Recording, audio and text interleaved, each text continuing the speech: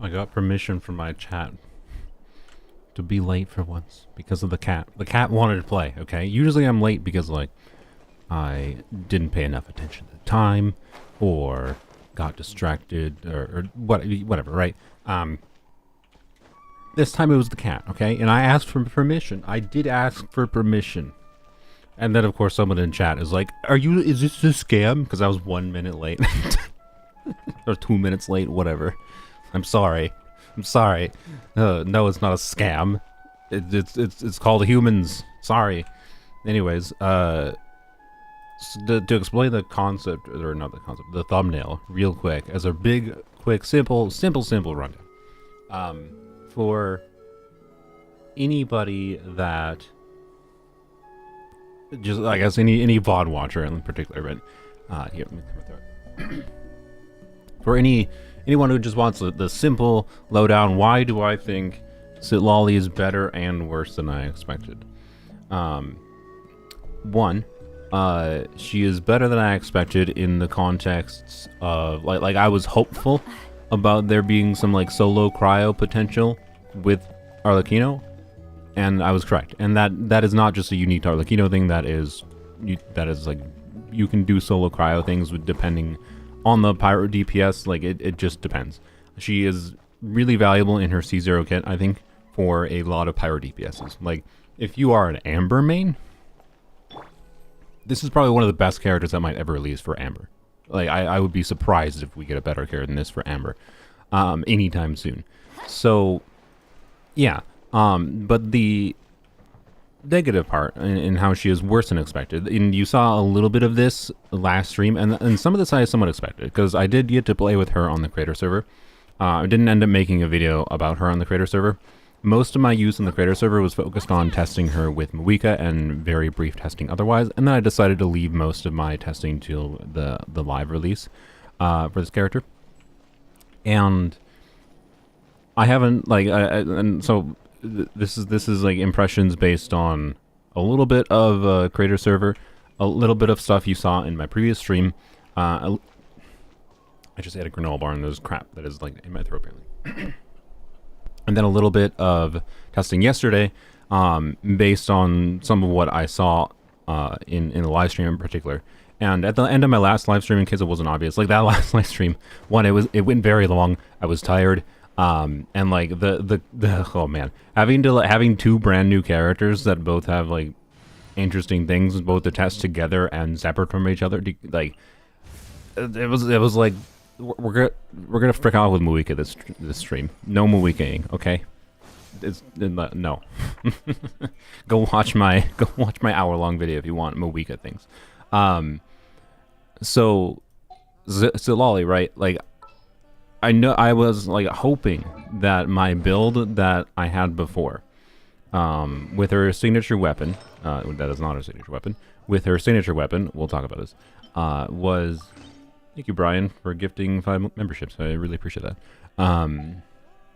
Her signature weapon build before was that I was running, I think, was like a 30 crit rate, 82. It was similar to this build, slightly different. I think I had a little bit more ER, similar amount of crit on her signature weapon, and I think actually the only thing different was using this.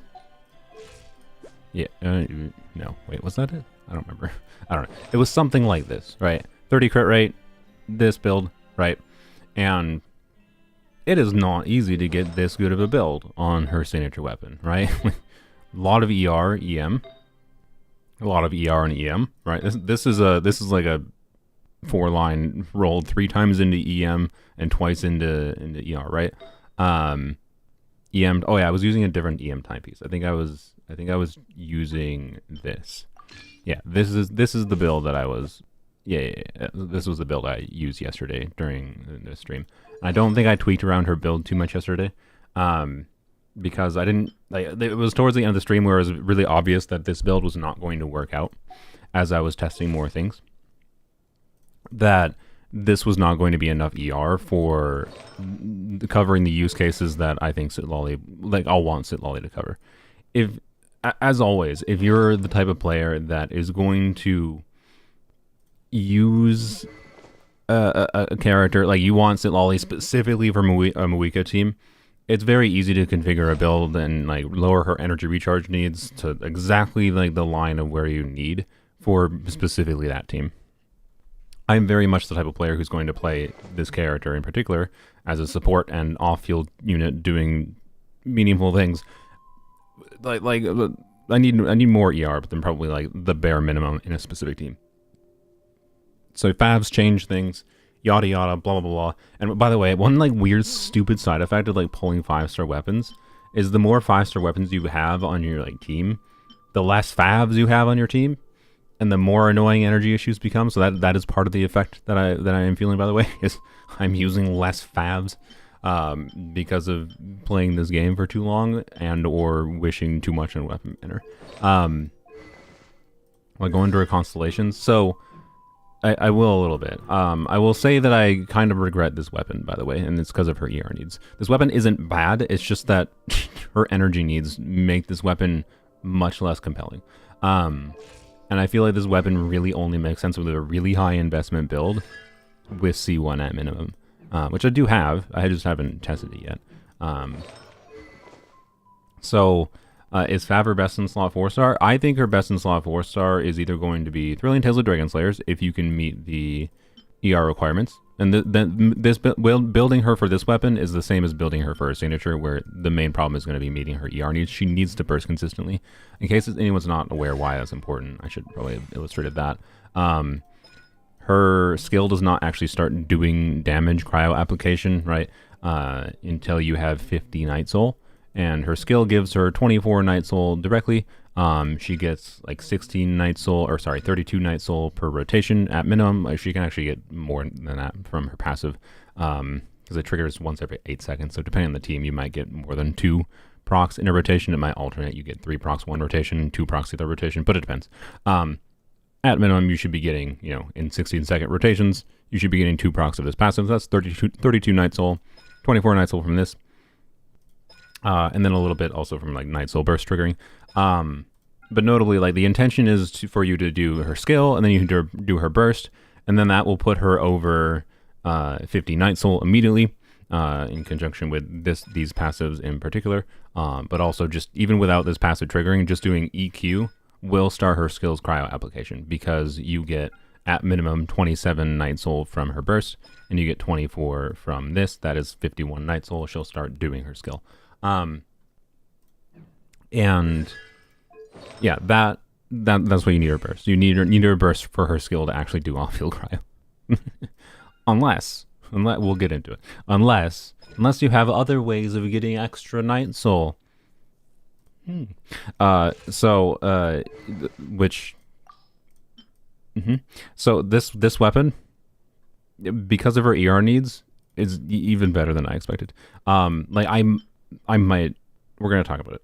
Well, I'm talking about it right now. But anyways, her energy needs are higher than I expected. Like the build that I think I have settled on is either a Sacrificial build, right? And I say that with her signature weapon and even with C1. Like that's the weird thing. Like where I just mentioned, with a high enough investment build, which I do have. I have a high enough investment build that I know that this build will be stronger for like buffing utility with her signature weapon than Sacrificial, but with a pretty meaningful asterisks. But I'll get into that when we talk about Sacrificial. But like with her signature weapon, the build that I have settled on, and I will demonstrate this to you with this exact team very shortly, is this one. Where there it is. All right, blam. Why do I have electro damage bonus filtered? Oh, I know why. I got this yesterday. I was farming for. I went into the burning domain because I was looking at what I wanted to do for a Shanha build, and I decided my Noblesse artifacts were like, my Noblesse artifacts were enough that I think I'm gonna do a 2-piece attack combo in Shanha instead.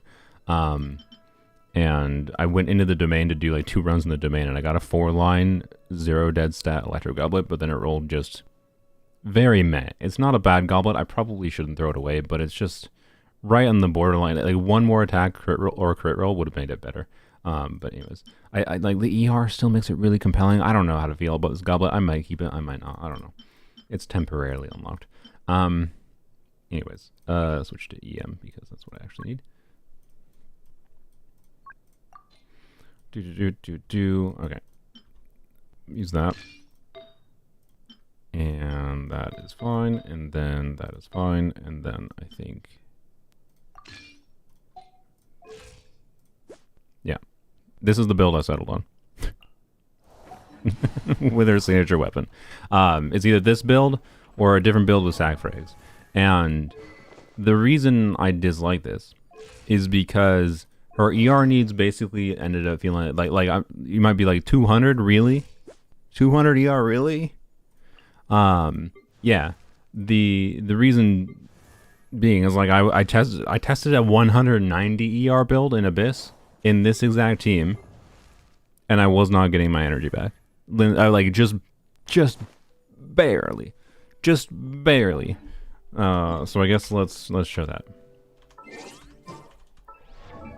So you can cope run with an ER goblet. An ER, I mean, yeah, it's basically either have very heavy ER substats, or you run ER timepiece. And quite frankly, I think if you're not running sac frigs or fav, right, you're running Thrilling Tales, you're running and by the way, we're not talking like on-field nuance, we're talking normal supportive utility. Yeah, if you're not running sac frags, which is basically a fav but better for her, I will say, like a high refined sac frags is a better fav for her. Just like it's not even close. So anyways, I shouldn't say better fav, like no, I think it is. I'm sorry, I think it is. The reason being is because the extra particles, the only downside this has over fav is that it might cause extra rotation time. But the reason being is like 3 fab particles, assuming you trigger fav consistently, right? The 3 fab particles is, 6 energy. That is barely less than the, sorry, not barely less, barely more than the particles that an extra skill in Citlali gives you, because she gets 5 cryo particles from a skill. So if you do EQE, that is 5 extra cryo particles, and that energy value is not that much worse than 6 white particles, or sorry, 3 white particles, right? So anyways,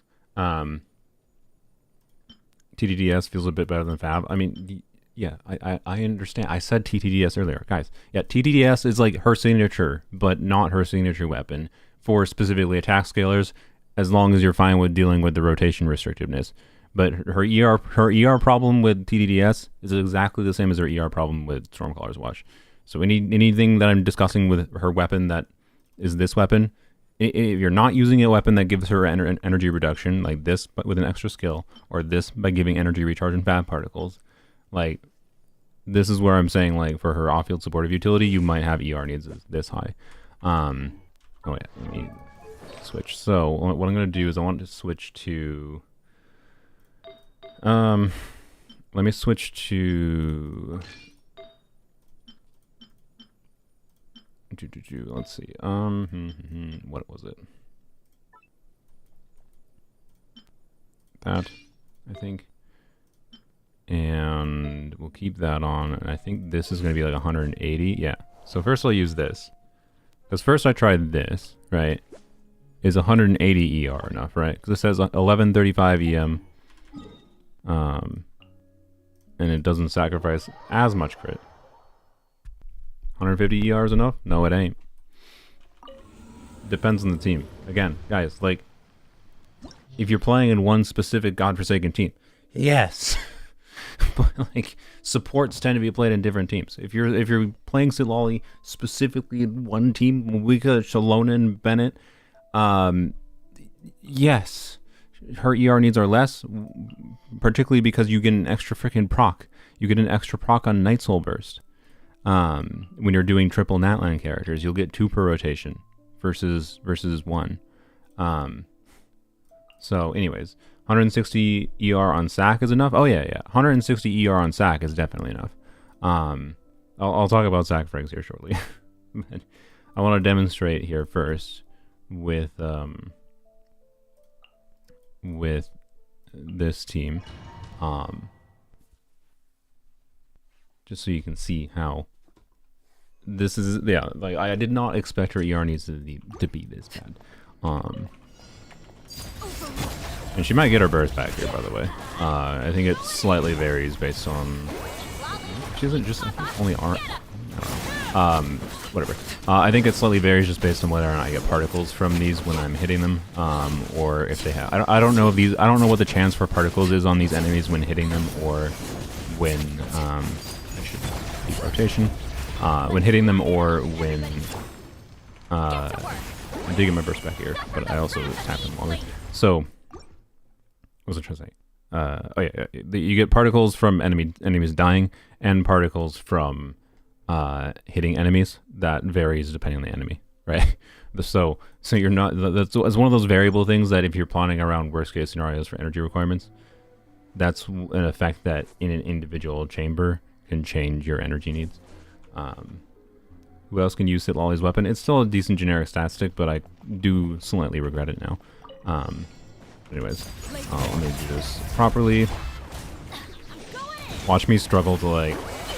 Watch her burst just always come back without a problem. I swear to you, though, I was testing in this chamber and not getting her burst back last time.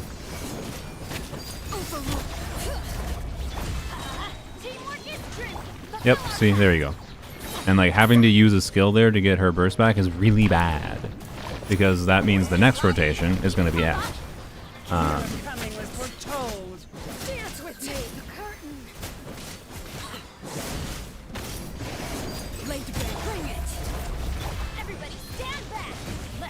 Yep, see? And like, yeah, I got it back again there with one skill, but like, now the next rotation is going to be very effed. Although, I probably will kill him. Yeah, I would kill this rotation, to be clear. But that means the next chamber would be screwed, not because that would be the start of the next rotation in this instance. So that was 180 ER, right? You can see 180 ER in a situation where it wasn't enough. I guess I should have double checked one circumstance there of I think if I kill I think it's like some particles on death of the enemy. I think if I kill the one dudes at the start, I do get my burst back with as much ER. Yeah, I think Brian, was it Brian that gifted memberships? Yeah, Brian gifted memberships earlier. So thank you to Brian Aqua. The classic 240 ER. I think 200 is healthy enough for me, but also sacrifice exists, so like, or Fab. If you don't have a high refined sacrifice, then Fab is the easy option, right? Yeah, let me try to kill just one of them and see if the like particles from killing the dude is what gives me burst back consistently. Yeah, it also might be slight variant. No, I still didn't get it back that time. Okay, never mind. Yeah, so it's either RNG particle generation on hits or death of the enemy that is causing the slight variance, on top of like the fact that Bennett generates a different amount of particles. That it's unlikely that Bennett particles matter that much there, but yeah. So you get the point, right? 180 ER in this team, not enough. By the way, this team is an example of like also where I mentioned at the start of the stream how Citlali is better than I expected because of the ability to like just play smart and pay attention to auras on the enemy, and you can like sustain melts on Arlecchino really, really well. So anyways, like I actually like the, to be clear, I do have like Citlali weapon and whatever, and C2 Citlali doesn't do that much for Arlecchino's damage specifically, but her weapon doesn't do nothing. But yeah, I actually liked the Rosaria team more, or sorry, less than I expected. Doing Rosaria, Bennett, Citlali, with Arlecchino. It still works. It works very well. It just, I think it was an effect of like most of the enemies in the game tend to be a little bit annoying. As far as like when you're doing circle impact with one unit, right? Not that much of a problem. When you're doing circle impact with 2 units, a bit more annoying. And also like the uptime of Rosaria didn't feel like it matched super well. and I felt like I still had to wait out for a few melts, even when enemies were within Rosaria's circle. Like the same thing I have to do with a solo cryo Citlali to enable melts for Arlecchino. So like it didn't seem like it was that viable to force double cryo, but double cryo is still relevant for like the crit buff. Like I think it's still a very, very accessible and compelling team. Like it does a lot of damage. I want to emphasize Rosaria, Citlali, Bennett, Arlecchino, 2 4-stars does a lot of damage. So anyways, would Diona be better? I mean, Diona would be an interesting alternative. Yeah, because the 200 EM, especially like in my case where I have like no EM on my Arlecchino build, 200 EM with 200 EM with C6 Diona. The shield wouldn't do any stacking, but Diona also would help with Citlali's energy needs. So like meaningfully, Diona is a really good cryo battery. So yeah, the C6 Diona buff plus double cryo, since like the extra application from Rosaria didn't help that much, it seemed like, and it was annoying circle impacty. Yeah, I actually think Diona Citlali might be a better and more compelling combo as far as a double cryo combo than Rosaria Citlali, which is slightly unexpected. Like I expected Diona Citlali to be a compelling combo because of Diona C6 buff, but at the same time, better than expected. So anyways, by the way, I have no idea. I haven't seen anyone give me confirmation. I should actually message. You know, let me message Binge about this. Yo Binge. I haven't activated C1 yet. Did you test if C1 Citlali EM or snapshots EM? Because that would actually matter a lot for if this buff, it probably doesn't, by the way. It almost assuredly doesn't. I'd be surprised if it does. But if it does, that would make actually the Diona combo with C1s Citlali even stronger. But anyways, I'd be surprised if it did. So the point is, energy needs, right? They're high. Let's now switch to, I believe, a slightly different build. I had a 190 ER build because I was trying to find the exact line that I needed in this team. Right, this was the main team that I was using that I thought was a good baseline for expectations on energy needs in like the worst case scenario, because I don't have Favs in this team and I don't really want to swap Favs. Like, yes, I can put Shallonen on Fav, and that would probably solve many of my energy issues on Citlali. But like, if I'm removing this weapon, is that fundamentally different than removing this weapon? No, in fact, it's better to just keep this weapon than keeping this weapon. Because I can just use Sacrifice, and Sacrifice has some other benefits over this weapon, so I may as well just use Sacrifice if I have to remove this and put Shallonen on Fav, right? So again, this is what I talked about, where it's like stupid high investment problems where like losing the energy value from Favs is painful. And I don't know, it really seems like this weapon should have had an energy refunding part of its passive, but anyways. Modern Genshin hates snapshotting for a good reason. Yeah, I agree. Snapshotting is a kind of unintuitive, bad mechanic, but if C1 Citlali snapshots, I'll be happy. So, anyways.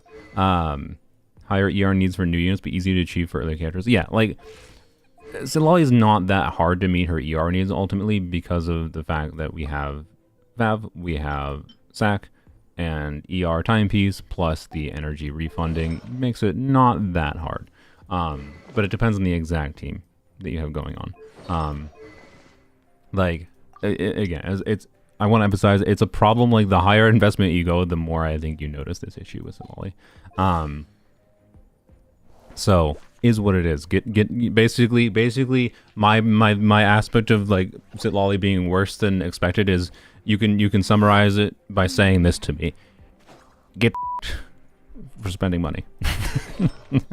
That's what you can basically summarize it as. Except I also wish to emphasize the other problem, and this does universally affect people, and that is that I think a big part of the fun potential of a high investment Citlali is like this big burst multiplier in conjunction with notably the important big EM scaling multiplier means she can get really big damage on her burst, right? It's not that hard if you see a crit to get 200k plus damage on her burst. And yeah, so it's fun to build crit. But if you have to build this much ER, you basically can't build crit, right? Like, it's not impossible. If I manage to get mythical artifacts like, you know, like if I had, here, we'll go back to my off piece, ER timepiece, right? If I have pieces like this, and these two, like I had 84 EM on this, and these two bad rolls went into crit rate, and it had like 10 crit rate, and I had that replicated over, you know, this piece has 15.5 ER, but also, you know, there's two other rolls, could have 10 crit rate here. This piece could have had 10 crit rate as well, as far as total rolls. And then same thing for this could have had more crit rate rolls, right? And I would say crit rate is more important than crit damage for Citlali as far as building her for crit, because, you know, crit damage is not going to do much if you don't, it does not do anything if you don't crit. So you need to try to crit at all to see value from crit stats. And like, it's really fun. Like, I would love to be able to do like this on her. Like, here, let me put my like highest crit value pieces that still have some ER. We'll leave, well, actually no. We'll do the theoretical ideal, right? Would have been something like this. Do that, right? So I have this. So yeah, I'm sacrificing a bunch of EM in favor of crit because it would be more fun, right? I still have a lot of ER, right? I still have, not a lot of ER. I don't have much ER. I still have a decent chunk of ER, right? And now I have 5126 as far as the crit ratio goes. It was 134 ER. That's just obviously not enough, right? And I still have over 1,000 EM with their signature. It's obviously just not enough based on what you just saw. But like, okay, what if I switch to that ER timepiece then? Right, okay, that's fine. Switch to the ER timepiece. Where is it? Please, there we go. Alright, ER timepiece, go to 953 EM. Hey, still a healthy amount of crit, but again, and like this, again, with Favs on the team, or double cryo, obviously, like doing Diona, Rosaria, definitely almost assuredly enough ER, right? And I could see pretty consistent crits from her. It's also worth mentioning though, like double cryo makes it less likely you're gonna be able to trigger a melt easily on her, in my testing as well. So like, anyways. C1 Citlali does in Snapshot, the damage buff she gives is similar to Shenhe. The scaling difference, that's what I thought. So, yeah, I was like 90% certain it didn't Snapshot, but it was a worthy question to have at least. Thank you, Tars, for the clarification, though. Yeah, for anyone that doesn't, and also thank you for mentioning, since I didn't mention earlier. Yes, this works like Shenhe buff. But it will be, even for cryo units, this could be situationally better than Shenhe's buff. Or also situationally worse. It depends on the exact team context you're talking about, but I would definitely say it's higher value to have like a C1 Shenhe. If you're gonna get C0 Citlali, does it make sense to go for Citlali and Shenhe, or Citlali and then Citlali C1? I think it probably makes more sense to go for Citlali C1. I think this constellation covers more bases than Shenhe would cover. I'm still gonna go for Shenhe though, in particular because I want to have Shenhe for DPSing Citlali herself. But anyways. What was I saying? Oh yeah, energy yap. So like, yeah, I could have this. I could theoretically still have a balance, right, of building a meaningful amount of crit, but I don't know. There's not going to be a universal build option for me. Is what is evident, and I am going to bias towards, yeah, like yeah, this I think is one I tested. So like 34 crit rate, 1011 EM. Actually, no, I think I had a different flower I used. It wasn't that one. I think it was this one. Yeah, this was the 190 ER build. So I tried the 190 ER build, and I didn't mind this build, right? Because hey, we still have 1086 EM. Right, I sacrificed like 80 EM, or no, I had 1140. I'm sacrificing like 30 EM over my EM timepiece, or not 30, 60 EM. So 3 EM rolls. Like having to switch from an EM to an ER timepiece and only losing 60 EM is like not that bad, right? And now I have 190 ER, 24 crit rate, like 5% less crit rate than I had before, which means like I'll see less crits, but not crazily less, right? I should still occasionally see crits often enough that I'd be satisfied with it. And 190 ER is better than 180. But unfortunately,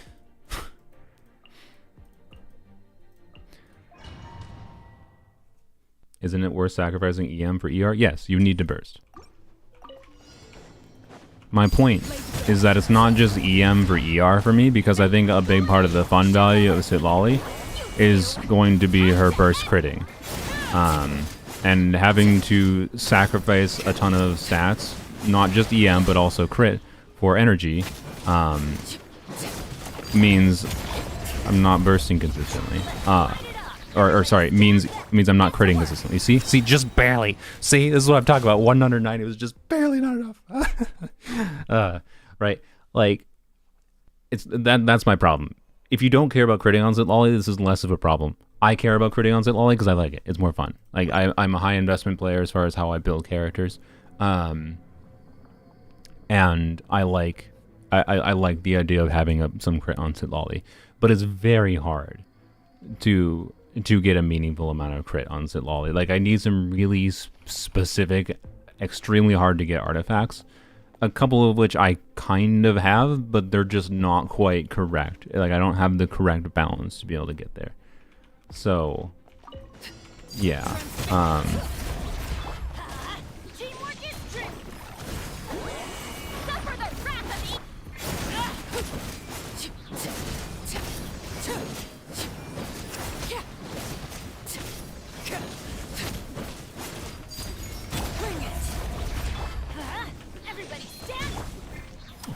See, just come on.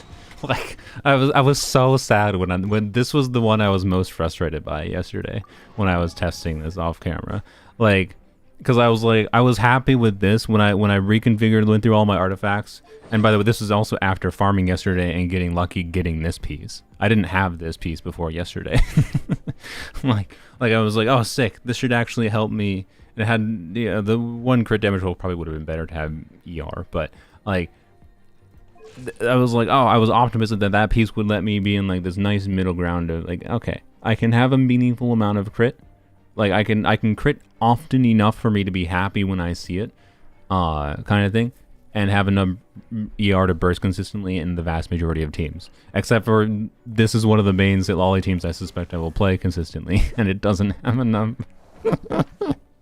So like this one made me so sad because I was just like, no, this was fine, and the way to fix it is to lose 10% crit rate and 10% attack. No, which that feels bad. That feels so bad, right? Like, that feels so bad to have to switch to that gauntlet that has, like, it's yeah, I need to burst consistently, but like, this is what I'm talking about, where like her weapon, and this is like the point where I realized yesterday, oh, her weapon was probably not worth it because of this. Well, because of this and what we'll get into with Sac Frags. Because again, part of what I find fun with Citlali is potentially building some crit on her. Hey, look at crit! Wow, that's amazing. The moment I switched to a 15 crit rate build, she's like, all right, I'll crit now. I mean, look, if you RNG optimize,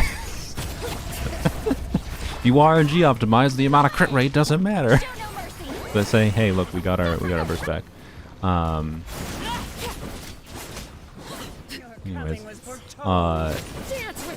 yeah, it works obviously when I have this much ER. Again, this might not even cover worst case scenarios, though. It is worth mentioning because like this is a bunch of enemies that I do believe are dropping not a meaningless amount of particles. I accidentally charge attack with that dude as well. If you optimize this down, by the way, I'm pretty sure I could, even with the stupid pyro enemies that don't, as far as like a representation of the strength of this team, having done this testing, I'm pretty sure I could probably optimize this down to a 40-second clear. And that's with 2 enemies that waste like 25 seconds. Like, good lord, is melt with Arlecchino strong when you're particularly Shalonin. With Rosaria, it's not as strong, of course, because losing a bunch of red shred. But anyways, yeah. So you saw that the ER was enough here in this chamber. So like my situation essentially with Citlali is either I use her signature weapon with this build, and her main value here in doing this build over the Sac Frags build that I'm going to go into is when I activate C1, and again, a big part of what I was looking forward to with C1 was just her ability to uplift other units' damage, including non-pyro and hydro. Like, she's very much limited to essentially buffing pyro and hydro units at C0. With C1, you still want to have pyro and hydro units in the team, but like that's probably a thing you are going to do anyways, very often, so I don't consider that much of a downside. You now can do things like, oh, I can put her in a hybrid Raiden team as an example, and this will buff Raiden's damage, kind of thing. And flat damage buffs also notably do a lot when you're playing without Bennett for attack scaling units. So like this is going to be a constellation I think will enable me to use non-Bennett teams more often. This is going to be a constellation that also enables me to do more fun things with just characters in general. Like like flat damage buffs will give you more relative value. The worse the damage of the character they are buffing is, like you will see much more of a relative increase in Dia's damage with Citlali's buff than you see with Muika, right? Because Muika's already doing 1,000,000 damage. Like C1 Citlali will add, you know, like 100, 200k damage or something, in the rotation. That's not nothing. And C1 Citlali will do the same thing. She'll add like 100 to 200k damage to Dia. But adding 100 to 200k damage to Dia is a lot more of a relative increase than it is for Muika, right? So like I wanted it for that purpose of what I like doing in Genshin, which is, you know, doing silly things with different characters. And Citlali's the conjunction of her also doing her cryo application off field, and you know this artifact set buff on top of that makes it a very, very, very compelling constellation to me. So yeah, and it's worth mentioning this is only buffing the on-field character. That's the main thing that balances it and restricts it. If it honestly, it would be very not a good constellation if it didn't have a restriction to only the on-field character, because then your off-field characters would use the buff way too quickly by accident. So anyways, yeah, you can do something like instructors on her if you can meet her needs. Doing instructors on Citlali with Citlali on this set is something you can do. Like obviously in this team right now, the only value of having these two units both on Scroll of Cinder City is 1, energy refunding for Citlali. Yeah. And then 2, the cryo buff for Citlali, right? But realistically, I think what I'm going to actually aim to do is I'm going to try to get a Petra set for Citlali, because Citlali is, generally speaking, it depends where the crystallized shard spawns, but from my initial testing, Citlali seems pretty good. By the way, I didn't realize I have 5 Ps. I forgot I did that. Citlali seems pretty good at yoinking crystallized shards. So, and therefore proccing the crystallized bonus, which I think is interesting. I think it's an interesting potential synergy of using these two characters together. But anyways, so the Sacrificial build, let's show that. Remember, again, like one of the things that I find valuable. So before getting into nuance of Sacrificial, let me just show the let me just show the build working first. I'll stick to that for now. And then use I think this. Let me double check. I know I use this, and then I stick to this circlet. All right. Yep, this is what it was, I believe. So, Sacrificial build, right? So we'll have 2 skills. And by the way, like I wouldn't bother with Sacrificial, quite frankly, if it's not a high refined, most likely. As far as like, you know, if you don't have a high refined Sacrificial, probably just use Fav. As far as like an energy weapon for her goes, but there is more that Sac does other than just giving energy that I'll get into. That makes it a very interesting and compelling option. Even with C1, even with her signature weapon having more value with C1, there's a notable thing in that Citlali, when she uses her elemental skill, she gains the buff effect, and using the elemental skill will reset the stacks, which means you can like use the skill reset to regenerate some stacks on her C1 buff, which means it's possible that even with her signature weapon giving additional value for her buff. Because the damage bonus, the reason is just damage bonus makes your buff go farther. On top of being able to have a slightly higher EM build with this versus this, even with an EM weapon. In case you didn't notice, my build here has like 40 less EM, even with an EM timepiece compared to the signature weapon, because the signature weapon gives an absolute whack ton of EM. So yeah, but I have a lot more crit, right? So I have a lot more crit, a lot lower ER, right? It's easier to build crit with sac frags. Before we get into some of the other nuances of sac frags.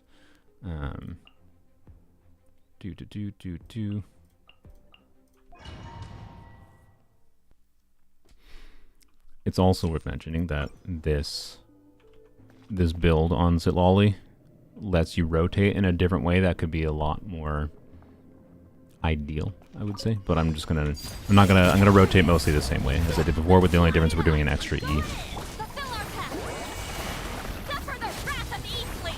Or didn't crit with the 30 crit build, but whatever.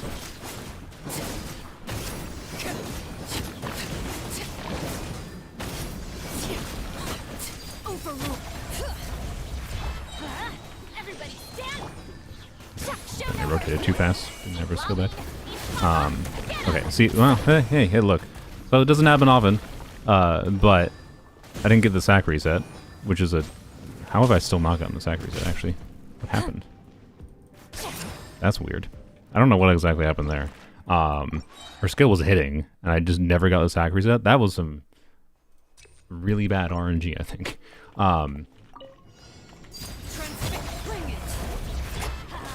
It's a reset on cooldown? It made it, but...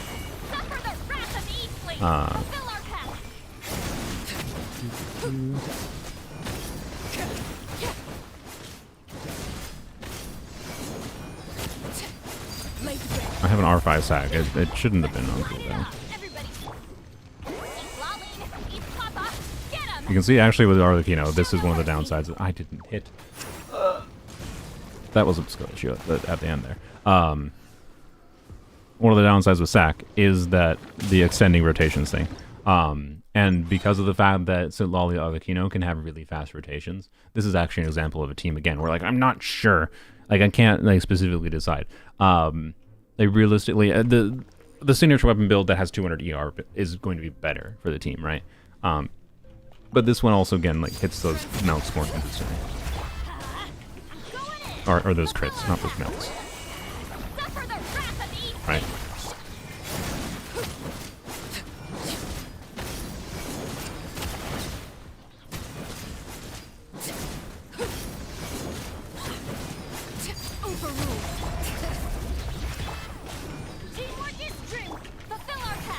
The only thing different I did there, by the way, oh, of course you. The only thing different I did there, by the way, to make that lineup better was I did a couple extra normal attacks on Arlecchino when I normally wouldn't have. And if you notice something else here, you notice that Citlali's skill is still going.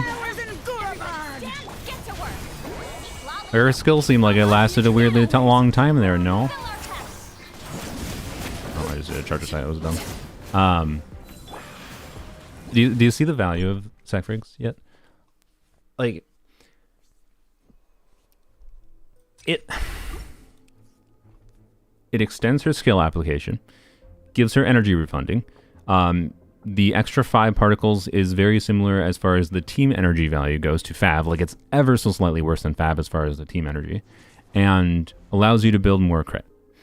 And allows you more rotation flexibility, because there is potential reasons to want to, say, start a rotation with Citlali burst in order to get the cooldown started early. Like there's potential reasons to want more flexibility in rotation, and in a team like this one, where Arlecchino can like be free to swap out, you could potentially do what I mentioned before, where like you could reset her. Although with Arlecchino, the C1 isn't going to be as important with a Bennett team, but like. I don't know. It's like I think this is like one of the most interesting and compelling use cases for a sac weapon ever on a character is on Citlali. Is basically what it is. Like sac frags ended up like I was a proponent of sac frags from when I first saw Citlali's kid. I was like, if you follow me in my streams, I was like, okay, sac frags should be really interesting. and it was like kind of annoying me that I was seeing like theory crafters like all like ranking sac frags as kind of like garbage. See that, by the way, I see I didn't do extra normal attacks, and I should have just kept on doing a couple extra normal attacks. See, I still had infusion, right? I still had an extra like, yeah, I had like 4 more attacks of infusion on Arlecchino. Normally you can like if you're trying to hyper optimize Arlecchino, you don't have to. You can just save that bond of life for the next rotation, have a little bit of carry over for the next rotation, making the next rotation stronger. But in this case, again, because of sac frags slightly extending the rotation, that is the main nuance of sac frags here. It extends your rotation time slightly, but it's not that hard to adapt for, right? All I have to do is just do a couple extra normal attacks versus the non-sac frags build to make things line up. Did I get any particles from the... I don't know if I did. What happened? I don't know. Why has no one talked about Pyro Traveler? I mean, I don't have Pyro Traveler, and not many people do, I think. Well, I don't know. Some people might. I think a lot of people do, but I don't know. So, like, if there weren't so many... Like, I have to build... I already leveled 92 characters this patch. I want to level up Lonyon and...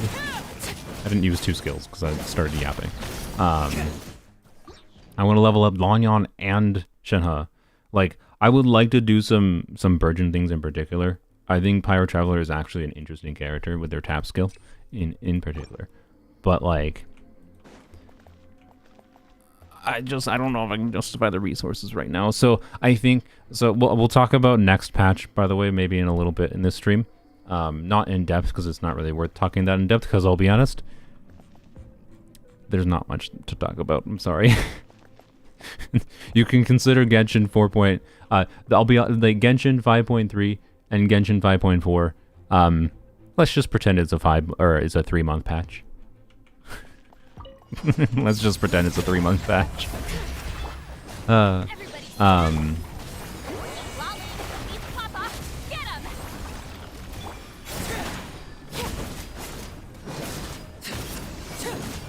So, anyways,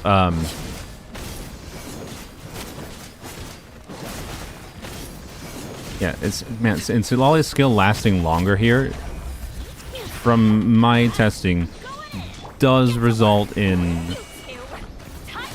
You stop dodging my hits, yo.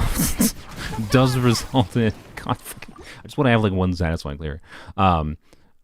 It does result in extra potential melts from Arlecchino, right?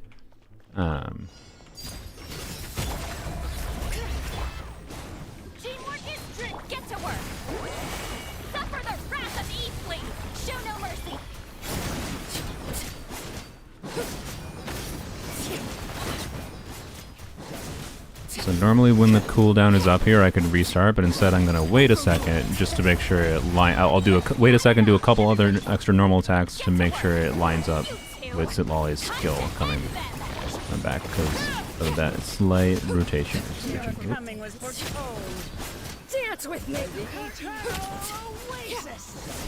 Oh, if I'd done that better, I should have been able to kill them, but.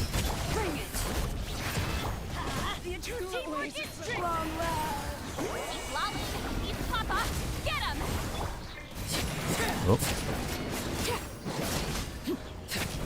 That's slightly poorly, but yeah. What was the time on that? Yeah, that was only 55 seconds. That was not great. I could have definitely cleared the second wave a lot faster.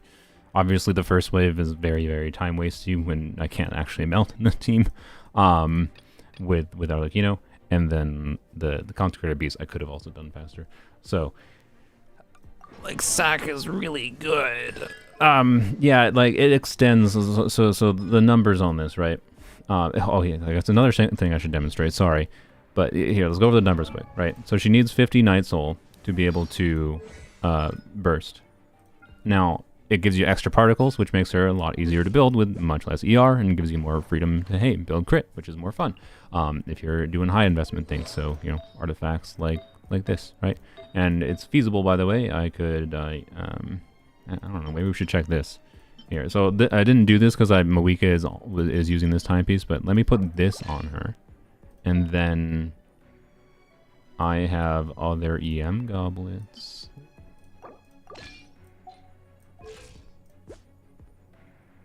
I mean, I have less crit right now, but, you know, So I sacrifice 12% energy recharge for a bunch of crit damage, basically. Let's see if this works. I don't know. Now, and another thing, though, with Sacrifice, though, is even if you don't have enough ER, right? Even if you don't have enough ER, the Sacrifice skill reset will enable her to have a very, like slightly, it'll give you 3 less Night Soul than if you don't burst at all. And not bursting at all can save you rotation time, right? Because Citlali has a pretty long burst animation. So you can actually potentially clear faster by Sacrifice giving you the flexibility to just do double skill and not bother bursting at all. Because, right, you get 24 Night Soul from each skill, and you get, in single target, you get 27 Night Soul from Citlali's burst. You get up to 31 Night Soul if you're against 3 enemies when her burst is cast. So, yeah. But again, like when I activate C1, I'm going to have to test this more again. Right now with the C0 Citlali, I am very, very leaning towards Sac Frags. But with a C1 Citlali, where I'll get a little bit more value from her weapon, I'll have to test this again. Maybe I'll find it actually as worth using her weapon. Because of the additional damage bonus increases the value from her buff. But it also depends, again, if Sac Frags being able to let me reset a skill at a particular time. Because I could do something like, I don't know, start a rotation with a Citlali skill. Like, start a rotation with Citlali EQ. You know, you have the buff going for a little bit, and then use up the buff. Switch back to Citlali, use her E again, kind of thing. Like, I don't know. It's weird. That's probably not going to work like that, realistically. Anyway, but Signature with 200 ER is better for Team DPR. What if you get extra melts from, like, you get extra melts from this, guys. Like, so again, I didn't do the full number. So again, like, Sacrifice can let you use her, I'll try to demonstrate this, but Sacrifice can let you skip using her burst at all and have the same normal duration you get with a non-Sacrifice build for her skill application. But then with Sac Frags and bursting on her, which again normally you would do because it shouldn't be that hard to burst consistently with Sac Frags considering it gives you energy. You have a longer skill application, and that's because she consumes like 8 Night Soul per second, right? With her drain, and if you get an extra 24 Night Soul from her skill activation, that's an extra 3 instances of her skill hit. And functionally, because of the fact that in multi-target, depending on whether or not you reach that breakpoint of having the past 8 Night Soul or not, you can actually get like potentially 2 instances of extra cryo application out. But that's notable in particular that I think you can see that in this Abyss Chamber, this first Abyss Chamber here, when I'm carrying over between waves and Citlali's skill is still going, and I'm able to get melts, right? So, anyways, yeah, and it gives, yeah, that's true. It gives more Night Soul from Mawika too, if you're concerned about Citlali Mawika synergy. In particular, if you want to do Citlali with Mawika without Shalonin. If you're doing Citlali with Shalonin with Mawika, I don't think there's not that much value to the extra Night Soul as far as Mawika's energy, because I'm pretty sure the 2 alone will max out Mawika's fighting spirit without a problem, right? But if you're just doing Citlali as the only Natlan character with Mawika, which, again, go watch my Mawika video. Yeah, the extra 24 Night Soul buffing Mawika more might actually be pretty compelling. So, and so might the extra cryo application. I don't know. I haven't tested that much with Mawika. I am pretty sure that the extra cryo application very much can matter with Arlecchino, is my overall vibe. Anyways, let's. This is the high crit build. I don't know. This might be enough AR. I don't know. We'll find out. Let's see if I sacrifice a like 12% energy recharge. So the 150 ER build was fine with Sac Frags. Let's see if I do 138 ER. See if that is fine with Sac Frags.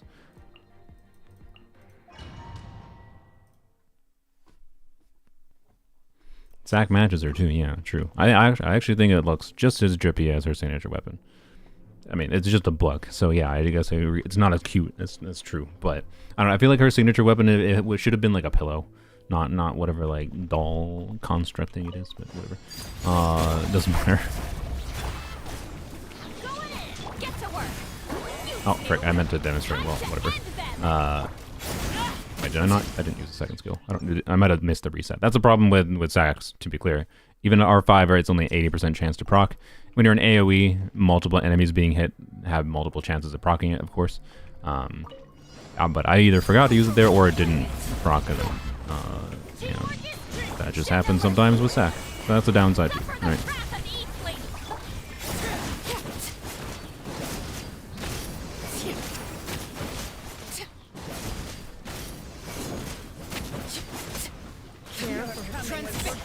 Killed those in one rotation. That's interesting. Oh, that's it. Okay, that. Oh, I didn't have. They had cryo on them. Whatever.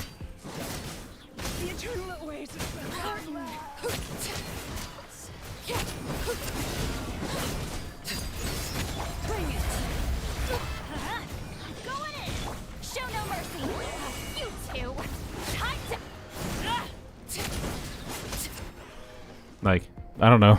So 140 ER is enough too. Wait.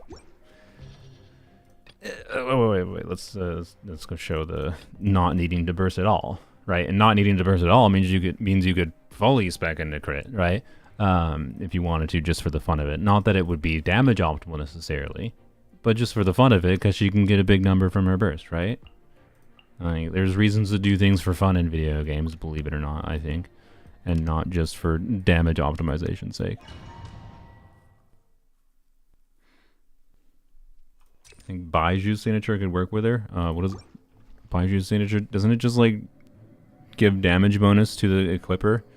Like it's HP, which is doesn't do anything for Citlali. It gives damage bonus to the equipper, and then energy refund. Like it'll be a shitty fav. That's what it would be. It would be a very bad fav. I don't know. Like, Fav will be better. It will reduce your energy needs more. And you have to, and if you're using Fav, you're going to build crit anyways for Fav. And then, hey, you're building crit, so it'll be fun for her, right? Like, I know it gives energy, but it's going to be worse than Fav.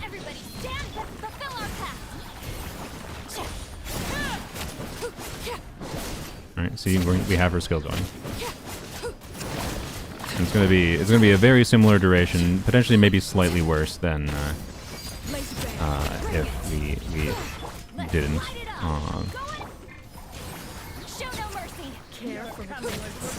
What did I try to check that? That was dumb.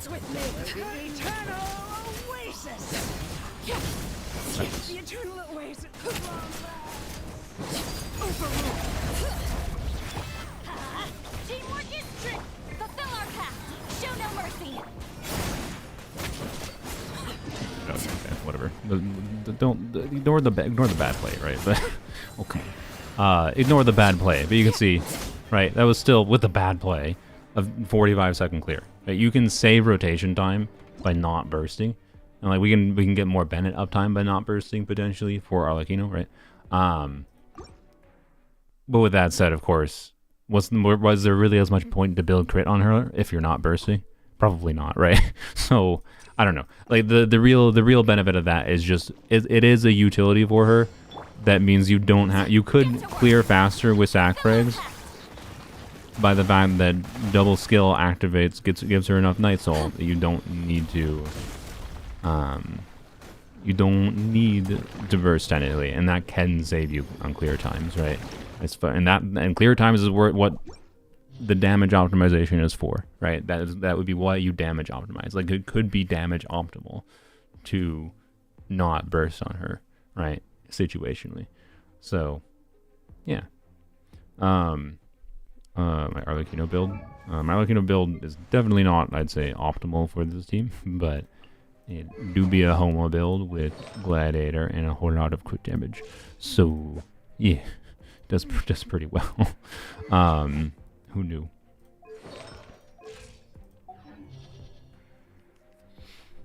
You tried DPS Citlali? I will soon, TM, but I might wait until like I don't. Well, okay, so like, I don't have her on the DPS set right now, but just pretend she crits more consistently than she is here, and it will be not that fundamentally different. I don't know. Let's do. what would do burning? Like there's actually I think a surprisingly decent number of potential options, including without Shenhe. But I think Shenhe will be the most fun option for DPS Citlali because her normal attack scalings. Like if you're DPS Citlali, I imagine you want to leave her on field, right? And you want to get some big numbers from her normal and charge attacks. So like I would really like to have Shenhe for that. But anyways, my other keynote was Constellation one.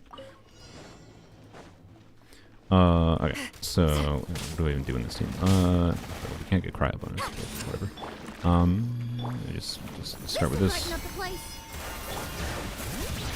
Everybody stand back. Show no mercy.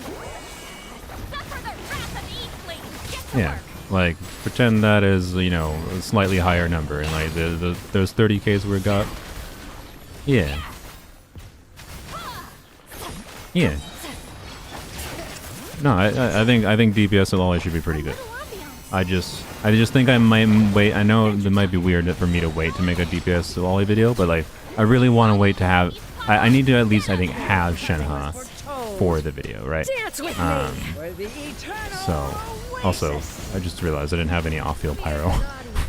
I forgot. I guess I'll put Mawika in the team instead of Shalodin probably. Is what I would do. So I don't know. We'll see. I will probably feature DPS Citlali in a Citlali video. My thinking is I'm gonna have this come out probably in the middle of next week. I think I'm gonna have the Mawika infusion video come out this weekend, and then a Citlali video that is not just focused on DPS Citlali, but just more on what I really like about her kit and how I think this character is kind of exactly what Mihoyo needed to make for us to have compelling reasons to start playing with cryo units for the things that cryo reactions can be valuable for. Or not even just cryo reactions, the fact that cryo doesn't react with certain elements like Dendro can be a strength of it. You can use her in Burgeon teams, for example, to get more Burgeons generated. So anyways, gonna activate C1. No, probably not. So if only she didn't use so much stamina. Yeah. Oh yeah, actually I almost forgot. I do C2 Shalona does give 60% crit damage, so that comparison of like pretending me just saying, hey, pretend she's on the DPS set was actually probably fairly accurate. Right? Pretend she's on the DPS set, and because like the DPS set would allow me to get higher crit damage totals than I have right now. Than I have right now. Yeah, I think that amount of damage is kind of what you can kind of expect. Although maybe even higher because, you know, like for DPS Citlali, you know, the one and only Widzith exists. So, but maybe Sacrifice will still be relevant, honestly, because again, energy. But anyways, we'll see. So. Awesome, gambling with Widzith should work with C1. I'll be honest, I hadn't considered Widzith gambling with C1. That is a funny consideration. That's actually a funny enough consideration that that's yet another reason maybe that her freaking signature isn't that compelling. Like if you're willing to RNG gamble your sanity away with C1, again, like I don't know, like yeah, this in hindsight I think wasn't very worthwhile. This I think just needed like a flat energy refund of like 10 energy, heck, 8 energy of flat energy would have made this so much more of a compelling weapon. Like, will I get value out of it in the future? Maybe. Like, I do think it is a good like generic stack stick weapon for Yai, but obviously I'm not going to use it over her signature. I will potentially try to make something work with Citlali's weapon with Lanyan, because like both for DPS Citlali and DPS Lanyan, it's worth mentioning that, you know, it does buff their on-field damage because it, you know, buffs whoever's protected by a shield. So yeah, I don't know. Like Lanyan has an EM passive, by the way, so for her damage. But as far as like DPS Lanyan goes, if you're doing like Animode crit DPS Lanyan, obviously it won't necessarily be as valuable to spec into EM versus just specing into attack. But I don't know, I think it'll be an interesting option on Lanyan. Point being,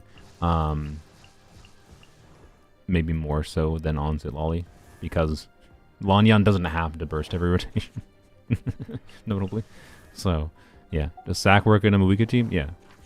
There's no team that Sac doesn't work in. It's just, you know, does it proc? Yeah, it can occur once every 16 seconds at R5. I don't. Sac is not going to be nearly as valid if you don't have R4 or R5 at least, right? So, but again, with Arlecchino, with her ability to do shorter rotations, you really want an R5 Sac, I would say. But with other teams, an R4 Sac is going to be basically equivalent to an R5 Sac. Like if you're doing 20-second rotations, right? You just need it to be able to reset consistently in a rotation. Like Arlecchino, the Arlecchino situation is the team where I'd probably say Sac is the most awkward, but also a team where you can see some of the most value from it. So I don't know. It's a very interesting weapon option for her, to say the least. So yeah, I think that's where I'm at. I've spent an hour talking about Citlali, and where I'm at is I think I want to use a Sac build. Which is like I went for her signature because I thought I would get more value from it than I did. Oops, I got baited. Get effed me. Oh well. At least I got Muika's weapon out of it, and I'm glad to have Muika's weapon because, you know, again, like universal weapon option, including for her infusion playstyle. This should make her very fun. Oh yeah, I got another piece yesterday too. I also got this, which was. Yeah, it was a good artifact, to say the least. It is probably an upgrade over this. Like, I should probably just use this on Muika. Sacrifice a tiny bit of crit rate. Yeah. I say tiny bit of crit rate. Like, I don't know. Going below 90% crit rate is slightly unsatisfying, I will say. But, like, I mean, come on. I have an 89% crit rate, and I'll have, like, 260. This is a, like, yeah. Like, yeah. Oh, actually, wait. This is slightly borked. Oh, wait. What do I have for EM timepieces that, other than this? Do I have one higher in crit rate? Oh, I do. I have this, don't I? Oh, boy, that's such a weird piece, isn't it?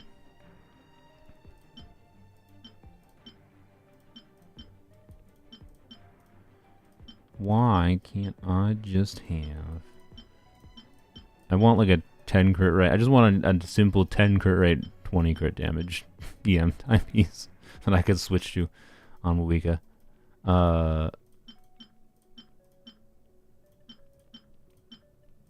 But no. But alas. This was a ridiculous piece though.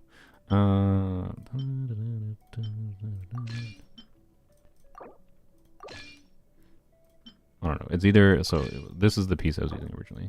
Put that back on Citlali. Give her a little bit more ER. Yeah, 30. I don't know. Okay, actually, give Raiden her goblet back, because I'm not actually going to want to do that. But I could do... Yeah, I could do... Oh, I could do that. Oh, I didn't even think of that. Okay, that puts me at 100 and... Oh, boy. See, look, I haven't even done this optimization with Citlali. Okay. And then Citlali can get... Where is it? There it is. Citlali can get this piece, right?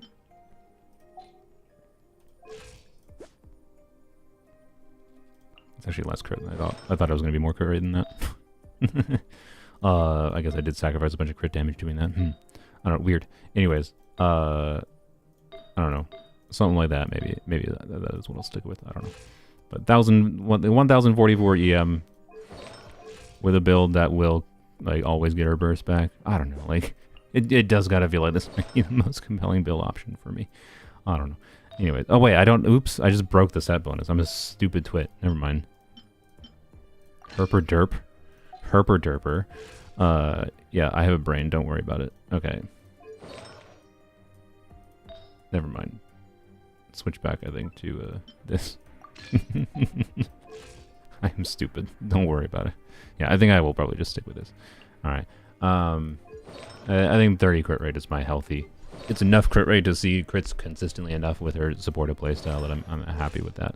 So I'm gonna keep her on Sac for now, but I will mess around more with her signature after I activate that. Anyways, what was I looking at? Oh yeah, Moika. Figure out her timepiece. So with her previous timepiece and the new flower, I think this is gonna put me down to like, yeah, because it has a little bit lower crit rate. It's gonna put me down to, you know, I don't know, like, is 87.5 crit rate acceptable?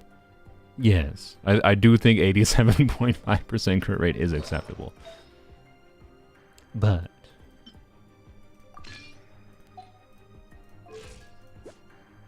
why not 95? Right. Also 20,069 HP. I mean, I'm pretty sure. Wait, this is 3-piece?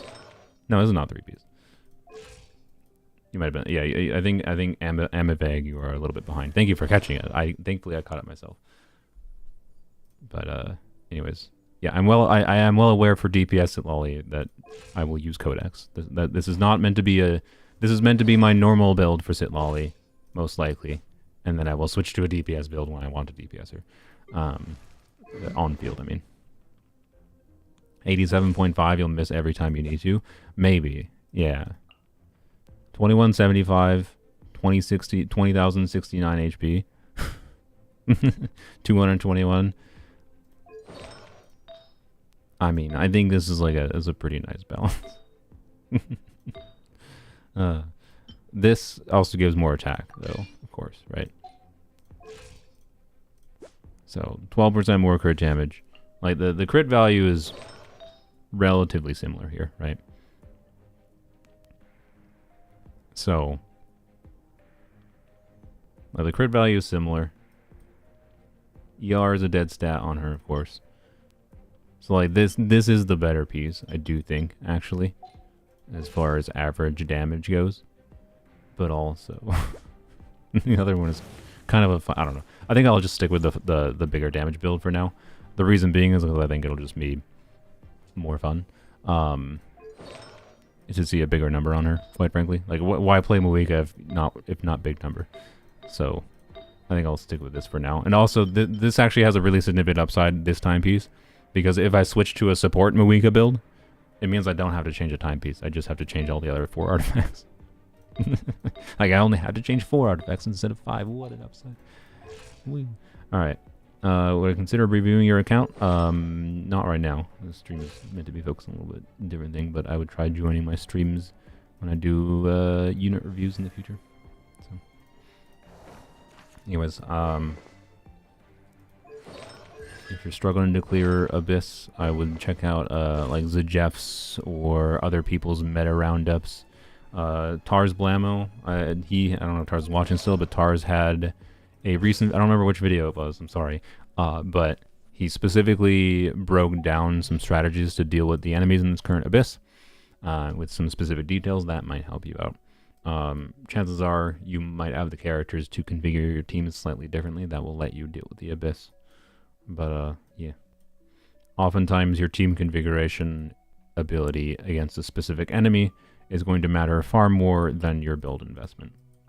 So anyways, yes, by the way, like, on paper, Citlali is better for Arlecchino. Like Arlecchino's best team includes Citlali now, but like I do think this team is Arlecchino's best team now. But Kazuha, by the way, is not going to be that different, I think, from Shilonen. Well, no, Kazuha is meaningfully worse here. Never mind. Kazuha, Arlecchino with Kazuha versus Arlecchino Shilonen. Before Citlali, I think it has been a case of like it didn't really matter that much, because normally you could get decent enough EV uptime that I'd say it wasn't that crazily valuable. And the fact that Arlecchino allows being swapped out means you could like re-swirl Pyro relatively easily with like new waves of enemies. And I personally got a lot of value, like, and I still will play the Bennett Kazuha team, like being able to group enemies within the AoE of Candace's and Arlecchino's AoE and get, you know, AoE vapes at the same time is really satisfying. But in the Citlali circumstance, you generally speaking, I think, want to do, you know, Shilonen after Arlecchino into Bennett into Citlali. And therefore, like, if you do Kazuha instead, like, in the same rotation, you'd have to change the rotation. So you'd have to, like I think it'll work, but you'd have to do something like Arlecchino into Citlali, so Citlali's not going to get the Bennett buff for her burst, so it's a little bit less fun, but probably not that bad. Although this might be a circumstance where if you're not using Sacrifice on Citlali, her skill duration might end pretty like halfway through your like rotation with Arlecchino, and you're not going to get that many melts. But if you use Sacrifice, it probably is not a problem. So, anyways, like I think Kazuha will work, but it's probably just worse than Shilonen. So, anyways, I think this is Arlecchino's new best team. And then as for what was it? I was going to do something else. The Dory video. Yeah, it was a Dory video from Tars. You excited for Chronicle banner? I mean, I look forward to getting Shenna finally. But yeah. I forgot what I was talking about after I got distracted talking about that.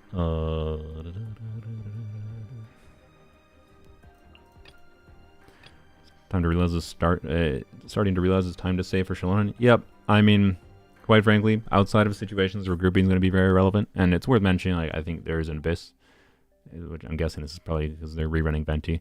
There's an Abyss coming that is going to be much more friendly to grouping because they're releasing a new animal unit, and I would bet they're rerunning Venti, and that also means Kazuha will shine a little bit more there. So, like, yeah, no, there's no confirmation on the Venti rerun or anything, but I just suspect they would probably try to line up Venti rerun with an Abyss that is favorable to him.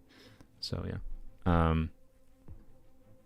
Is Melt officially better than Vape? I mean, as far as like on paper damage goes. Oh yeah, that's what I was talking about. There's no such thing as universally better. Because I can tell you, Melt Arlecchino is going to be a bit worse against the Kukasaur.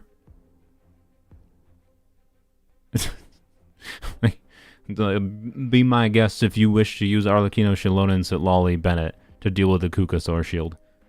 Here, here, screw it, let's do it. I wonder if Melt Arlecchino is or Vape Arlecchino is better against the Kukasaur. Right. Let's see. What should we do with the second side? I don't know. What is the second side? Prima Vishat. Okay. We're not gonna actually fight Papilla, so we don't really need to. It doesn't matter. It doesn't matter. Whatever. Put Moika. Do I don't know, Moika Chevers or something for the fun of it. There you go. Well, that team is not gonna perform very well without Moika's talents leveled up, especially without Bennett. But whatever.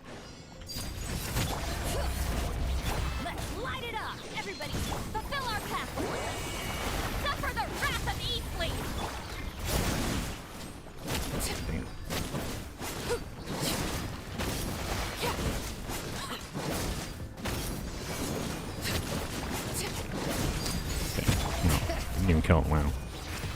Wow. Didn't even kill the one.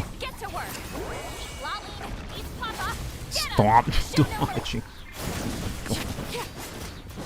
I'm not gonna optimize it, dude. We already saw enough. I want to optimize it. But yeah, by the way, in case you aren't aware, just like slightly pausing your attacks with Arlecchino in this team is what you have to do to get like consistent sustained melt. I believe it's like basically every other melt. You should be able to get 2 melts and then you just pause a little bit.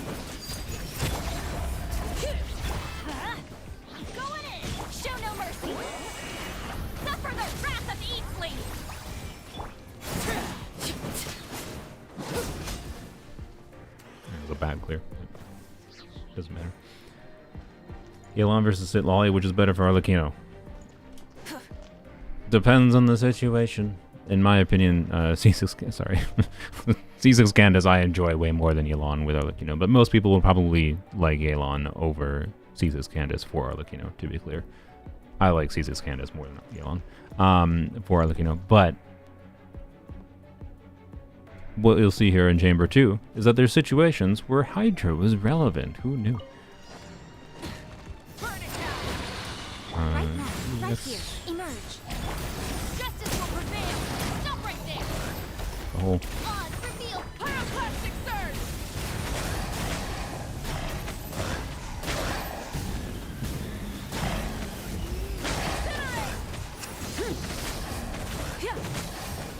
Wings of darkness. Come, sever knight from hands where I can see 'em. Drop your weapons. Nope. Right now. I gotta hold still there, did I?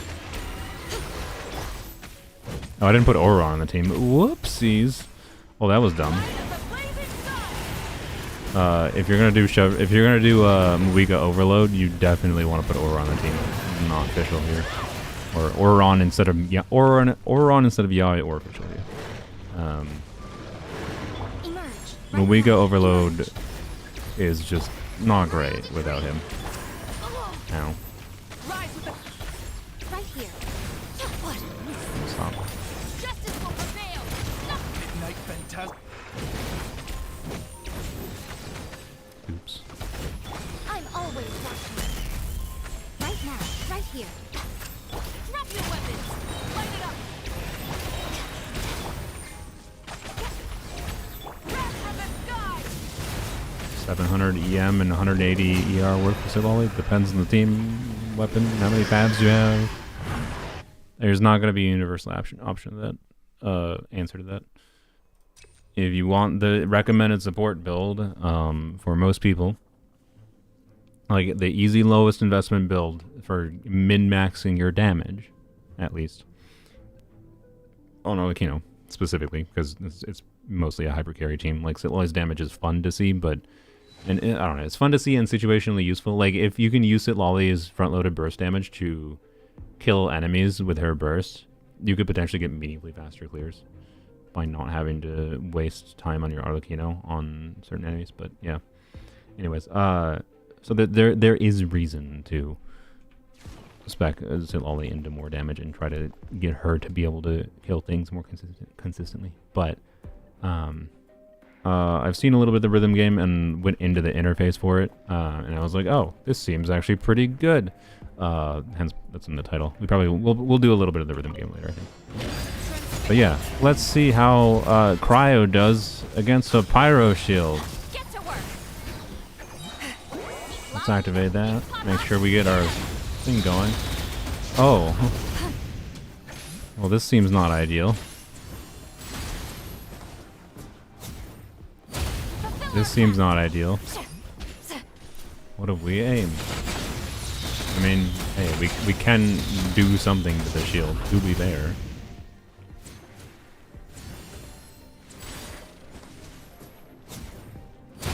Be strong. Wow. We're making good progress, guys.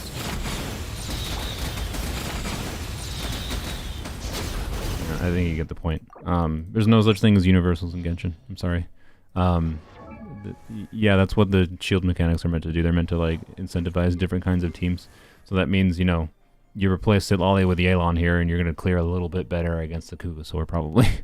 just a little bit better, you know. Or saying Joe. So yeah, or Candace. Candace, yes, can actually take care of that thing pretty easily. Anyways, I think that's all I got for Citlali yaps for now. Let's go do some farming things real quick, and then I don't know. We could. I think maybe I might want to show some.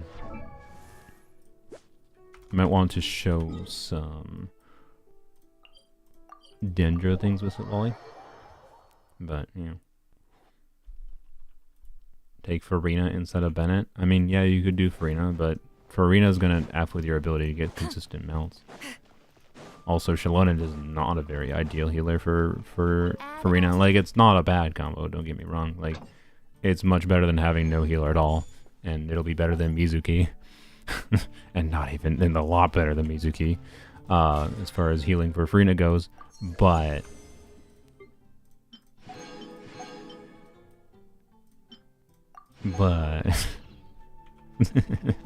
like a C0 Farina with Shalonen, especially how I have seen most people's Shalonen builds. I don't know. Anyways, yes, you can replace Bennett with Farina there and still do a melt-ish team. But putting a Hydro unit in an Arlecchino melt team does not make it just a melt team. It makes it a melt vaporized team, and it's good because, like, generally speaking, you're getting overall beneficial reactions. It's a smart thing you should be aware of being able to do. Absolutely.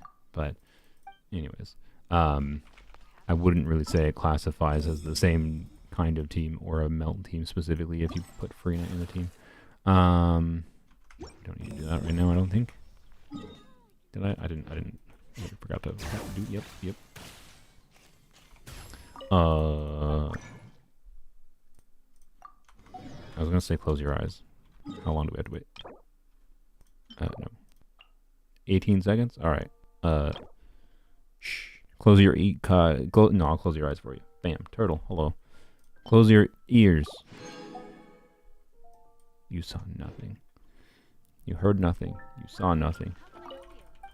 What's the rhythm game? It is the new permanent mode. It's basically just the rhythm event stuff that they've done before. Not that. Speaking of, by the way, I leveled up Diona. I had to level up one character on polearms only to be able to do visionary mode. So I will do visionary mode on polearms only in this theater, but probably gonna be like a next week's stream or something. Where is it? Right here. Target the quest here. It's like freaking 10 minutes of dialogue for some reason, by the way, but yeah. After that, it gives you a little gadget here you can use to launch the game mode.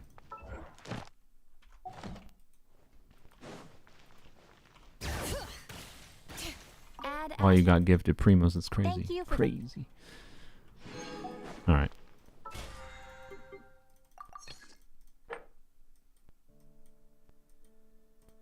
Oh, frick. Okay, well, it's... Well, yeah, that's fine. Okay, I just remembered. I need to, only crowd 1. I need to... at least I didn't condense it yet. I need to pre-farm stuff for Shenhe. I don't want to do too much artifacts, so, like, next week and the week after are going to be all, like, Shenhe and, Lanyan pre-farming. And today I'm doing some Shenhe pre-farming in the form of this. I need a whole bunch of these. I have a whole bunch of Shenhe's talent materials, but I forgot to check her weekly boss forever ago. Like, I pre-farmed for Shenhe over, like, a year ago. But anyways, I have some dream solvents, and I don't think I need these for any particular reason, so I can convert some over, but I don't want to convert them all over. I don't want to waste that many dream solvents, but yeah, so anyways, point in, we're fighting freaking Signora. Thoughts on Pyro Traveler? They're okay. Yeah, they're okay. I think they are solidly the second best Traveler. And considering that most people have very little reason to use Traveler after they get Nahida, if you have Nahida, I'd say they might. You could say they're the best Traveler, right? Do they have problems in their kit? Yeah. Do I think they are the most compelling they could have been? Do I think they were worth the wait we had to have? No. I think it's kind of annoying that they gave us the underwhelming kit of Pyro Traveler and made us wait this long, because it feels like exactly the kit we would have gotten if we had it available months ago. And they decided to release it in a patch where they released 4 other characters. Sorry, 3 other characters.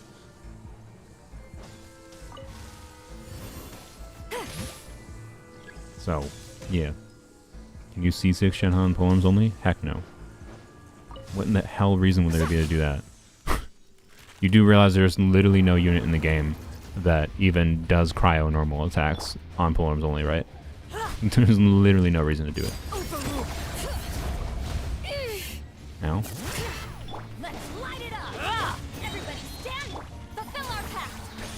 Yeah! You two! Time to end them! I didn't cancel that. Whatever. Whatever. It doesn't matter. It's a weekly boss. I never asked for attention. Alright, butterflies. Hey, 1 butterfly. Oh, what? A polearm billet and a dream solvent. Let's freaking go. That's the equivalent of 2 butterflies. I will take that. I will absolutely take that. My intention, I think, is to take Shenhe to... I think I have enough materials right now, I believe, basically, for talent materials for Shenhe, to level 8 her normal attack and level 9 her skill and level 9 her burst. I might decide to do something like level 8 normal attack, level 10 skill, and level 8 burst. Because the burst is, I don't know. What I want to do for Shenhe, I do want to level up her normal attack, so she's a very expensive unit for me.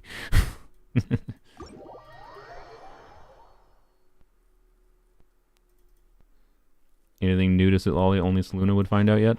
I don't think I found out anything new other than, like, I had a whole thing about sac frags. I spent like an hour, the last hour, talking about sac frags in Citlali. So, like, talking about Citlali's energy needs and talking about sac frags on her. So, like, this is not new, though, because it's, if you follow my streams, it's what I talked about for, like, the last month on this character. It is something I thought would be the case, and it turns out it was even better than I thought. Like her signature was worse than I thought, and sac frags is even better than I thought. Is my overall vibe. So, yeah. Triple Crown. I mean, I don't have the resources for it right now, Sylveon, but maybe. Depends how fun hybrid Shenhe is. I don't know. What's your take, Sylveon? Should I... speaking of, we're going to... This might not make sense, but I'm going to the Burning Domain for Shenhe. Not for the 4-piece, but actually because I just needed attack percent timepiece. Because I have a very good circlet that I have to use a 2-piece combo. So, anyways, yeah. What's your take, Sylveon, as far as what I should do talents? Should I do level 9 burst, level 9 skill, or should I level 10 skill, level 9 or level 8 burst? Is either going to be 8, 10, 8, 8, 9, 9, or maybe I just do 8, 8, 8 to save on some resources. And because I don't know, I kind of don't mentally. I don't like the idea of doing 8, 9, 9. I hate that. That just seems ugly to me. So that's what I don't want. That's what I don't like about the idea of doing 8, 9, 9. Anyways, did you find out about the C1 question? Yes. Tars Blammo was able to clarify that it did not, which is expected.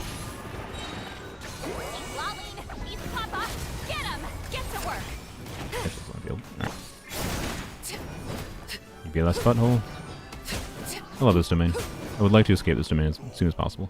I would actually kind of want to farm this stupid this set, if the burning set, because I think it's an interesting set. I have Emily, and the fact that like I like doing burning teams, and the fact that you can use the set on like anyone on a burning team is really interesting.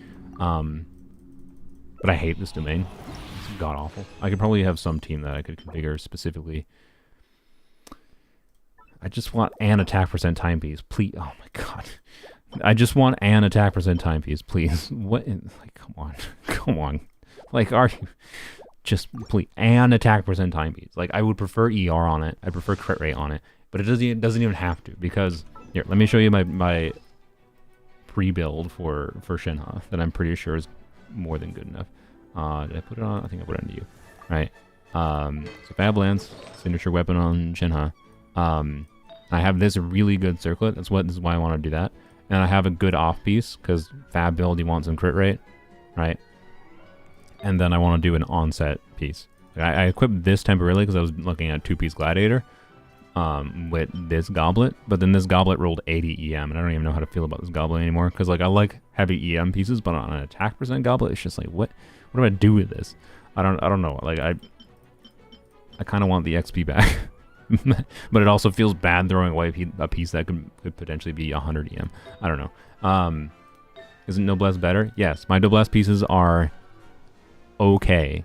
They are okay for her. The ultimate reasoning of wanting to do 2-piece attack is because my Noblesse pieces are only okay. And I think I can get a higher enough total attack stat that, in conjunction with the fact that if I do a 2-piece attack, the other biggest benefit is I can leave her on them. And I don't have, like, Shenhe as a character, I would like to just have equipped with a build that I can use if I want to use her. I don't want to have to go and constantly put artifacts on this character every time. I don't want to have to swap, like, my Noblesse artifacts are already artifacts without having Shenhe that I have to get swapped around to a bunch of different characters all the freaking time. So, it's either I farm more Noblesse artifacts to specifically get her on a Noblesse set and have spare Noblesse pieces that I don't ever need to take from her, or I can put her on 2 pieces attack, 2 pieces attack, and it's slightly worse, but like, it'll be fine.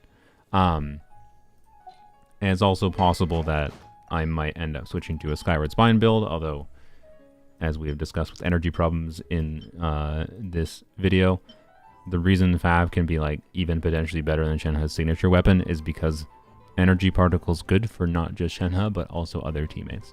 So, I don't know. I might level up this to test Skyward Spine as well, and that will give me even more value from 2-piece attack combos. But, anyways. What about Shimenawas? I have 2-piece Shimenawas right now. These are the Shimenawas pieces I have equipped. So, I got 20% attack and substats with a very healthy amount of crit. That should easily trigger Fav. And this should be enough ER with a Fav build.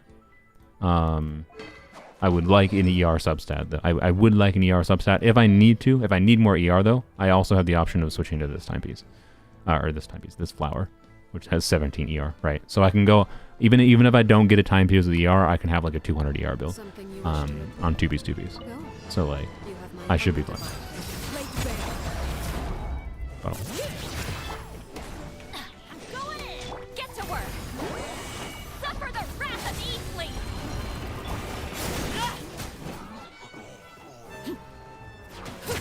Skyward 2-piece attack is pretty comfortable for me. Yeah, I might end up doing it. Emily rerun in 5.4? I don't know. Hey, we'll take it. Watch it roll double crit just to troll me. I wouldn't be surprised. I would take it, but the annoying thing is like, if it does roll double crit, it's gonna make me want to farm more of this set. Yeah.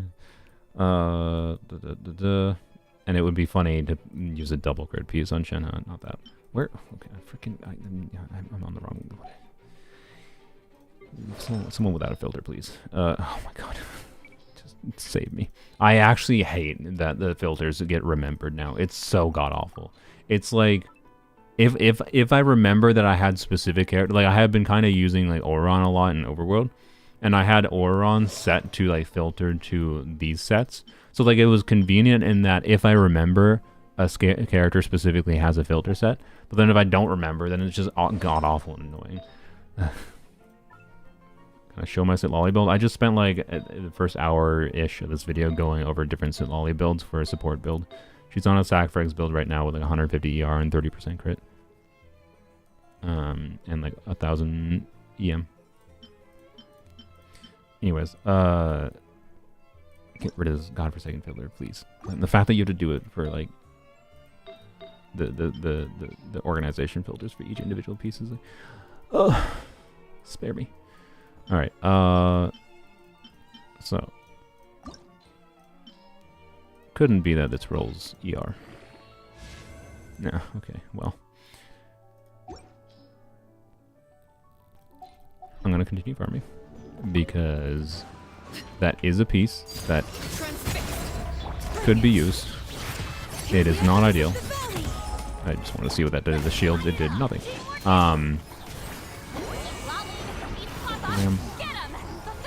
No, I didn't get the second skill off it. It's fine. Yeah, this team is pretty good at dealing with these enemies. It's a little bit annoying to deal with the buttholes, but you can use from Weaken Melt. If you want budget options, you can just do double cryo.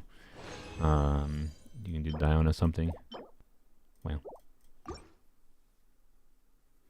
maybe you need your polearm team. I mean, yeah, the reason the polearm team works so well is because Arlecchino C6 does so much damage that I can do this, and then they just die because I have a giant scaling.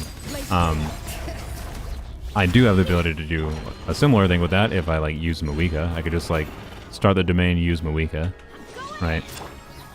No, my problem with this domain is like I don't, generally speaking, love having to specifically swap teams for specific domains, right? Like, if I want to use this team in Overworld, because this is what I'm having fun using in Overworld at this moment in time, I don't want to have to constantly, every time I go into the domain I'm farming for right now, switch to a specific team. It's annoying. I dislike it. But yeah, anyways. UV is good in this domain? Yeah, I believe it. Alright. Wow. Wait, there's an attack goblet. Okay, well. Attack goblet is theoretically an option, but like... I don't know, it has to roll a lot into ER. Basically. And it would not be preferable, because I already have... Like, I would lose the 15% crit rate, but like... I don't technically need the crit rate, right?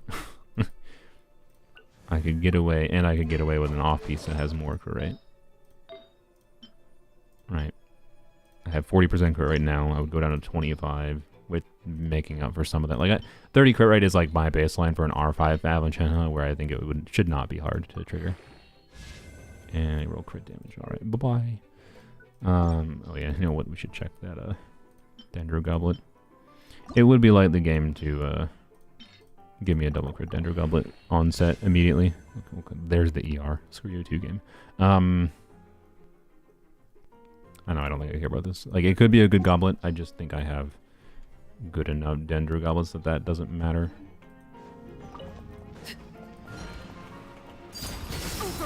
You're loving Muika on instructor set with Mualani? Yeah, I mean, I did the same thing with Dia. It's just... You know, I'm guessing, like, Muika... You not be able to... I'm guessing Muika on instructors still can do pretty good damage if you have the right instructors pieces, right?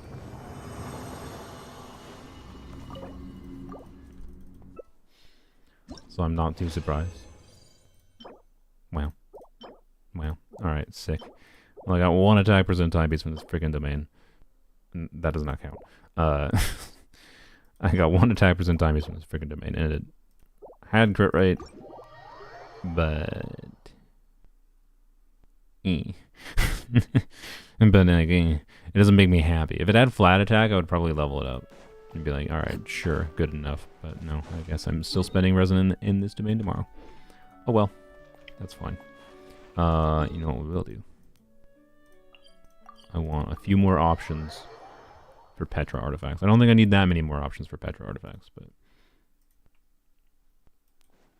some options.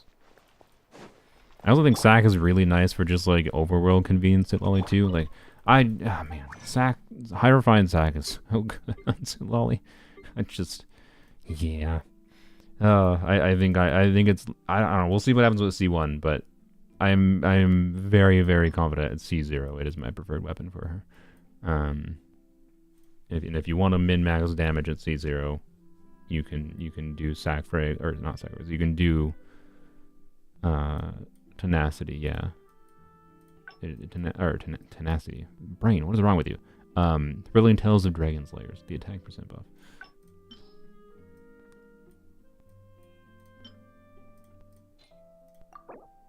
Blap.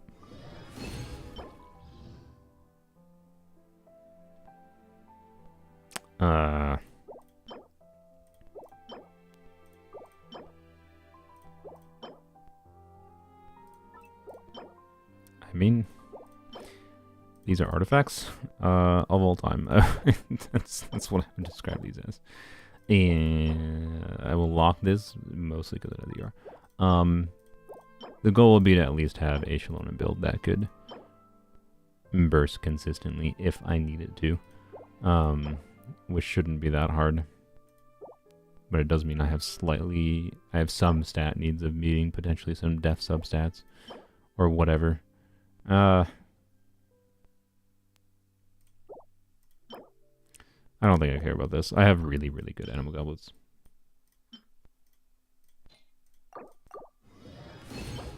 Wow. Beautiful. Alright. Sick. What do I have for... Oops. Your pieces here. Petra's not even recommended. Why is... I like how Obsidian Code is one of the recommended sets. But not Petra. Husk is. Why? 0.4% of people are using Husk? 0.4% of people do not understand Shalonen's kit at all. 0.8% using Codex? Sure. DPS Shalonen, right? I get it. Husk? When Petra Shalonen is a thing too? To be clear, I didn't seriously consider Petra Shalonen until after Citlali's release. Like I get that it's not gonna be popular, but like Husk? Geo equals Husk for most people? Yeah, I know. Just alright. This is probably the most compelling piece I have for a flower. ER. I like how I locked that. I mean, depends how it rolls, I guess. If it rolls the ER, I guess it's kept. If it doesn't, it's trash. No, bye-bye. I do not need, most likely, look, it could roll all into crit damage. I know. I don't think I care. Okay, well, that's unfortunate, but, oh well. Don't have an ER timepiece yet. Yeah, I got that. I do have a Def Goblet with not good substats for what I need, but it is a Def Goblet. And I have a Def Circlet. So, like, in the worst case scenario, I could be fine. Especially if this rolls ER. Huh, nice. Okay. So I could do this. Could do this. This probably. Unless it rolls really terribly, and then level up this if it rolls Def percent or whatever. Yeah, I theoretically have a usable Petra build. I would prefer a Def Goblet with ER though. I would also prefer having an option for an ER timepiece on set so that I could just like keep this piece on her. It would be nice, but anyways, getting there. I'm not gonna level up the Petra's pieces anytime soon because my priority is gonna be pre-farming for other units. So yeah. Anyways, worth it to run Citlali on 2Ps? I mean, 2P's emblem for ER needs, right? Like, in the context of this team, right, where I have Shalonen on scroll right now, and Citlali has this energy situation that I described earlier, right? I could very much see reason to do 2P's emblem, 2P's of this set. It's basically, you know, you get a set that refunds energy, and then a set that gives energy recharge. And then you can spec maybe, and then that would give you a little bit more freedom to maybe spec into crit, kind of thing. So, like, is there a reason to do it? Potentially, yes. Is that the most damage optimal thing to do versus, you know, putting Petra on Shalonen or whatever other options, or doing Tenacity on Citlali maybe? I don't know. It depends on the team. In this team, I think either Petra on Shalonen or Tenacity on Citlali is the damage optimal thing to do for the artifact sets. So, generally speaking, I would not do 2Ps combos, but if you need to reach your ER needs, it potentially is going to be the best option for you, right? So, yeah. Anyways. Petra on Shalonen is 2 RNG. Is it? I don't know. I think the only serious problem that Petra on Shalonen has is in situations with bosses with annoying... there are bosses where the crystallized shard will spawn under their butt. Like, I believe, sorry for interrupting your drunken rambles, but I believe like the Geovish, which is in Abyss right now, I think crystallized shards can spawn under it, and therefore you can't pick them up. That's annoying, but like Shalonen can kind of auto pick up a lot of crystallized shards pretty easily with her movement, and I don't know, like in a team like this one, especially given, right, remember, given the nuance of like how Sacrifice makes me want to spend like a couple extra seconds either doing normal attacks or something else in the rotation. One of those couple extra seconds could be spending a second picking up a crystallized shard with Shalonen. So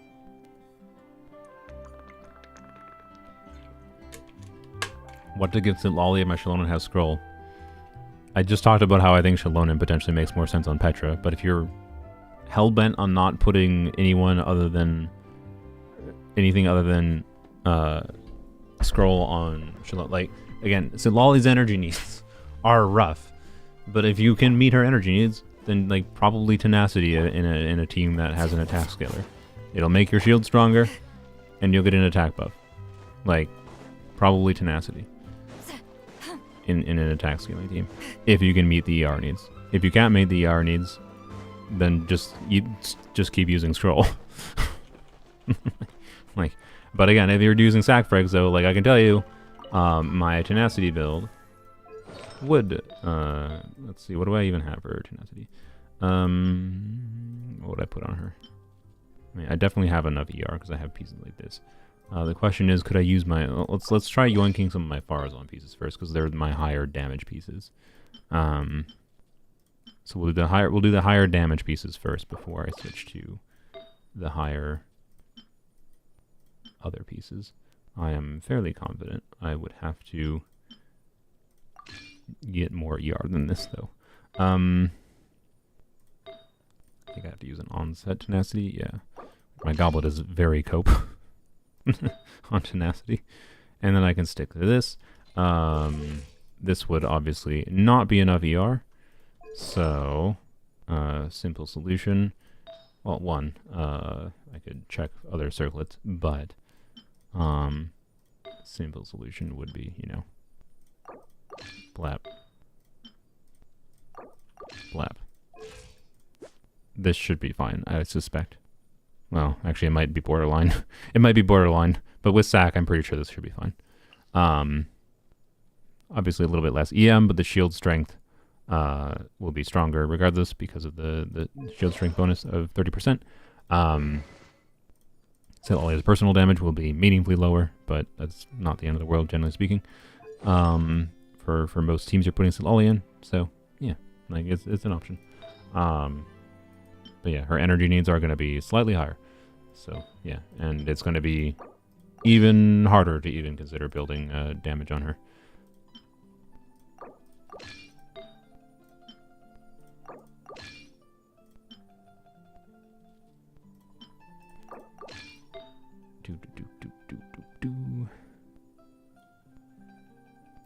Oh boy. Oh boy. I think it was this. I think.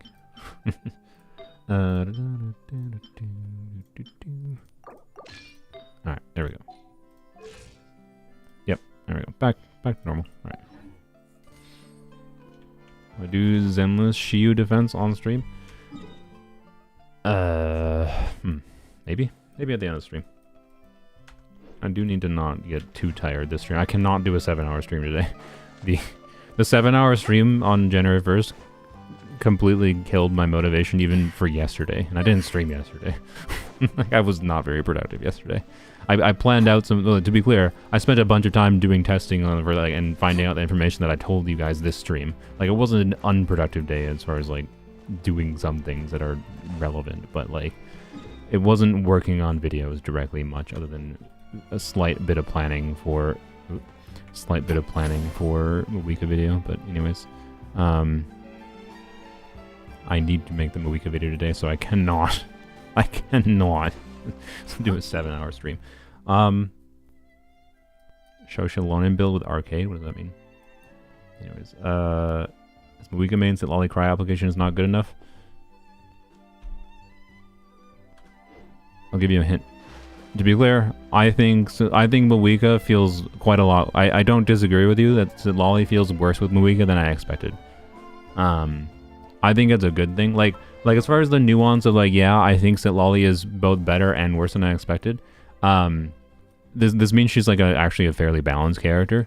She gives compelling reasons to consider using cryo units without being like, oh my god, we should do every single pyro DPS in the game is automatically now should be paired with Citlali.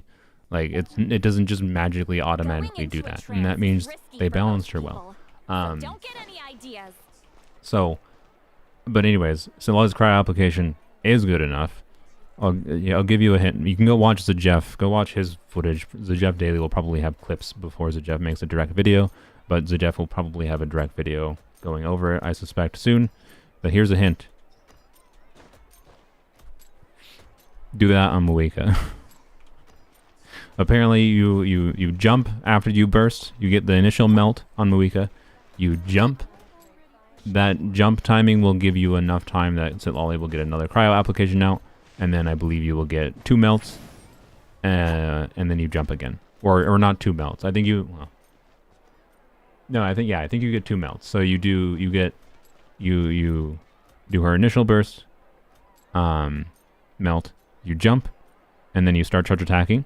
You get a melt, and then after 4 charge attacks, so that means 4 donut loops, 4 instants of her hits, but that's after 2 melts. You should do big initial burst melt. You jump, get 2 melts, jump again, and then get, I think, at least 1 more melt in Moeka's burst. And I believe that's how it works. Zajef just recorded the Moeka combo video for YouTube. There you go. Probably coming sooner than you might think, because he probably wants to get out relevant information on Moeka for combos. But it does work. It's just clunky. I can tell you, playing it yesterday, I was definitely frustrated by it, by trying to do it. But I was partially frustrated by it because I was tired in the stream, and because of the fact that I was like, Abyss is not a very good testing platform for that right now without having to go into the second chamber. And then on top of that, doing things in Natland, like against the Ruin boss that is enjoyable, is really annoying with Moeka teams because of the stupid Night Soul transmission junk. And also, this jump is still kind of annoying because of, Moeka's weird movement. So, yeah, anyways, I'm not saying it's ideal. I think Citlali feels better than I expected with Arlecchino, and worse than I expected with Citlali. Or, Citlali feels worse than I expected with Citlali. No, Citlali feels worse than expected with Moeka. As far as off-field, or as far as on-field Moeka goes, at least. On-field Moeka, specifically, with motorcycle playstyle. I suspect on-field Citlali. Okay, you know what? I said no Moekas this video, but screw it. Let's test something quick. Ready to ride. Let's see. I think I want to start a rotation with the Bennett E in this circumstance. Actually, okay. Why is there? Whatever. We'll just try to deal with the Night Soul transmission. Do I have Dino C6? Just try it. No, my guy. I made an hour-long Moeka video. I included Diona C6, I believe, in that video. I think, if I recall. I definitely recorded it, and I believe I included it in the video. Yeah, I understand.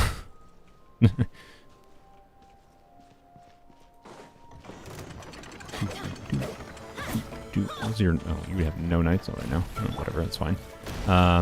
Actually, no, it literally doesn't matter. I'm not using a burst here. That's not what I'm testing. All right, do this. Teamwork is dreamwork. You two, time to end them. I didn't crit. What? Okay, Jesus Christ. How did I land to not? Oh, I didn't press her skill. Herp. You gotta press her skill. I thought I just got incredibly unlucky. Let's light it up.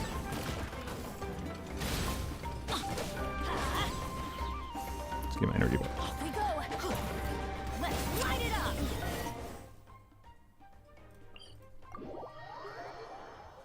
Chilonan is on 4-piece scroll with a build that has the ability to burst consistently. She has no stat needs, guys. Why is this build important to you? Her stat needs are have enough defense if you have her signature. If you don't have her signature, build enough ER to as much as you want to burst consistently and as much as you want to heal, which is only really relevant for Farina. Without Farina, she has like 0 stat needs. It's put the 4-piece bonus on her without Farina. With Farina, or a team where you are relying on her specifically alone to stay alive, and yet like you don't have Bennett's heal, you don't have another shield or whatever, then yeah. In this team, she has basically 0 stat needs. I could go and put 4-star level 0 artifacts on her. She'd be mostly fine. She'd be not very tanky. She'd like die in 1 hit, Why do I have scroll on both Citlali and Citlali? Oh my good lord. Go watch the first hour of this video. Energy. Also, I don't want to change builds constantly. Also, I have like Shallonen constellations, like and signature weapon. I mean, yes, I can min-max things to hell, guys. I can put tenacity on Citlali. I can put Petra on Shallonen. I'm gonna have it available as an option, but just pretend the constellation is off, and I have them on ideal artifact sets, and then you can get similar-ish damage. Like, my god. But like, also energy is important.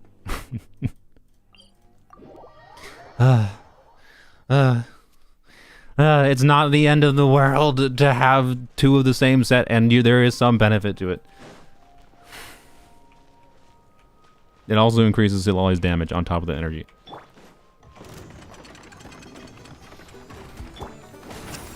Don't touch me. All right. Everybody stand back. Show no mercy. Suffer the wrath of Eastling. Rise to the sun. There we go. Oh, frick. Oh, no, I forgot about it. Oops. Okay. Okay, so that doesn't work. Oh, I guess that makes sense that it doesn't work. Huh. How do I make this? Can I make this work? No, I think the Can I make this work? It was a 200k charger sound. But, because it wasn't obvious, I only got one melt. And that's obvious in hindsight, because the pyro from her skill took over. Show. You know. Whoa, almost died. Adventure time. Teamwork is strict. Fulfill our pact. Eat Lolly, eat Papa. Get him. Like, I could just not do that, right? But then, of course, I'm not getting the crit buff if I'm not using her skill.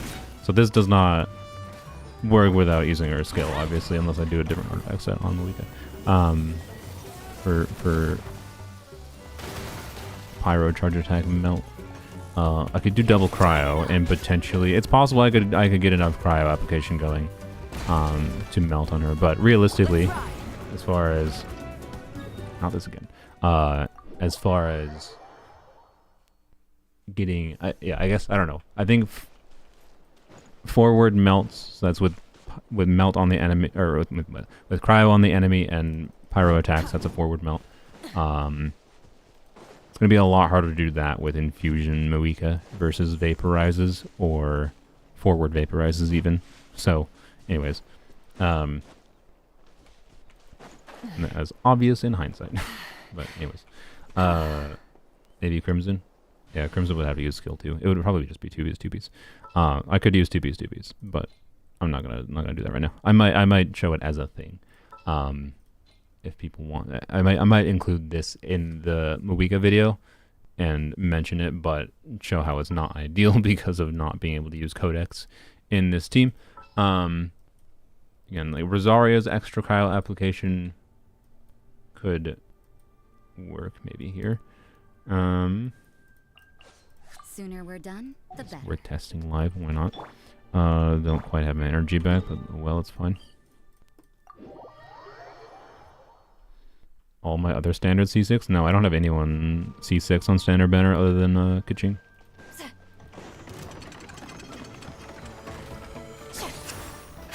Let's rock. Oh, freaking. Oh, okay, well that actually might have been bad, but whatever, we'll see if it screws up anything. It'll be a good test. Get to work. Suffer the wrath of Eastling. Fulfill our task. Let's rock. No, stop motorcycling! Okay. So, yes, skill I think still takes over, but let's try not skilling at the start of the rotation this time. That kind of bungled things a little bit, I think. Go in. Show no mercy. Eat Lolly, eat Papa. Get him. Nope. Burn it down.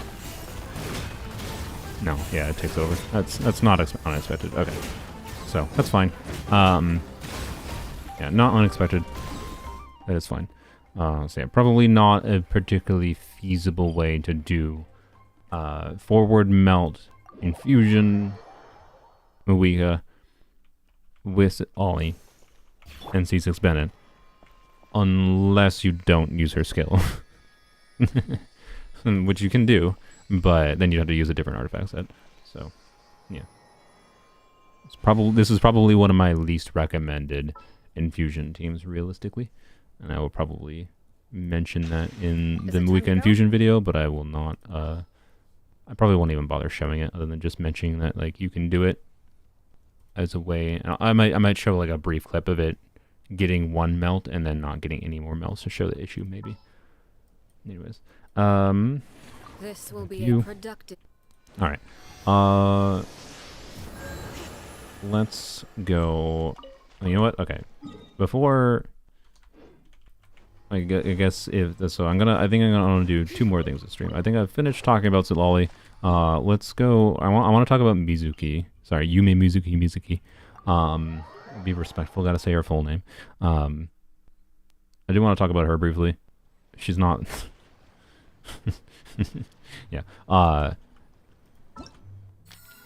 And I do want to do a little bit of music event, and maybe if I am in the mood, we can do Shio defense quick on Zenless. But yeah, Muika has plunge attacks. She can do them without Cloud Retainer too, but Muika doesn't get any benefit from her plunge. From her burst if you're talking her motorcycle mode. But anyways. Mizuki's weapon, I mean, it's kind of not great.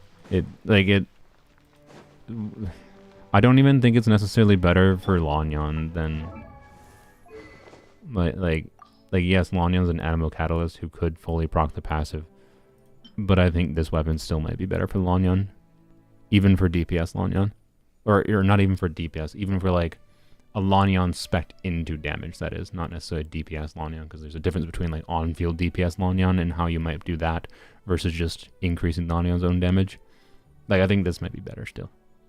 So, like, it's a good Sucrose weapon. It's probably the best Sucrose weapon, which is cool, I guess. Mizuki looks fun to play, maybe with off-fielders. Yes, but.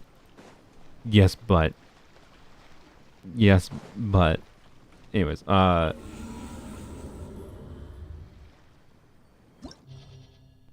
yeah, which off-fielders exactly? That is the question. R5 the weapon for Sucrose for a free 700 EM. Yeah, exactly.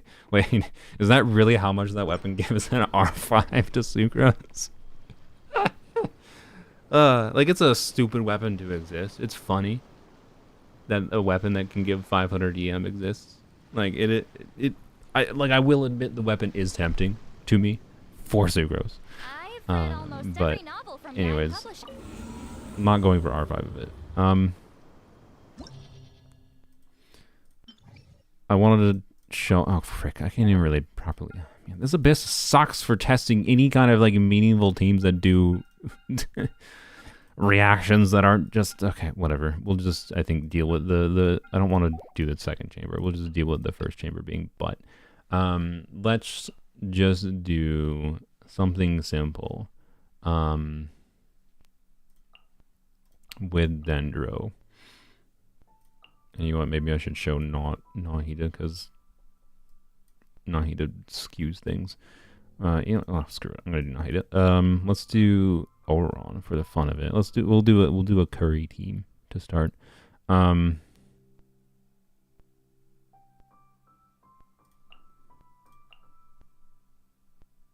do we want as a pyro?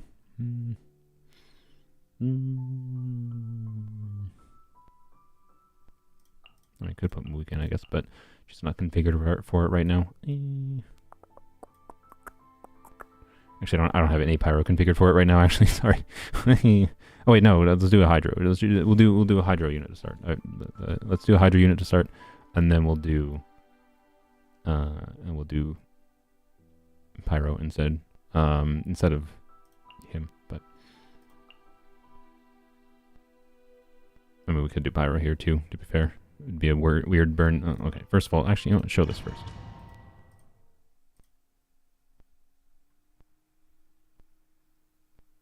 Actually, no. This one. No, this is not the team out. Whatever. We'll see what happens. I don't know what happens. Time to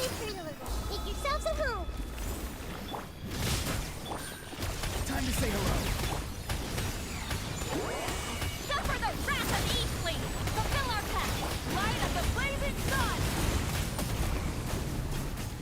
I mean, okay, yeah, this is obviously not gonna work against these enemies. I don't be like, whatever. That was not the team I want to show. What do I want to show? Why am I blanking? I should just go look at my list of teams I tried. Oh,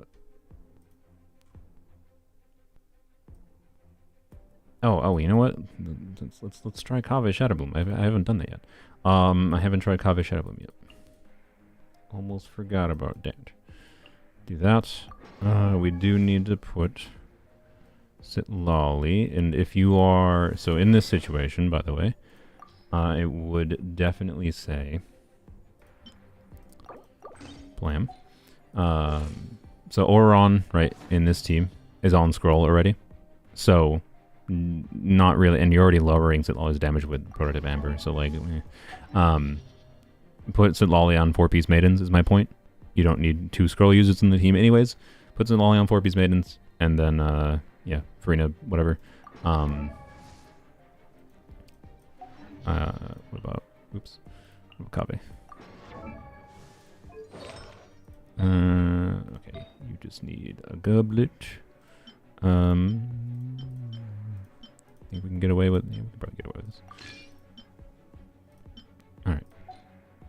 I think, yeah, Fav, and that's not much courage.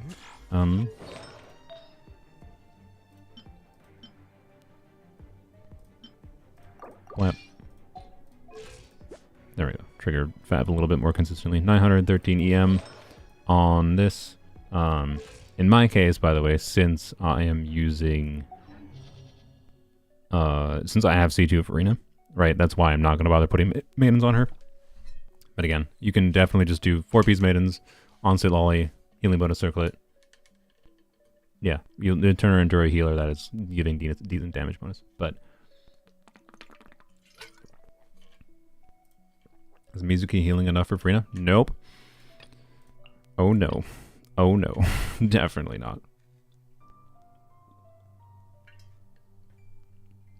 Should I put instructors on her?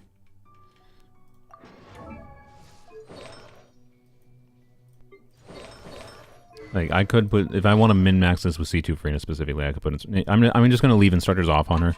That way this will be closer to the experience you would expect with a non-C2 Farina. Change Farina to Sing Cho? Yeah, you can. I'm not saying you can. I just, the Farina, like, is doing a meaningful amount of the damage contribution to this team, and part of the value of doing this is buffing Farina, and part of the value of Citlali is being able to do Prototype Amber for Farina. So, yeah.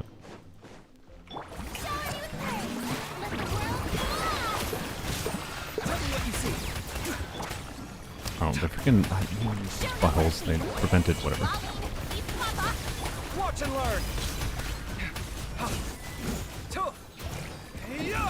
Dumb.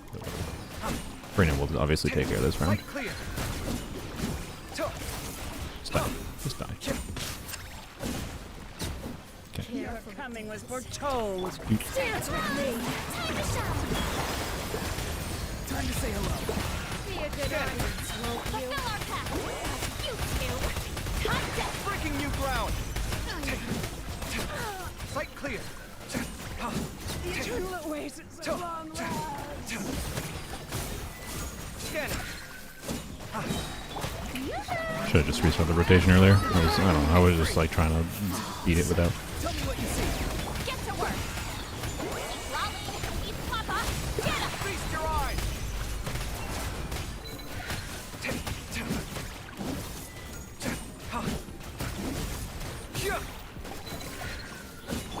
Strike a pose! Let mine Not too far now. No. Time to say hello. fulfill our path! You two! Cut! Come at me. Breaking new ground.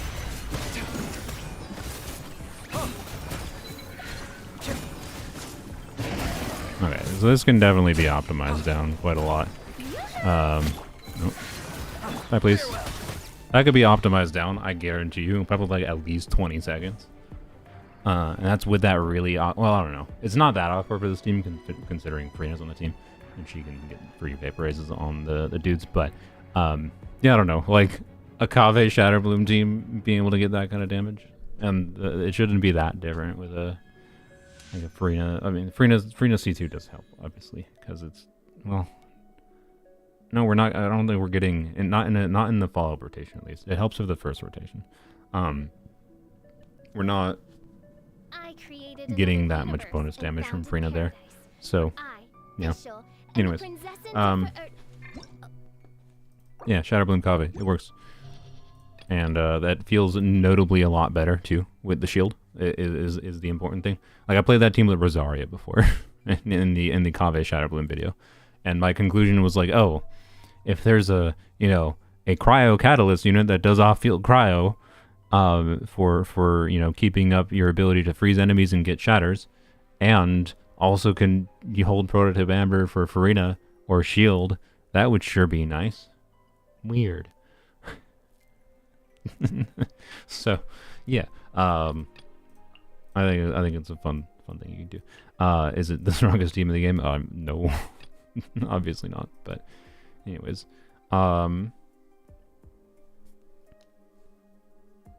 let's do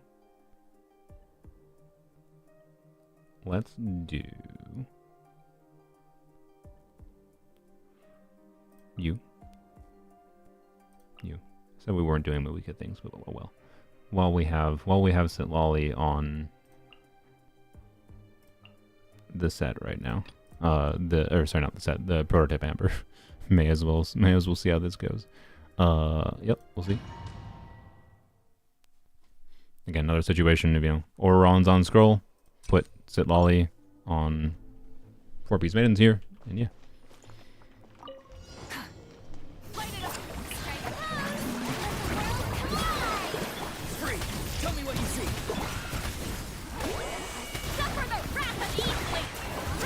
Obviously, this is not going to be that much, but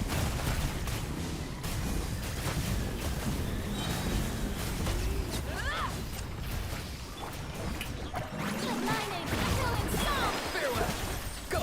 You're free now! die. Your coming was foretold. Dance with me for the eternal. Nice 300k on a level 1 burst. Be a good audience. The eternal oasis of long land. Not done yet. You were here to watch. Time to say hello. Show no mercy. You two. Time to crash for the sky. 350k on a level 1 burst. Incinerate. Try and stop me. Time to shine. Fulfill our pact. Wow. Wow. I really like that team.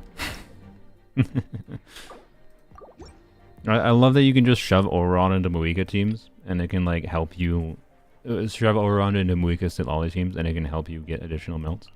Let's show another variation. This is more, swap out Farina for Shalon in here.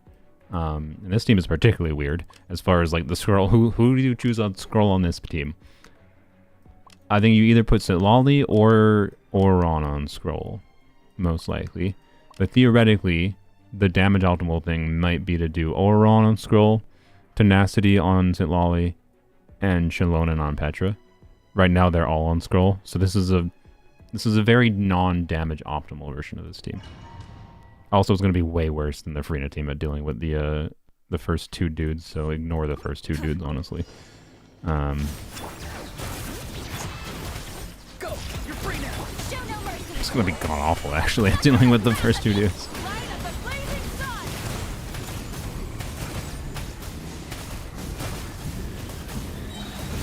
Bring Bennett? No, the point is to not bring Bennett, yo. Burn it down. I'm not trying to show you that Bennett works well with Moika. Get to work. I'm trying to show you that you can... This is a team where you can replace Bennett with Auron, Dance with me. and it performs really well.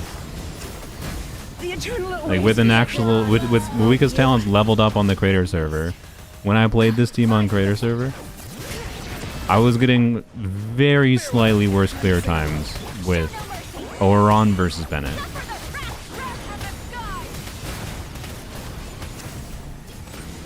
Not separate. Okay.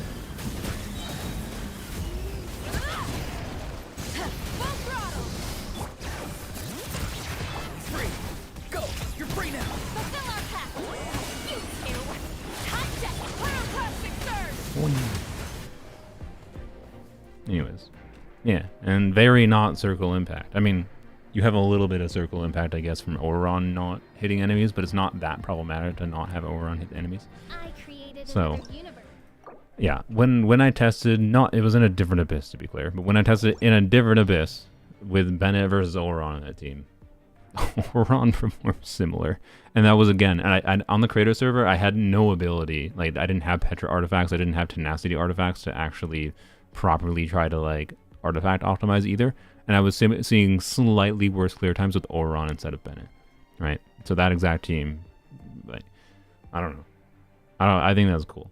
But anyways, let's do a Citlali Dendro team. Let's do a Citlali Dendro team with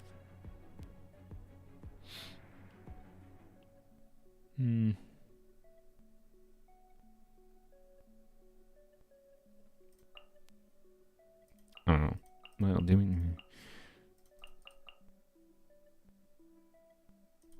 I guess should we just use Muika again? I don't know, instead of Arlecchino.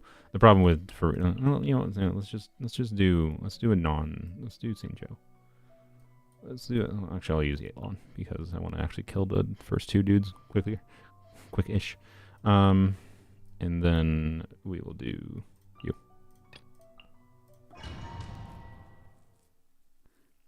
You could do, you know, again. Oh, I definitely shouldn't have. Well, not definitely shouldn't.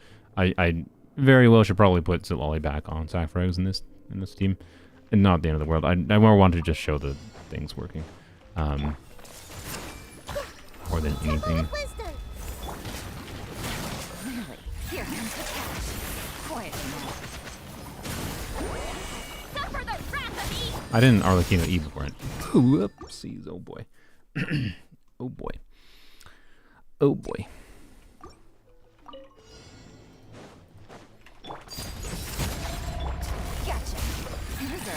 I should after Nahida. I'm just whatever. It's fine. It's fine.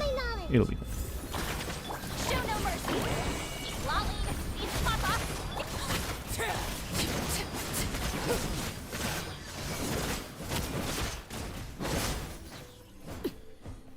Hello? Oh. Wow. Laser bear. A minute to memory. Just wait for me. Pretty sure I could one rotate these Your coming was foretold. if I did things better. You two. No, I didn't have Dendro, but whatever. The eternal oasis of long life. I'm not done yet. Curtain. Like, A minute to memory. the notable thing that happens here is that you get vaporizes, you get melts on Arlecchino, and you get virgins. Like, Suffer the wrath of Eve.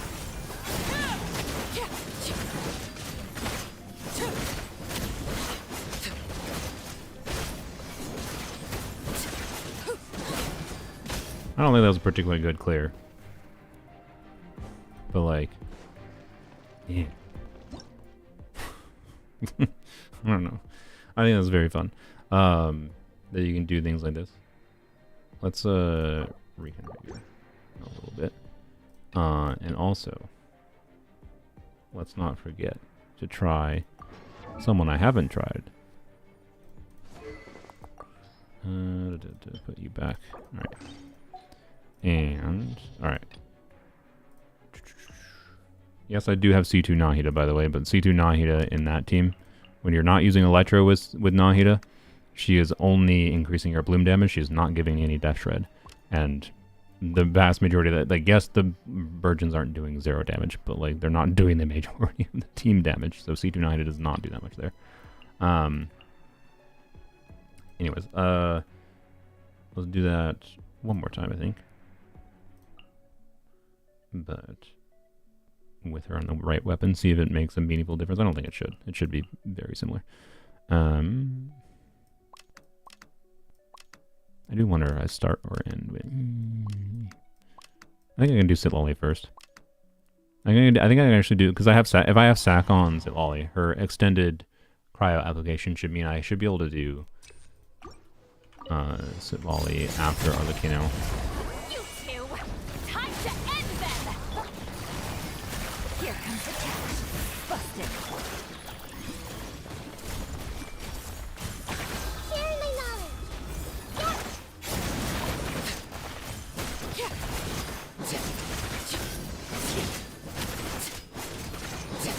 Overruled. Citlali, East Papa.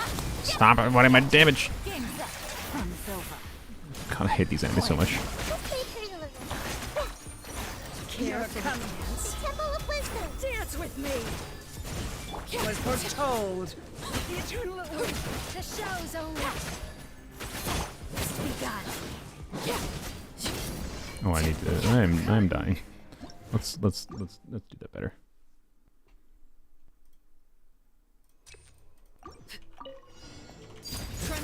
Get to work. Suffer the wrath of Eastling. But I saw melt, but I didn't see any damage. Minute to memory. Sharing my knowledge.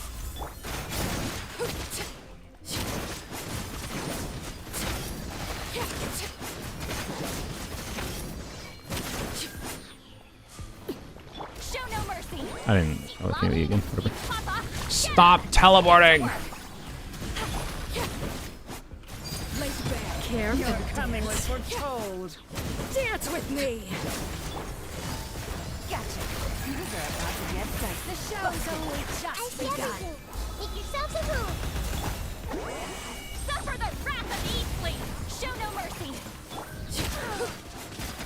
The eternal. At least you were here to watch. I'm gonna play this worse this time. I think that means don't start with. I think that means it's not ideal to start with Citlali, honestly. Overruled. Gotcha. Game's up. Fun's over. Quiet. Knowledge will grow. Sharing my knowledge. Really? Fulfill our path. Citlali, East Papa, get him.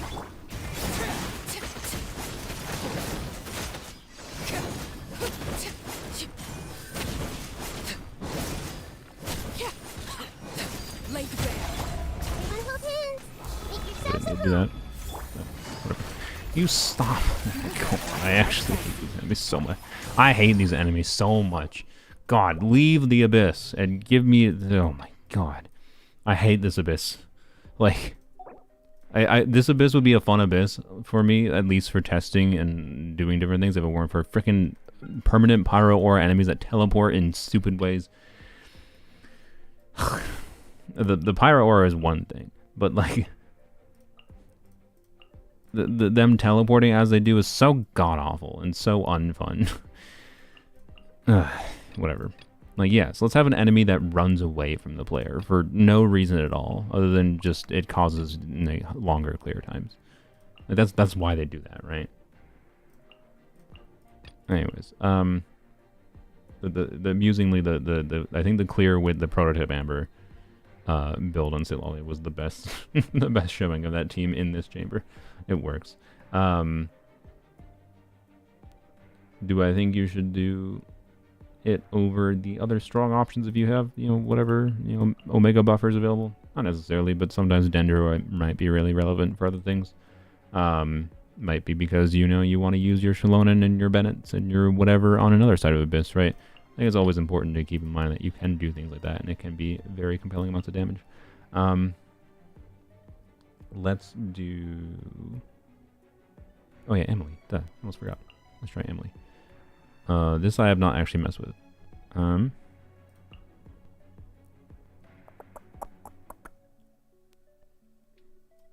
do I do for the Hydro? I should just do Yelan again. Yeah. We'll just try Yelan. Yeah.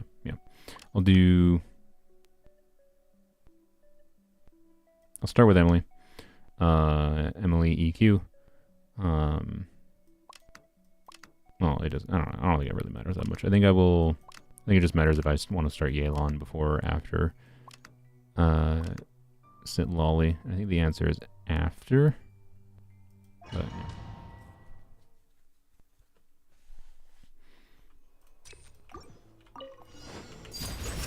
Neutralize.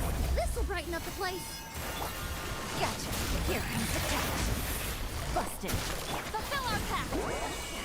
Suffer the wrath of Eastleaf.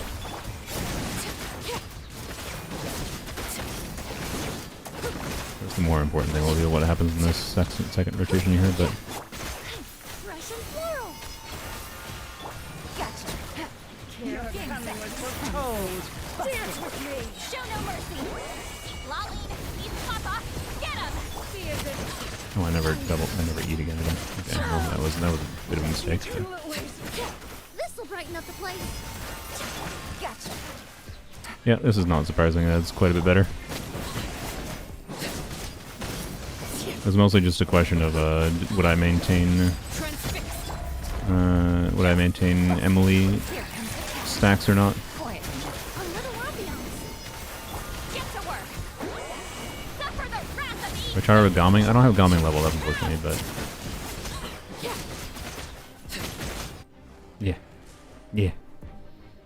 yeah, that works pretty well. I gonna have to mess around with a whole bunch more things with Citlali and Emily, quite frankly. But yeah, Yoimiya Pyro overtakes Citlali quickly. Does it really? I guess. I mean, yeah, her Pyro application isn't slow.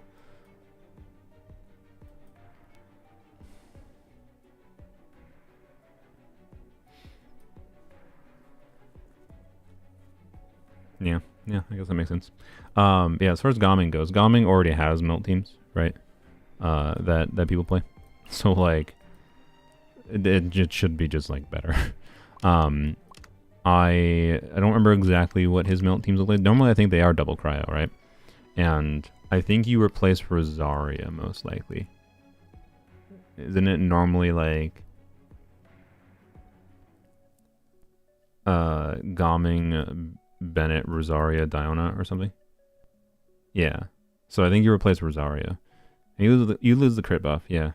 But the Diona 200 EM is pretty big. So replace Rosaria with Citlali. Citlali has very similar like cryo application timings, like basically exactly the same. It's just a matter of when does it start compared to with Rosaria. Also has higher uptime, which might matter. So yeah, I assume this should be better than with Rosaria. You could potentially, I'm sure the Rosaria variant works too, to be clear, and has some benefit in the crit that it gives. So it depends on what your crit rate looks like, I think, a little bit on your Gaming, which one you would choose. Because the shields don't stack, right? So it'd just be a matter of, you know, energy needs, I guess, for your cryo units and for Gaming. Diona is a better battery. So, yeah. Anyways, Citlali and Dia. Oh, yeah. So, like, Citlali and Dia, I gotta mess around with more. It seemed like... Oh, freaking... Abyss. Abyss is awful for testing. Alright, it's fine. We can test it outside of Abyss. I had a couple problems. One was that my energy situation with Dia was definitely not quite ideal. I think we can actually just use this for Dia. The benefit of Dia not doing as much damage as, you know, the really strong teams in the game. It's a little bit easier to test on anything in the overworld. Try Rosaria, plunge with C6, Bennett, and Citlali. That is interesting. I like the idea of that, actually, yeah. I swear. I have to go and delete like a whole bunch of teams for... Yeah, okay. Whatever, not gonna worry about that right now.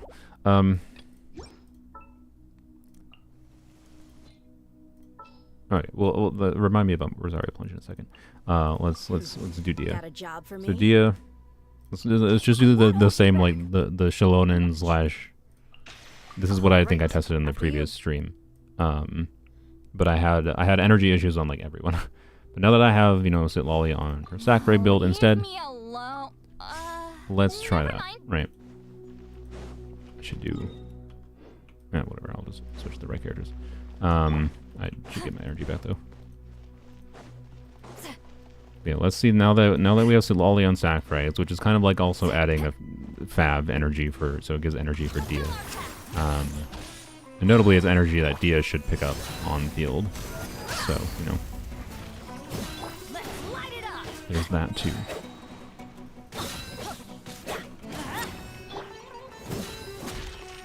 Oh, I also want to switch her back to her normal build. Whoops. I was testing this. I was testing this with double cryo with Rosaria.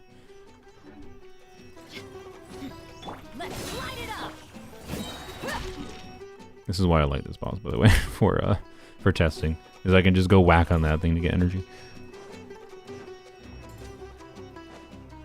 if I need to. Although now that the bosses respawn, I guess you can just wait for it to respawn. I can just whack on them too. But anyways, I don't know why I did the full menu for that, but give you the bacon. All right, there we go. So there's the Dia build, which yeah, like if I had a 200 ER emblem build, this would be better. And oh, okay, I think I do have a 200 ER emblem build. It's just my emblem artifacts are on many other characters, so that was part of my reason for wanting to switch Dia to this. If only I could lose my 50/50 to Dia. Like if they rerun, like if they do a Dia Chronicle, like on Chronicle Banner and Sumeru. It depends when they do it. They might not do a Sumeru Chronicle Banner for a year, right? But like, I would probably choose Dia on the selector in version 6.0. If I lose one more 50/50 to Dia, then I should be able to get C4 Dia this year. And then C6 Dia might be something like I might pull for C6 Dia when Chronicle Banner rerun happens, and you can't stop me. You can't stop me and say, oh, your Dia only... Oh, I don't know. I almost don't want to get C6 Dia because I do think people are going to be like, well, your Dia only works because C6. You wouldn't be able to clear without C6 Dia.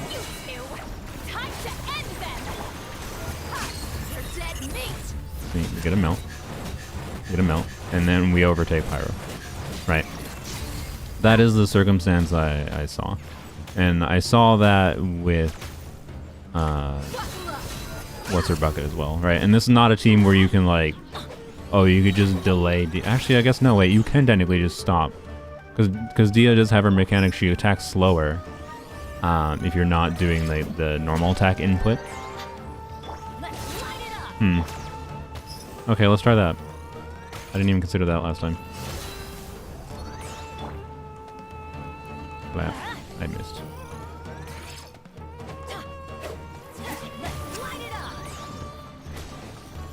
Really? Whatever. She'll get her burst back. It'll be fine. Mav has the trick. Maybe Dia has one too. Well, this is actually the first time we're like, again, like Wika can jump. Dia's burst gets canceled when you jump, which I think was an intentional feature. I have used it to be able to not be stuck in her auto attacking for like 5 seconds when I don't need to be, right? Like I do think that was intended, and I think it was actually perfectly fine that they did that.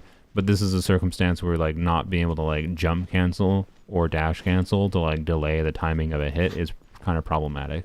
So what I'm going to try to do is after that second melt, stop doing her normal attack input to do her burst hits faster, and maybe we can get one more melt or even 2 more melts out. Because if I can get to the point of being able to get, in particular, she has her final like big, not that, she has her final like Grand Slam incineration. No, yeah, I believe it's incineration drive. This is a higher multiplier, right? So like getting a melt on that could be like 100k damage easily or higher. So yeah, Kazuha actually would be an interesting alternative too, because you could do, I could do Kazuha infusion. So if I can get Pyro Swirl, Kazuha infusion on Cryo consistently, yeah, Kazuha might actually be better than Shalom here. If the cryo application allows you to do that, so we can test that too.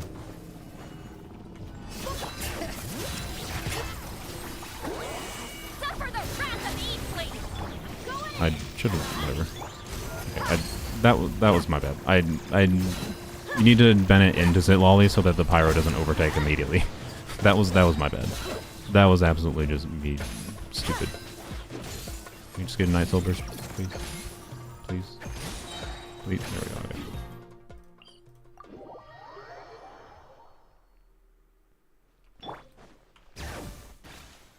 My Kazuha and Shalona together. I use it on your Moika team and other teams, and the buffs are really good. I know. I know you can do Kazuha and Shalona together. Thank you. Yes. Okay, actually, okay, to be clear, maybe we should try Kazuha here instead of Bennett. Because yeah, because if you can do Kazuha instead of Bennett and you get the cryo application from Kazuha burst, and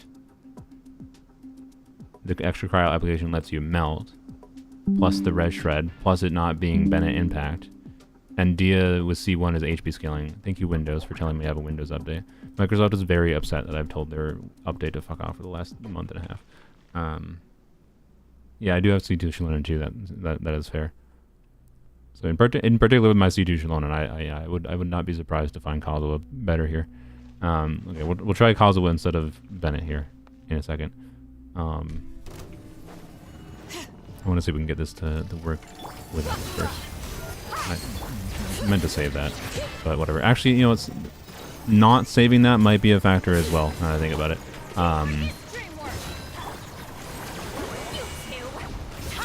Because that is a melt that is valuable. Okay. Right, melt. Okay, and then no, I don't think I stopped clicking at the right time. I think I basically just got the normal rate. I don't know. It's weird. It's not a thing I've ever been used to trying to do on Dia. We did get one more melt that time though, because I didn't save this attack for the start when I came back in. It would be nice though to get a melt on that, because that's like a what is that? Yeah, 239% multiplier. Well, it's not HP scaling though. So yeah, I don't know.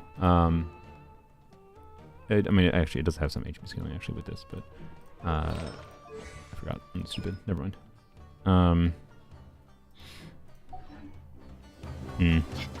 Ow. Where's the dude? We don't actually. I'll just use the dude outside. But yeah, we got 3 melts there. So yeah, she can get 3 melts. The problem is, right, if I start rotation with skill, so 3 melts without having to think about it at all. But let's see. We got to see if we can figure out the delay. 3 melts, and the 3 melts can either be like this attack, which can be like it can be like 100k. I think we saw like 100k a couple days ago in the previous stream from that ground pound melt. So it's like it's not worthwhile to do. It certainly could be. And then you get 2 more melts in her burst. But we would need, I think, the ability to get 2 more melts, I believe, to be able to get her final attack in her burst in particular to melt.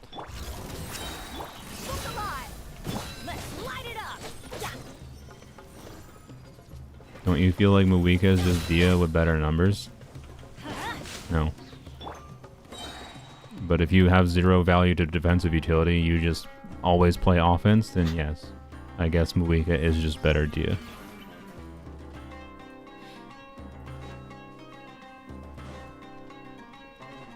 Moika feels way more janky to play. Yes, she does a lot more damage, go figure. Dia was not intended to be a strong carry. She was intended to be a defensive unit that does some off-field pyro. Anyways. Yes, as far as a carry goes, go figure. Moika is a stronger carry than Dia. Dia was not intended to be a strong carry. It's fine. Interruption resistance for other teammates matters. Okay, I wonder... trying to think. Sorry. I wonder... No, you do have to skill, like, because in sustained rotations, which you're going to have to do multiple rotations with Dia. In sustained rotations, you're going to need the energy from Dia's skill. So, like... Yeah. Anyways, okay. I should have picked a different boss. Stay close. No going off on your own. The desert doesn't. Imaginary Theater, Dia is marked as off-field only. Yeah, that doesn't surprise me. That, I think, was her primary intended utility. was giving her being a defensive unit that, you know, absorbs some damage, gives some interruption resistance, right? And then you can put her on whatever buffing set. Like, they always default her trial builds to tenacity, which I think is completely fair. There's also, you know, instructors builds and whatever, right? So, yeah. Alright. Let's light it up. Go in, fulfill our pact. Suffer the wrath of Eastling. Get you asked for it. I overtook right away that time. What in the world? Why did I overtake so soon? In case you didn't see her slowing down there, I think I stopped at what I thought was the right time. But then I overtook sooner that time, even though I didn't do the double ground pound. Weird. Okay.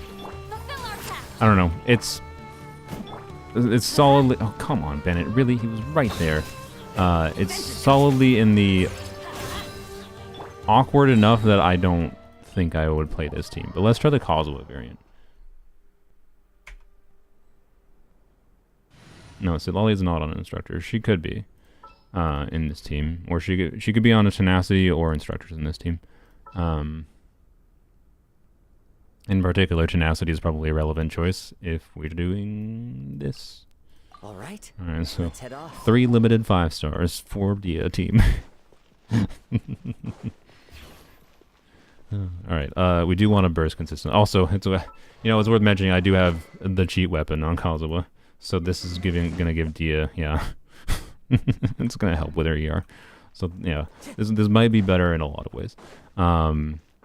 So let's do. We want to get a Pyro Swirl, obviously. How do we try to get a Pyro Swirl and infuse Cryo?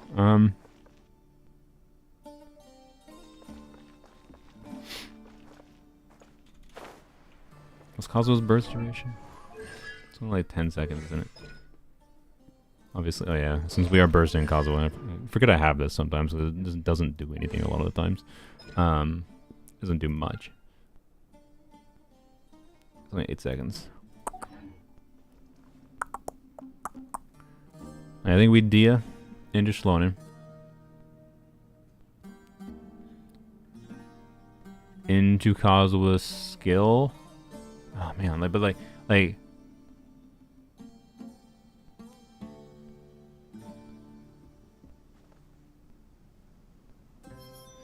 we're gonna try Dia into Shlonen, into Citlali, into Kazuha EQ. And I'll even EQ E. We can just, and if you want to EQ E without C1 Kazuha, you can sack sword, right? Because I think EQE will have the highest chance of swirling. Well, oh man, scenery is wonderful. Surely enough VV uptime, like VV uptime in trying to swirl pyro is really awkward here. I feel like the best time to do it for consistency would probably be Dia E, into Shlonen E, into Kazuha E, Citlali, EQ, Kazuha Q, but like we're only gonna have like 4 seconds of VV uptime in that instance if we have to swap to Kazuha twice, right? I don't know. Let's see. This is not Moika's evil counterpart. This is my Pyro Archon. All right. All right. This. I thought I switched to Kazuha. That's even worse than. Yep.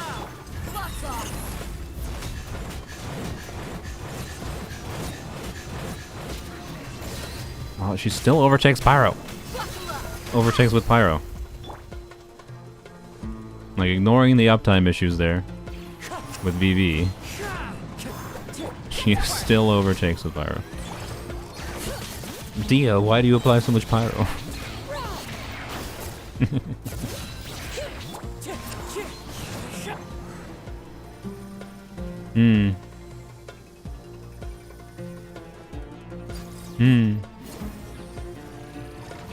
No.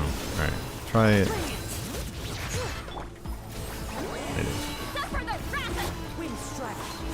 Like, yeah, I don't... Did I get a Pyro Swirl there? No, I definitely think I got a, like...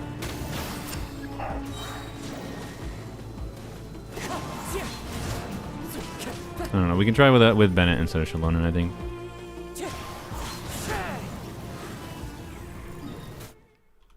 I don't think we got a Pyro Swirl there.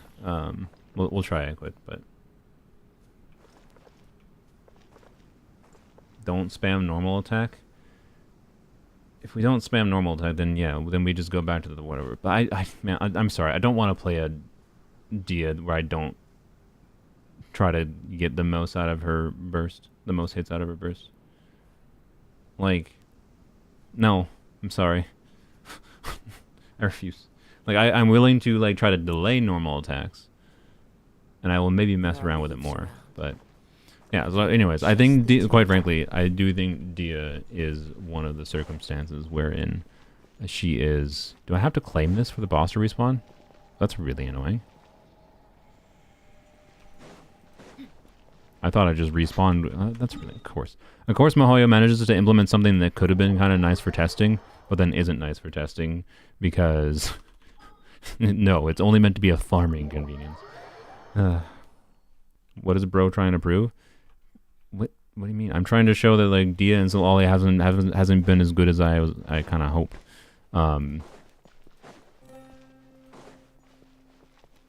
The teleport close still responds. Yeah, I know, but the point of this, they implemented the feature where like it respawns automatically now. And I would just wanted to wait for it to respawn, but it doesn't respawn unless you claim the rewards clearly, which is lame. I would like to just not have to do that. But so this means for testing purposes against bosses, you still have to teleport.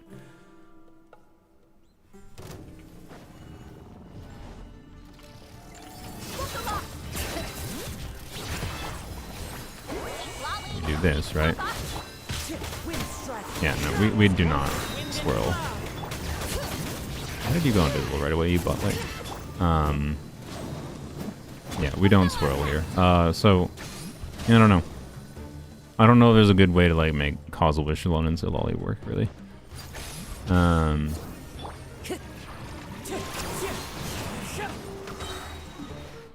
Yeah. What I think would work is a C6 Kaya.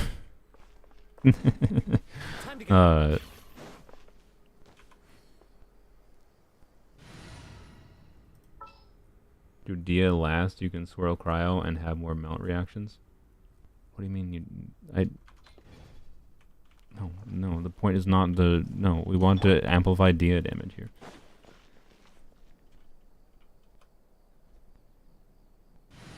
It makes sense, but you should be able to click not claim respawn. Yeah, maybe, yeah. I think they should just let the boss respawn. That would be the simple option. I don't have D-Luke leveled, but D-Luke will probably have easier times than Dia for working with Citlali, because you can, you don't have to just spam your 3E right away. And I think really skilled D-Luke players will probably be able to do things smartly. Like Amber, I know is going to be really good.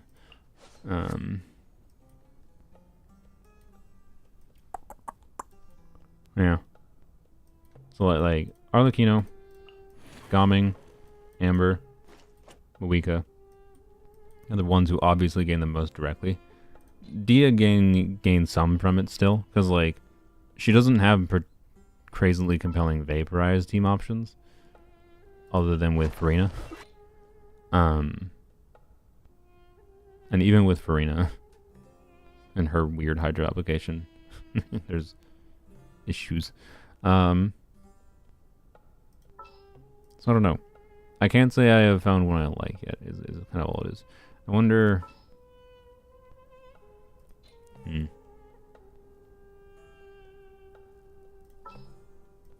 Yeah, we get here. Let's try this. The reason we're trying this is Bennett burst means that we can do Dia E into actually we don't even need a Dia E. I mean, we may as well just start the skill, whatever. It shouldn't hurt. Well, I mean, it's something you want to do. You're gonna have Dia's E up anyway, so we should start with Dia's E to see if it interferes, I guess. I think that's part of the problem that is happening, by the way, is Dia's... You have to have Dia's E up to get some particles, but Dia's E is also going to interfere with getting the cryo application to stay on the enemy. But let's try this, because this should be able to consistently swirl pyro. Adventure time. Or do Luke at level 60? Yeah, I'm sorry. Blap. Let's get it on. Everybody stand. Suffer the wrath of Eastling. Fulfill our... I didn't burst. Whoops. Well, helps that I would have bursted to test my theory. I did not though. Oh well. I guess we'll try again, because I'm done.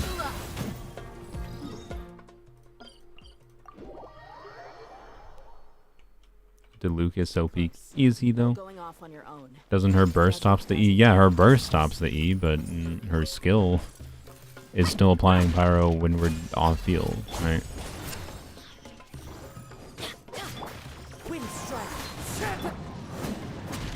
I mean, Muika has a similar problem, to be clear. So I guess that shouldn't be it.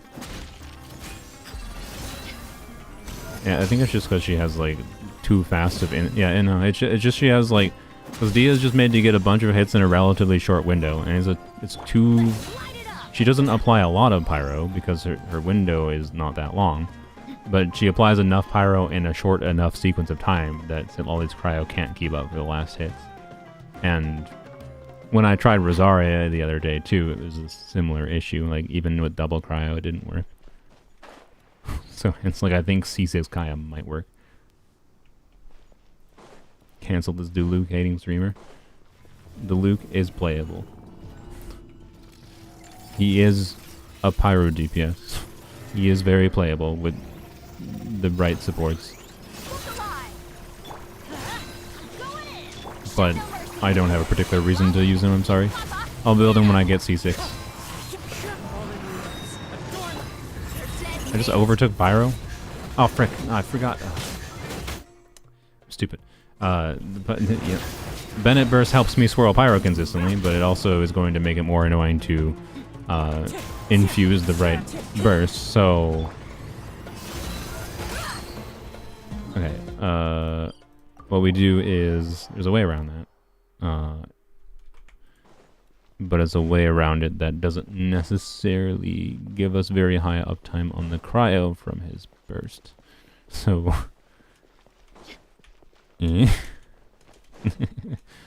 We'll see. Oh, come on, really? The two ways around it is we do like a Citlali normal attack at the start of rotation, or... I don't know. No, I don't get what you're trying to do. Kazuha infusion on burst, guys. Goddamn. Burst absorbs element. It applies element. We want more cryo. Issue is not enough cryo to get melts on Dia. Want more cryo. Kazuha more cryo. But it's annoying to do things consistently when you also at the same time want to get VV for VV buff to buff the Dia. But we also want melt on enemy, cryo from burst to buff the Dia. Or just use Muika. All you people being like, LOL, use Muika. Look, if I could delete her, I would consider deleting her just to enrage people. Anyways, no, I probably wouldn't do that because I still want her for off-field. But anyways, no, I'm gonna come back. Dang it. Try Citlali E burst with Kazuha. Yes, that's kind of what I'm thinking. I'm thinking do Citlali burst to start. Citlali EQ. To start. Do Kazuha. Do Bennett. But no, alright, so Citlali E, Q, Kazuha swirl. Do Bennett. Citlali E again. No. Pyro overtook. For some reason, it seemed like it overtook quicker. Oh boy. Well, actually, that's not even for some reason. It's because of the fact that we didn't use Citlali Burst to overwrite Bennett's Pyro. Yeah.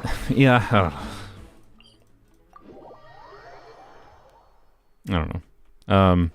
Is the only way to do this to just not do any normal attacks? I guess we'll check that, but I don't want to play Dia that way.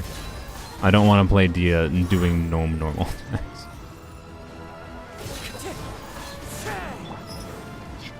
So, alright. Let's switch. Also first, just for demonstrating, I guess, since we're on this. Dia has special ICD. No, it's standard ICD, but she hits fairly quickly. So the 3-hit rule, I believe, applies before 2.5 second rule. And so she's applying enough pyro in a short enough window that she overtakes the cryo. In conjunction with Bennett being a pain in the ass. So, like, let's do the most... The best option we realistically have for the most cryo application. Let's remove Bennett. Make sure So his pyro is not causing a problem, and we can just do this, right?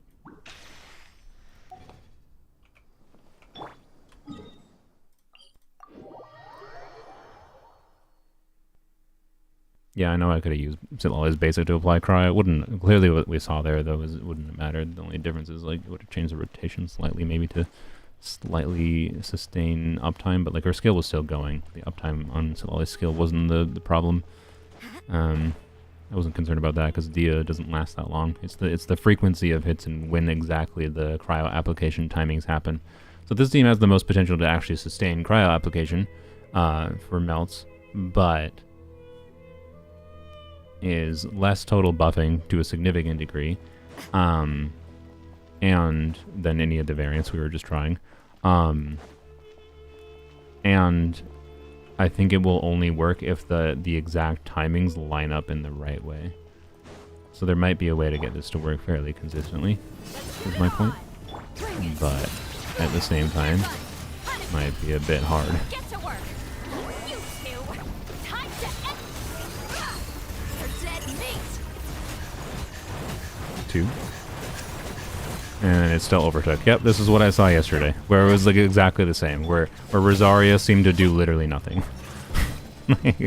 Again, there might be a way to get the timing to work with Rosaria, because the exact timings of when the cryo application is lining up might matter.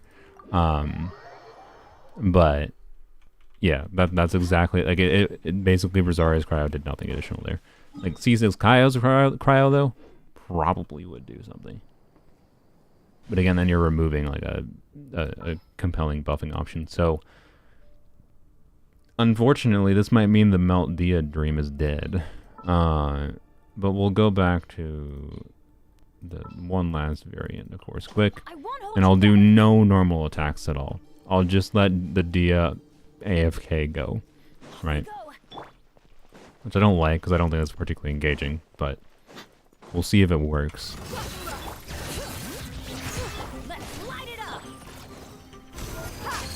You need to stagger the cryo timing? Yeah, I know. That's what I was talking about, yeah. That is a better way to... Thank you, Taurus. that is a better way to say what I was trying to describe, yes. I can go back to the Rosaria variant again. But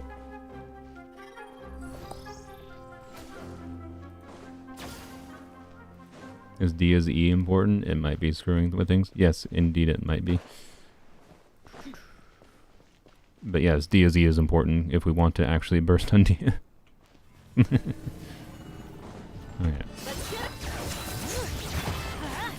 Alright, we're doing no autos.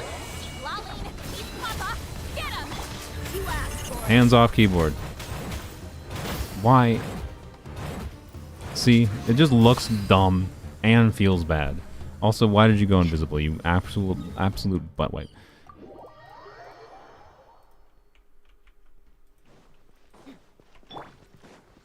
Can you burst for cryo? Maybe. Yeah, I don't know. Again, I don't know. There's just... I wish there was a better option, but like... You know what I want? I want Citlali 2. That's what I want. I want another version of Citlali to be released. I guess that kind of is Diona, to be clear. I could try Diona, I guess, and if we could use Diona and stagger the cryo application the right way with Diona. Because it's not like we need a ton of extra cryo application. We just need it staggered the right way. So maybe I should try Diona.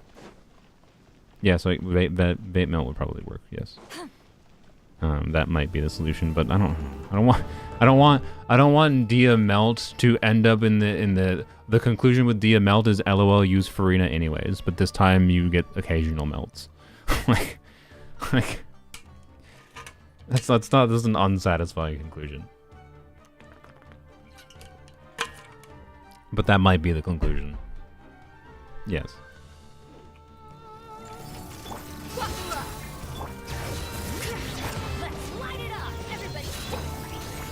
Dia trigger shatter instead of melt and bait melt? Oh yeah, there you go. Alright, hands off. She's still over, jeez. Okay, it doesn't even matter. It doesn't, okay. So, to be clear, I do think you can get 3 melts. It just seems basically impossible to get the final melt on her ground pound. Diona Noblesse, yeah, we can try no Diona. Yeah. Stay close. This is the most I've felt like The desert doesn't take Dia just Dia just not working.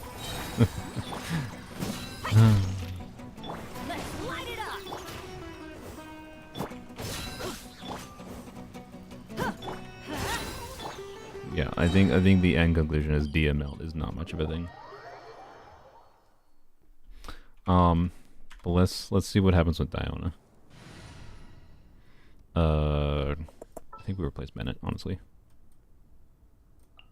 What do you have on you? No.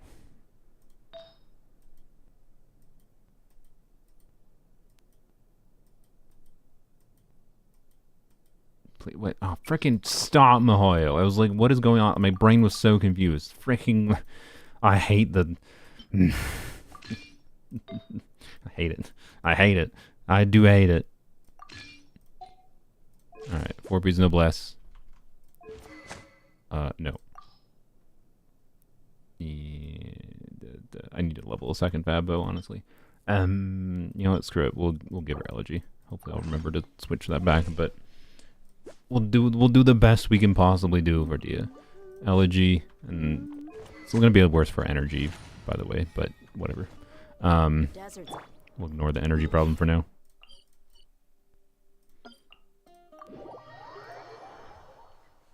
Energy for other units, not worse for energy for Dia. Probably would just use Fab on her, but okay. Well, you know what? I think I just changed my mind. I think I'm gonna put Fab on her.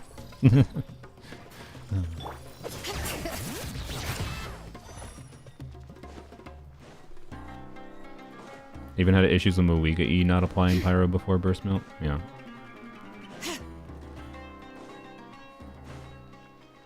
Tried the music game mode yet? I was going to, but I got distracted testing things. Not my fault. Anyways, it's Citlali. It's supposed to be Citlali's stream anyways. Alright, yeah, put you on Fab, whatever. Just... her not getting her burst back barely. It was just like enough that... No, that's all I needed to see. Alright. Okay. Double cryo and Kazuha. God. You found a consistent melt team for Dia. Team is Dia, Rosaria, Lynette, Bennett. Ah. Okay. I mean, I must admit, Tars, I'm like 90% certain. See, this is a problem with a Shalon and Kazuha combo existing. Like, I like that as a potential free-to-play invested, you know, melt team for Dia, right? But like, not what I'm trying to do here, I think. So, I don't know. It's just interesting, right? That Citlali is not working with Dia very well, right? Citlali Nishan, huh? What in this team? What are you talking about?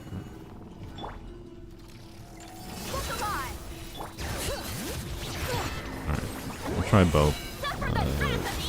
It's possible to, we'll try different rotations. What? Okay. I don't even think I got 2 mounts there, did I?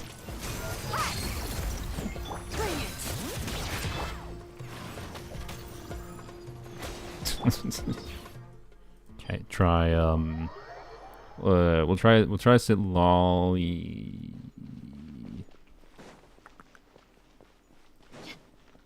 We'll try Citlali at start of rotation maybe.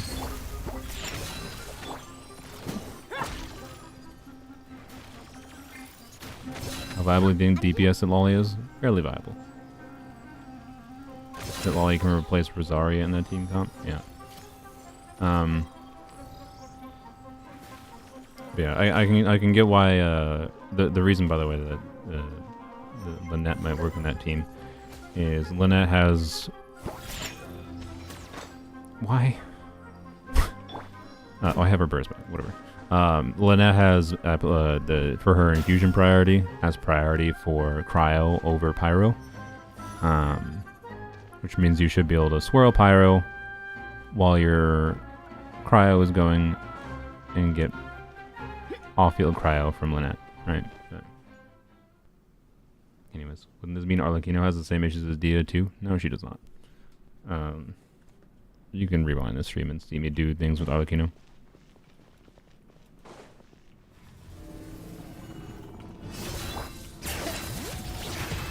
I didn't do what I said I was going to do, but whatever.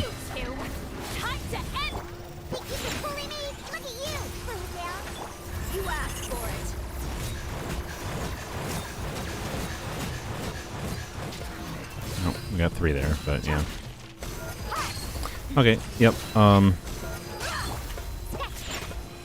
Give me my energy. Alright.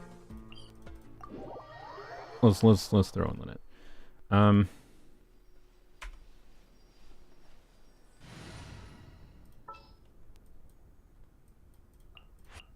Nope, wrong. We're gonna do Bennett.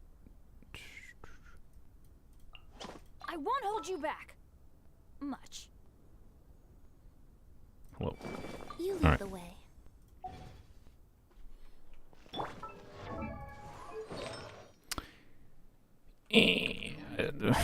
Yeah, we're not gonna. I don't care about the damage right now. I just want to see if she melts consistently. I don't feel like equipping her. I don't have energy on Dia. Obviously, I would just do a fab build on Lynette.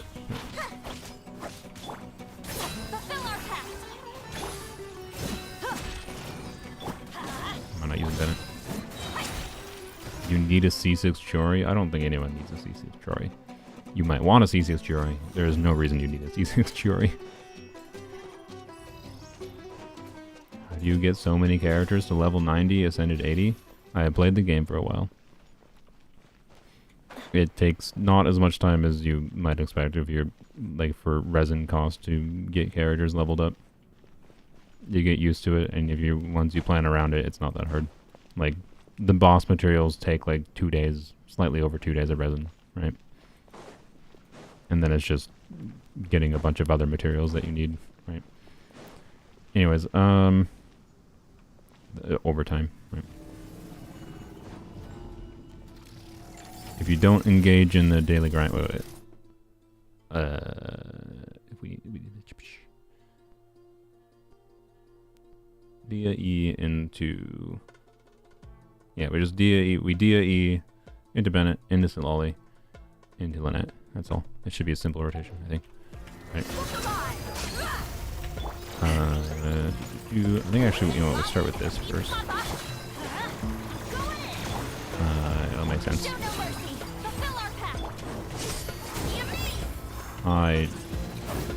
Well, never mind. I tried something and it didn't work. Okay, never mind. It doesn't matter. I'll not be stuck here. Alright. Here, we'll try again. I will not do the stupid idea. I should have just done the obvious thing that I literally said I should have done. Whatever. Oops. Let's light it up. Show no mercy. Surprise! Over here.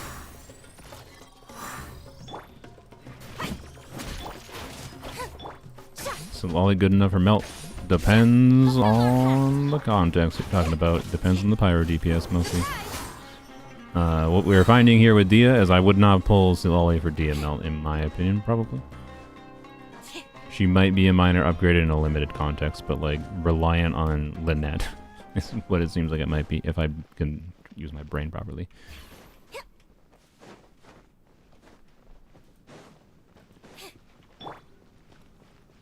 But with the good pyro DPSs like Arlecchino or Moika, yeah. A lot more compelling. There's easier ways to deal with things. Suffer the wrath of Eastleigh. Show. Step on up. Let the magic begin. Fuck off. I just overwrite pyro again.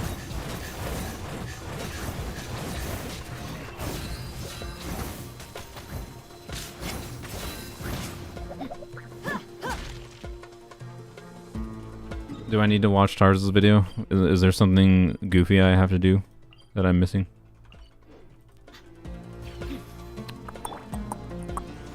Let's light it up. I could not DAE, that might help, but Surprise! I do need to have DAE going normally in any sustained rotation, so like, you know. You know.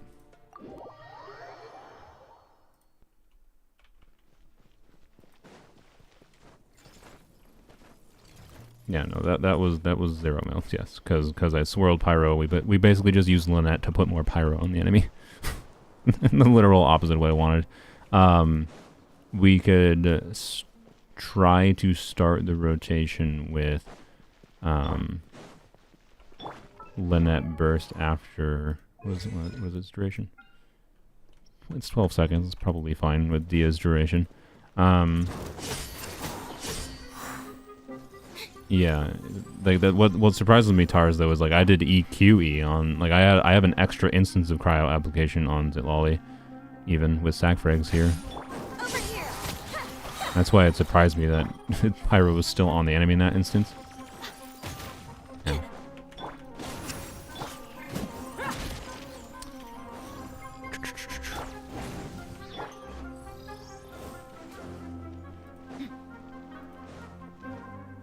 Literally mono pyro, but with Citlali.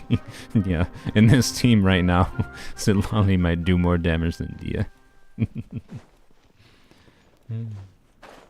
Alright, but we could try... We can try doing Dia E... I don't know. Let's try it like this. Let's try this. This. I think we can double E there, but whatever. Everybody stand. Citlali, eat Papa.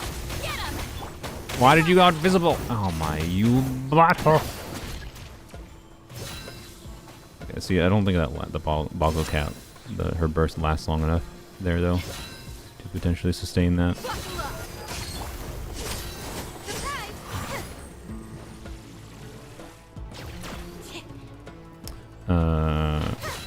Okay.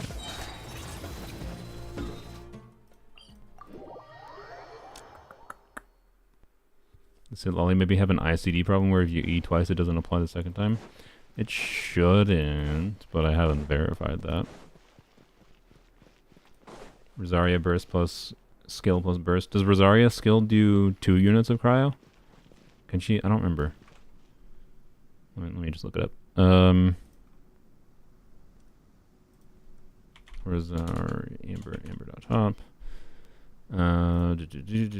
Rosaria. Let's see. Bam. Blip. Okay, well, whatever. It's formatted well enough. Advanced properties. It does do 1 unit each time. That's probably why. Okay. Interesting. But again, you would think like doing EQE on Citlali, right? So you get the burst hit, the initial burst hit. Oh, wait. Ah. Okay, so you get 2. Oh no. But it's separate hits though. Okay, which might be important.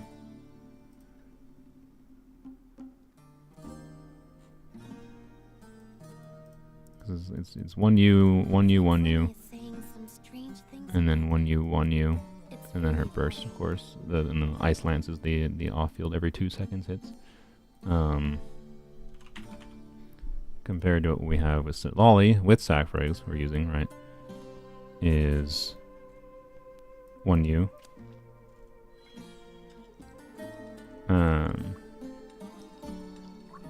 That's a little misleading, including that. Like, technically, yes, her ICD is 1.5 second, but her hit is every 1 second, so she actually applies every 2 seconds. But anyways, yeah, her, and I'm doing 2E, so like, it should be similar to what Rosaria is doing when I'm using Sacrifice in particular. I hope nobody disturbs me. I don't know. Maybe I'm just bad. I'm doing something bad. But I don't think it's the application.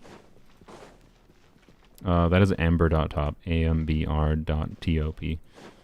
So yeah, my verdict right now is probably don't pull Citlali for Dia. Melt Dia seems awkward at the best of times, with or without Citlali, is the end conclusion. And I guess, yeah, we should, here, we'll do Farina to show, you know. Yes, we can still just do Farina. Well,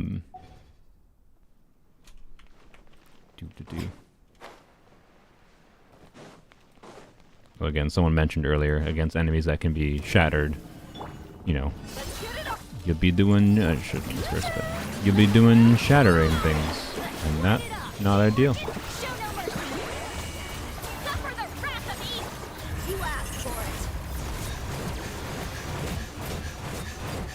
Alright, you can see we had instances there where like there was Pyro on the enemy, there was Cryo on the enemy, and there was Hydro on the enemy. So like this is probably the most compelling way to use Citlali with Dia, quite frankly. Like you will get some instances of some big damage that is kind of fun, for sure. So I don't know. It's like I'm not gonna say I'm never gonna play Dia and Citlali together, right?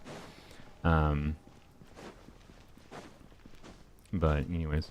You know, clearly need to do Lynette, Diona, and Citlali on Sacrifice.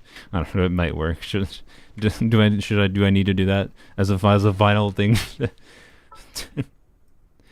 But you're not even. I'm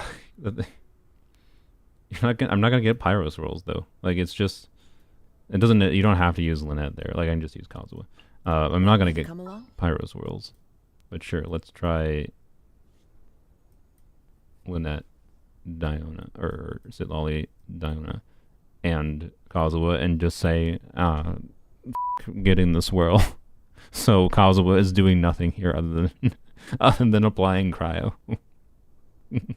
And giving an EM buff, because I have C2. Maybe. Actually, no, because she doesn't do any sustained Cryo application on field. Never mind. I take it back. Yeah. Sucrose, I guess in this context, what would be best is we do here. Yeah, sure. Let's take this. As long as we burst on Sucrose consistently, we'll get an EM buff at least. Like if we're not getting BB buff, at least we're getting an EM buff, right? And where's Diana? Need my help? And we'll get TTDS. Thrilling Tales of Dragon Slayers, right? We'll switch from Sucrose into Dia. Get the 80% attack buff. 80%, I wish. 48% attack buff. This is probably not enough ER to burst consistently. And the goal is to, you know, get the burst on Sucrose for the extra Cryo application. So, oh, good lord, of course.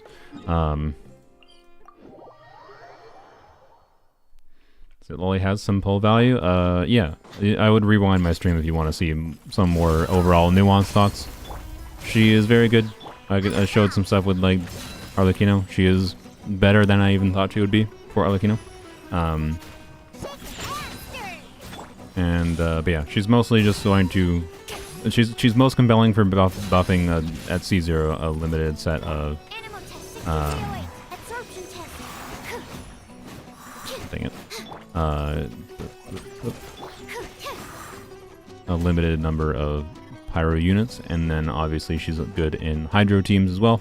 So whatever, looking at whatever teams you can play hydro and pyro units in, she can be a compelling slot in, even if you're not consistently getting melt or whatever or whatnot. Just the value of the red shred and the damage bonus from the artifact set, and then her defensive utility, and then a little bit of damage that she provides is compelling, right?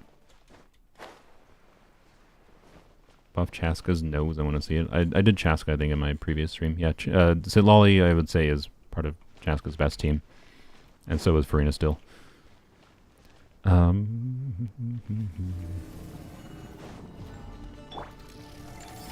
This. You two, time to end them. Get to work. Absorption test. Mark 2. Oh wait, no, you don't get. I mean, I still get some of the EM buff, but yeah. Keep cryo. Oh, look at that! Wow, we got all the milk. Finally, we found one.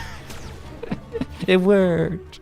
We're not getting all the EM buff possible from Zugros because she's weird. Part of her EM buff is just all party members getting EM buff when triggering a swirl, and then this one is the excluding sucrose. Yeah, element mastery. Yeah, okay. But isn't there? I thought there was one part. It's an opponent all party members equal to it. Wait, no, yeah, with the matching element. Yeah, sorry. So you don't get the 50 EM buff, but you do get this. So, and right now I put Thrilling Tales on her, so she's not doing a ton. But you know, still some EM buff, right? Better than nothing. Let's do it again to prove it wasn't a coinky dink, I guess. It just took 3 cryo appliers. Yeah, I feel like C6 Kaya is kind of like the real answer here. That's kind of insane. I'd be curious if C6 Kaya on his own is enough. Like C6 Kaya on his own is enough for Arlecchino melt, which is interesting. But yeah. Alright. One more time. Yeah, I don't have Hu Tao to test. I would suspect that Hu Tao is going to apply way too much pyro for you to ever do anything meaningful with Citlali, other than get like maybe an initial, maybe 1 or optimistically 2 melts, or maybe with the right kind of play you could get a melt consistently on her burst. Like I think it's an interesting option if you're putting Citlali, because you're normally doing Hydra, right? And you can put Citlali in the team. She'll buff the Hydra unit, and she'll give you the pyro res shred, right? So at a baseline, she's giving the same res shred as Zhongli. She's less total, like she's going to be less survivable than Zhongli because her shield is obviously weaker. But you get a similar amount of buffing at a baseline, except for more buffing from the artifact set for your Hydra unit at minimum. And then maybe you'll be able to get a couple melts kind of thing, right? It's going to be the similar thing as what you potentially saw when I put Farina in the Dia team with Citlali before, right? So, yeah.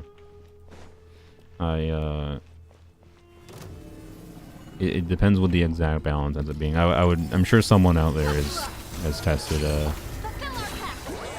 Citlali and Hu Tao already, and maybe found something, but I unfortunately cannot be the one that does that for you.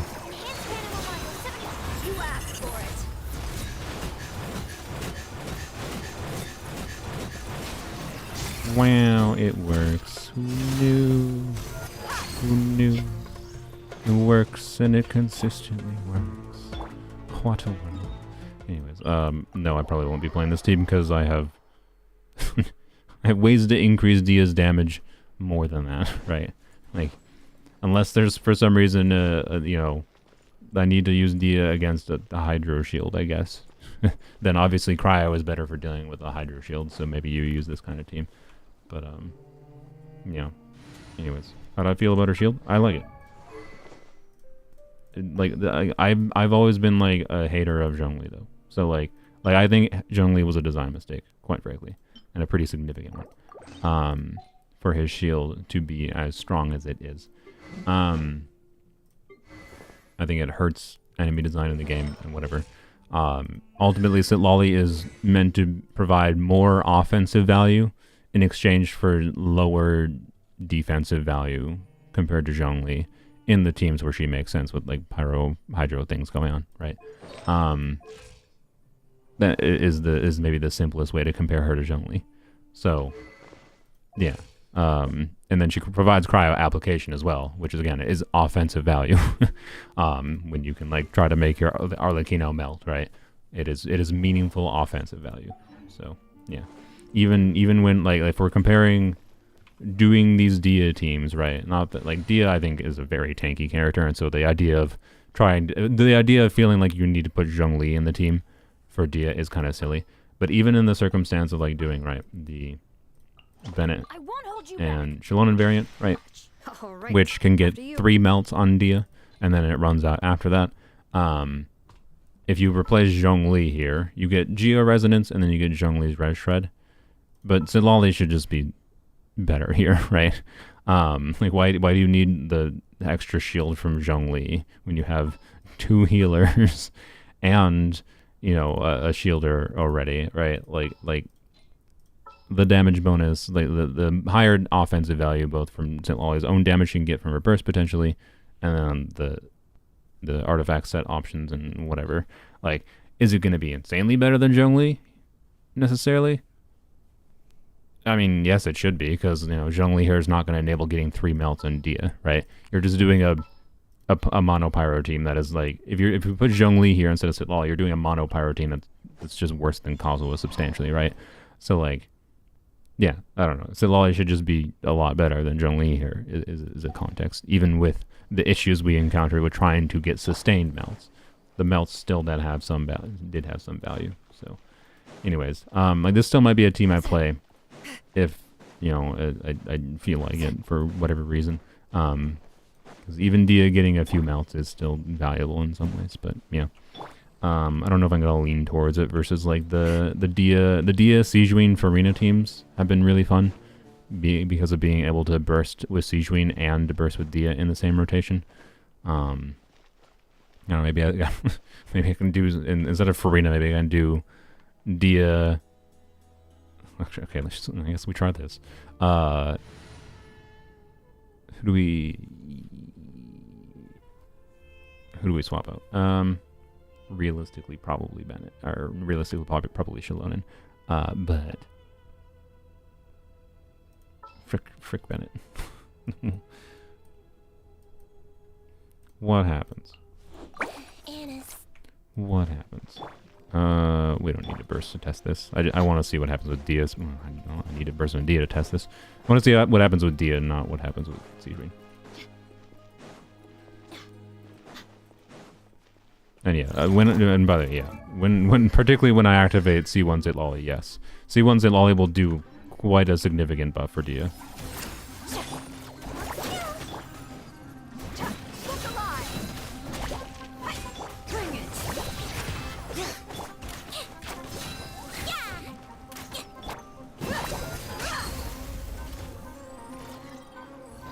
Please. Good enough. New music mode has more options than I expected it would.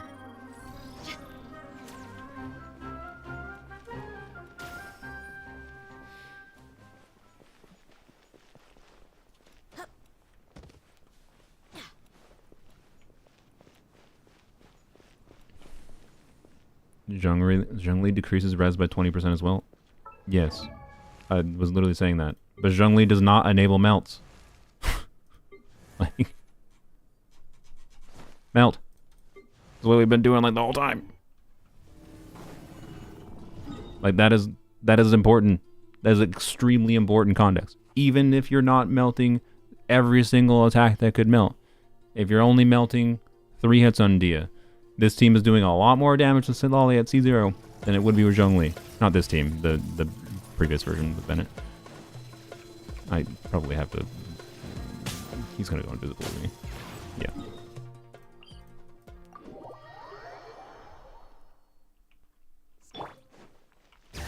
Not saying never use Zhongli, guys.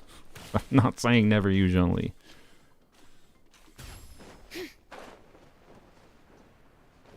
Yeah, and the shielding, yes. The shielding definitely doesn't matter. Especially with, like, the freaking Shalonen existing and being in so many goddamn teams now.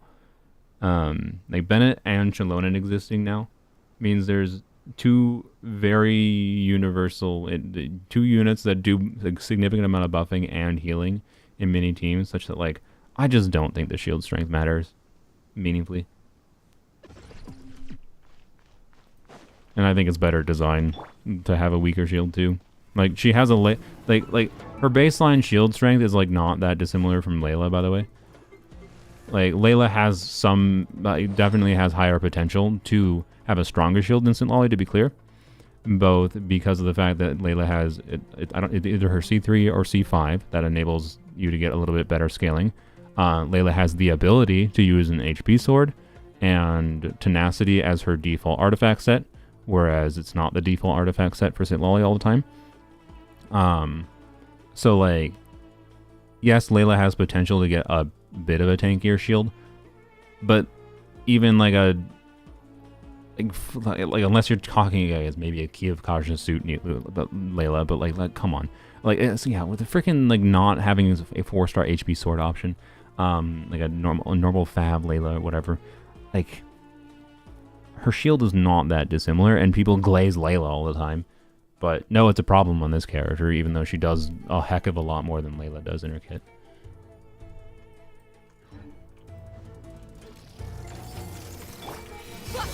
Get to work. You two. Oh, yeah, Longyan will be good. Don't worry. I didn't Shalonen for the pyro. Or whatever, it's fine. Okay, okay, the Hydra did nothing here. Alright. Good. Never, I don't need to test any other variations, team. Nope. Go figure. Yeah, no, Cizuane's biggest downside will forever remain that she was basically made to be tied to Frina. There are very limited situations I have found with her doing things without Farina, mostly for her skill damage buff, but they're relatively limited. And most of the time, those were just like, you don't have to use Farina. Most of the time, those teams could put Farina in the team anyways, and they'd be meaningfully better. So, welcome to Farina Impact. Yeah, Cizuane was designed for Farina. And, like, I still maintain, like, I have high hopes for she's a this good journey. character, and people underestimate her, but she's not a high-value pull if you have a bunch of other healer options, that's for sure. Like, I don't feel a need to constantly use her, but I do feel she's valuable. But anyways. What level investment is Citlali? Mine is C0 with Sac Frags right now in the last little bit of testing. Because Sac Frags is what I have settled on for her C0 at this point. I have her signature, and I don't like her signature at C0, quite frankly. Like, I to be clear, I could have a slightly better build with her signature at C0. But I'd rather have the Sac Frags build right now because it crits more consistently and that's more fun. That's all. What was the team? Oh yeah, someone wanted to see Rosaria plunge. Okay, I don't know. Make sure to keep up. Do I? Yeah, I don't have talents leveled up in Rosaria, but that's not the end of the world. Because of the... We can still show it and see if it works. The real weirdness, so like... Gonna be epic. Where are you? My contraptions Right. are calibrated. If we may this now works. depart. So, Pyro Plunge Rosaria with Citlali and Rosaria's Cryo application. Applying Cryo for Rosaria to get Pyro Plunge melts. I think that is an interesting idea. Without Farina, we're losing meaningful value from the buff, but I don't know. I think it's interesting. It's worth trying, for sure. I have Cloud Retainer on BB. I think I'll leave her on. But what do you think about Pyro Traveler? If you never used Ender Traveler, probably the best Traveler. They are good. Like, they are a very accessible unit for being able to do a mix of buffing or some damage with different kinds of reaction teams.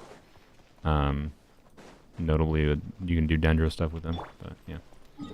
Anyways, no, yeah, I will be trying Citlali Signature with Lanyan. I will also be messing around with more with Citlali Signature with Citlali C1 once I activate that. What do we do for artifact set? Gilded Dreams?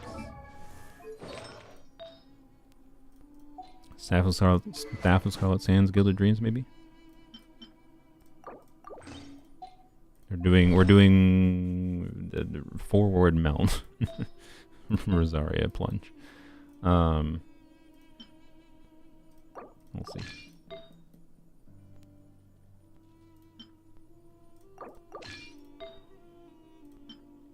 No. Oh wait, that was my filter apparently. Okay, my bad. Not actually Hoya's fault that time. Ooh, my EM types options. I do have Cryo Goblins in Gilded Dreams, I think. Yeah, I just haven't leveled up. I'll give her this though. And then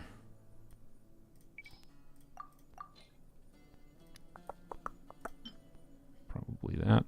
Do I have an ER? Okay, my Rosaria's ER situation might not be ideal here. I think I might have to use... Oh well, I think I might have to use the this piece. Might even have to use an ER piece, honestly, but... Oh well. It's functional. If that's enough ER, it's functional. That might not be enough ER. But, we'll see.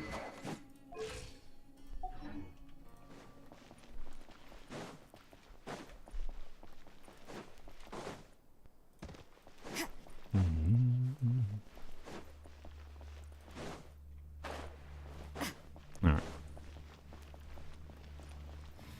Hello. What do we do here? We do... I think we... Show no mercy. We do this. Suffer the wrath of Eastleigh. Everybody stand up. Make way for the... Shiver.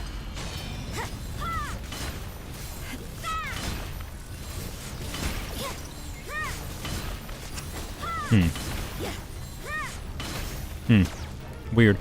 There's also... Oh, okay. There's also nuance to, like, reusing Rosaria's skill there to overwrite the Pyro at the right time. You can't run. Let's go back out. Let the enemy rest, bro. Yeah, we might in a second. I do want to finish testing this at least.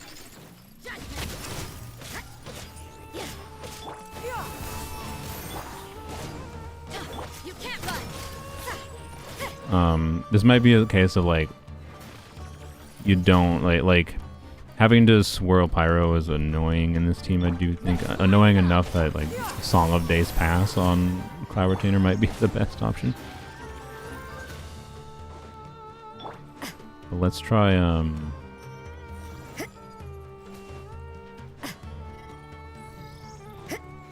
we'll try I think we still start with Citlali.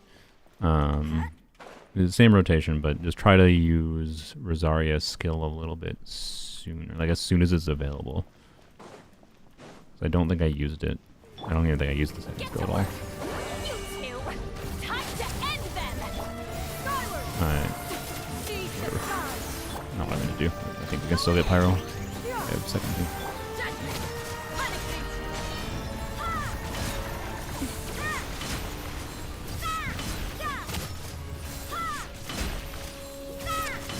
Okay, weird.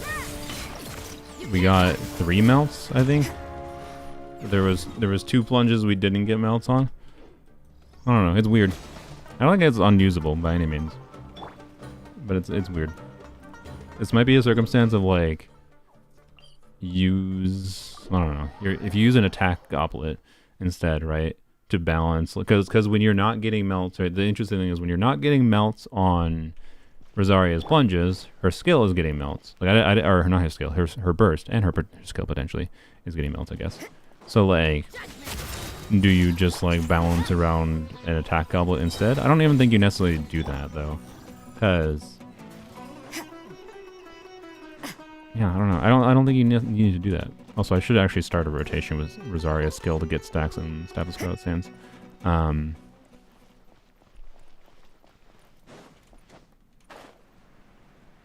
Plunge cancel, ruins, melts. None of the normal attack doesn't contact.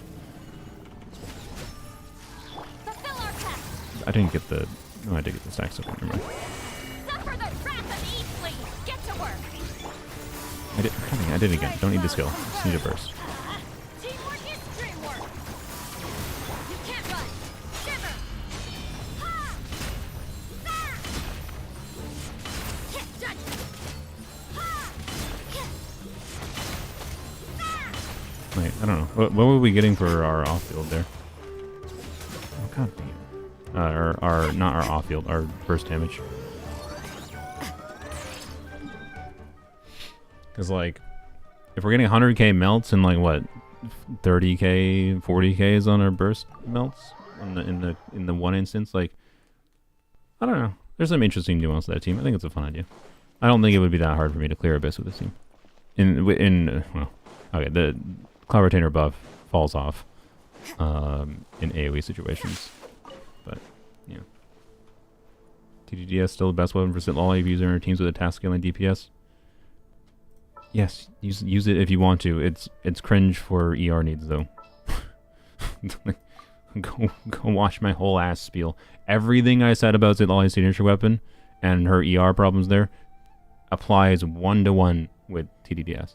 There's no difference between those two weapons as far as her energy needs go. I don't really want to use TDDS because I prefer the higher skill uptime for sac frags and energy reduction that allows me to build more crit, and then I also don't need to think about freaking rotations with TDDS. So I'm not going to touch it. If I'm going to deal with TDDS things, I'd rather just use her signature, which will at least, you know, give me more EM, in particular for C1, but also even without C1, don't have to think about TDDS rotation. So yeah. Are Citlali's ER needs really that big? Rewind the stream. I literally demonstrated in like one of the main teams I think I will play Arlecchino or play Citlali in with Arlecchino, where 190 ER was not enough. So without sac frags. So that was with her signature weapon. Same thing as if it was TDDS. But yeah, just rewind the stream. You know, you don't need to apologize. It might have sounded like I'm being more of an asshole than I am because I have a deep voice. But like, you don't have to apologize. Just go rewind the stream. It's what I talked about for literally like an hour and a half into the start of the stream. All right, so yeah. I don't understand this slow mode. I don't know. It's whatever the default slow mode is. I think it's set to like 2 seconds, yo. I don't have YouTube's set to anything other than whatever the default is. There shouldn't be a slow mode on. Let me double check. I don't remember where the setting is actually. I don't change anything. Yeah, it's set to 2 seconds, which is the default. Like, is slow mode being set to 2 seconds a problem, guys? I don't know. Do you have a need to send messages more than every 2 seconds? The slow mode is way bigger than 2 seconds? Well, it's set to 2 seconds. I don't know what to tell you.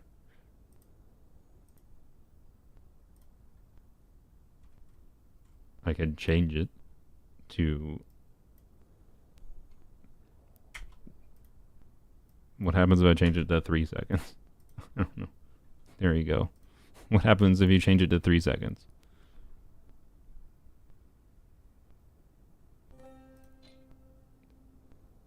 I'm just curious what happens. Alright, anyways, okay. Cannot disband deploy team, okay. Let's go do a little bit of music mode. I didn't hit deploy.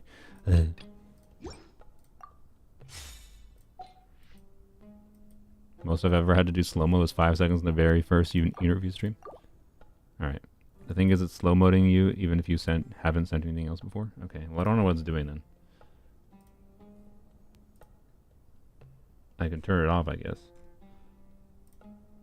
But it was set to whatever...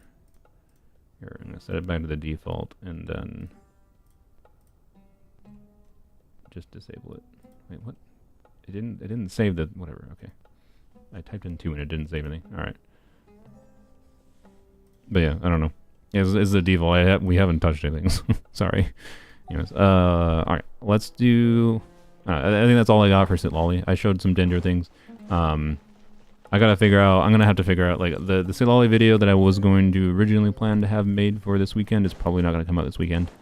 I gotta collect my thoughts more with her a little bit. But it'll have, like, a lot of what I said here in this stream, but probably in a more condensed fashion and more specifically trying to use some specific teams that illustrate what I think some of her value is.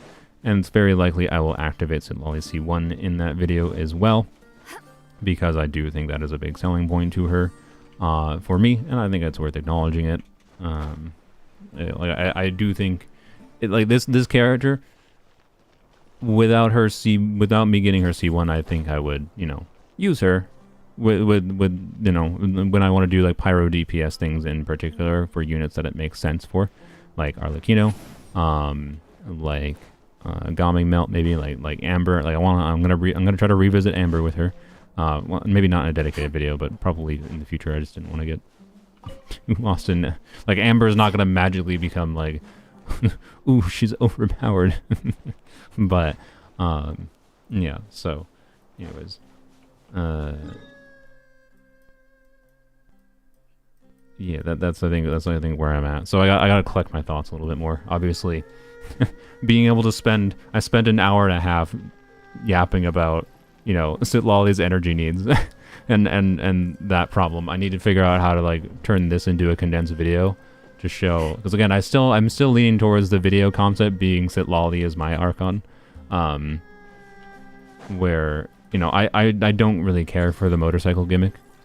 I unironically wish they had just like done very minor different things with Muika. If they'd actually focused her kit in her potential for her normal attacks, maybe she would be more fun. But also, if they focus her kit in normal attacks and charge attacks, then she would just have a pyro infusion or normal and charge attacks, and that would make her simultaneously less interesting to me right now. So, I don't know. I still like Muika, but Muika does not fulfill like what I kind of hoped the pyro Archon would fulfill. Notably in that I wanted more off-field pyro options, and I wanted more attack buffing options. Muika could be exactly the same, but like change her damage percent buff to like an 80% attack buff that decays, and I'd be much happier with her kit, kind of thing.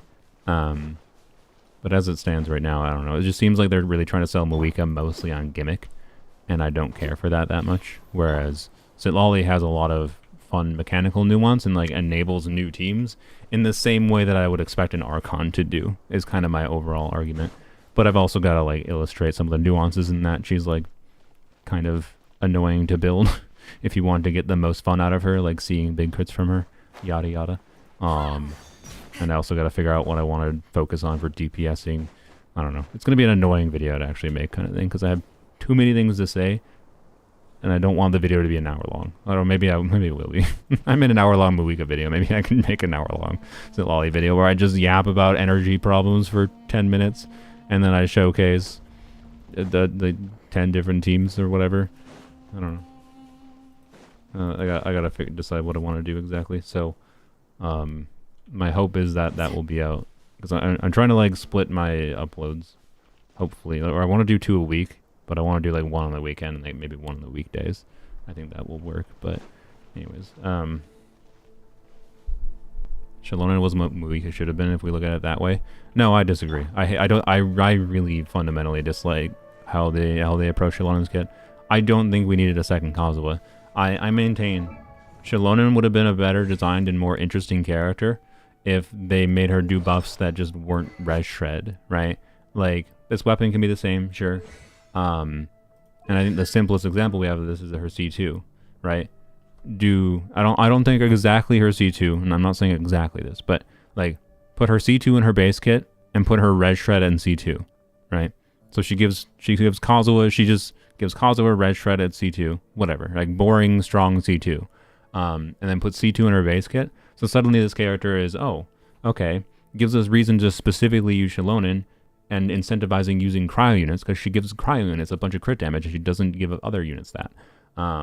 Or maybe an alternative, a tweaked version of this in her base kit could have been like 40% crit damage for the whole team if a cryo unit is in the team. So you have an incentivization to put a cryo unit in the team with Shilonen, because Shilonen turns cryo units into crit buffers, right? Like they could have done something more interesting with it. Instead it's just like, no, let's just make Kazuha but better if you don't need grouping.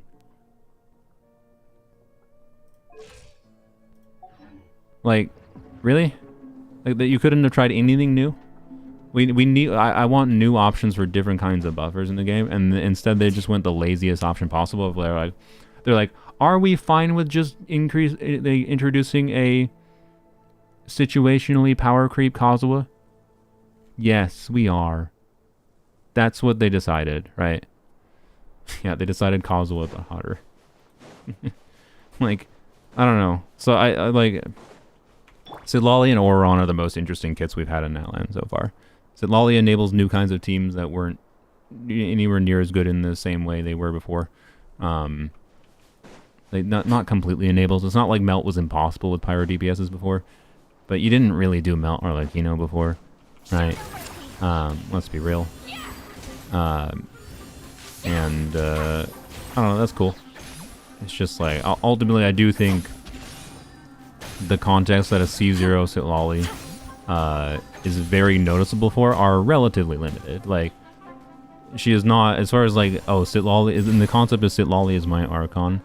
I do not think she is like Farina tier as far as, oh my god, enabling a ton of different teams to be really strong. She's not that, obviously, but she'll become slightly more that with C1. But that's a separate conversation, right? And that's slightly more that for me specifically, because the value of the flat damage buff is dependent on what you're doing with it, what kind of unit you're using it with, and if you're someone who's playing the strongest DPSs in the game anyways, the flat damage buff is going to do less. But anyways, imagine Shilonen could give anyone an infusion based on it. Oh my god. Yeah, imagine. Holy. Yeah, Sylveon, you just cooked one of the most interesting kits in the game with like 2 sentences. Sylveon, just in case anyone missed it, for VOD watchers, whatever in particular, said, imagine Shilonen could give anyone an infusion based on the crystallized shield picked up because she crafted a weapon that ignites itself based on the elemental energy of the shield or something. That would be such a freaking sick kit.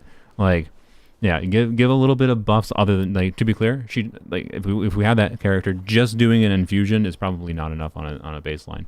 But being able to give like a customized infusion based on whatever crystallized shield, and that would balance it, because like you'd only be able to get an electro infusion if you're pairing her with electro characters anyways, right? So like, yeah, that would be so cool, right? That's my frustration. It just feels like they're not trying new ideas as much anymore, right? Versus like, power creep Kazuha. That's mostly what it seems like they wanted to do with Shilonen. I'm sorry.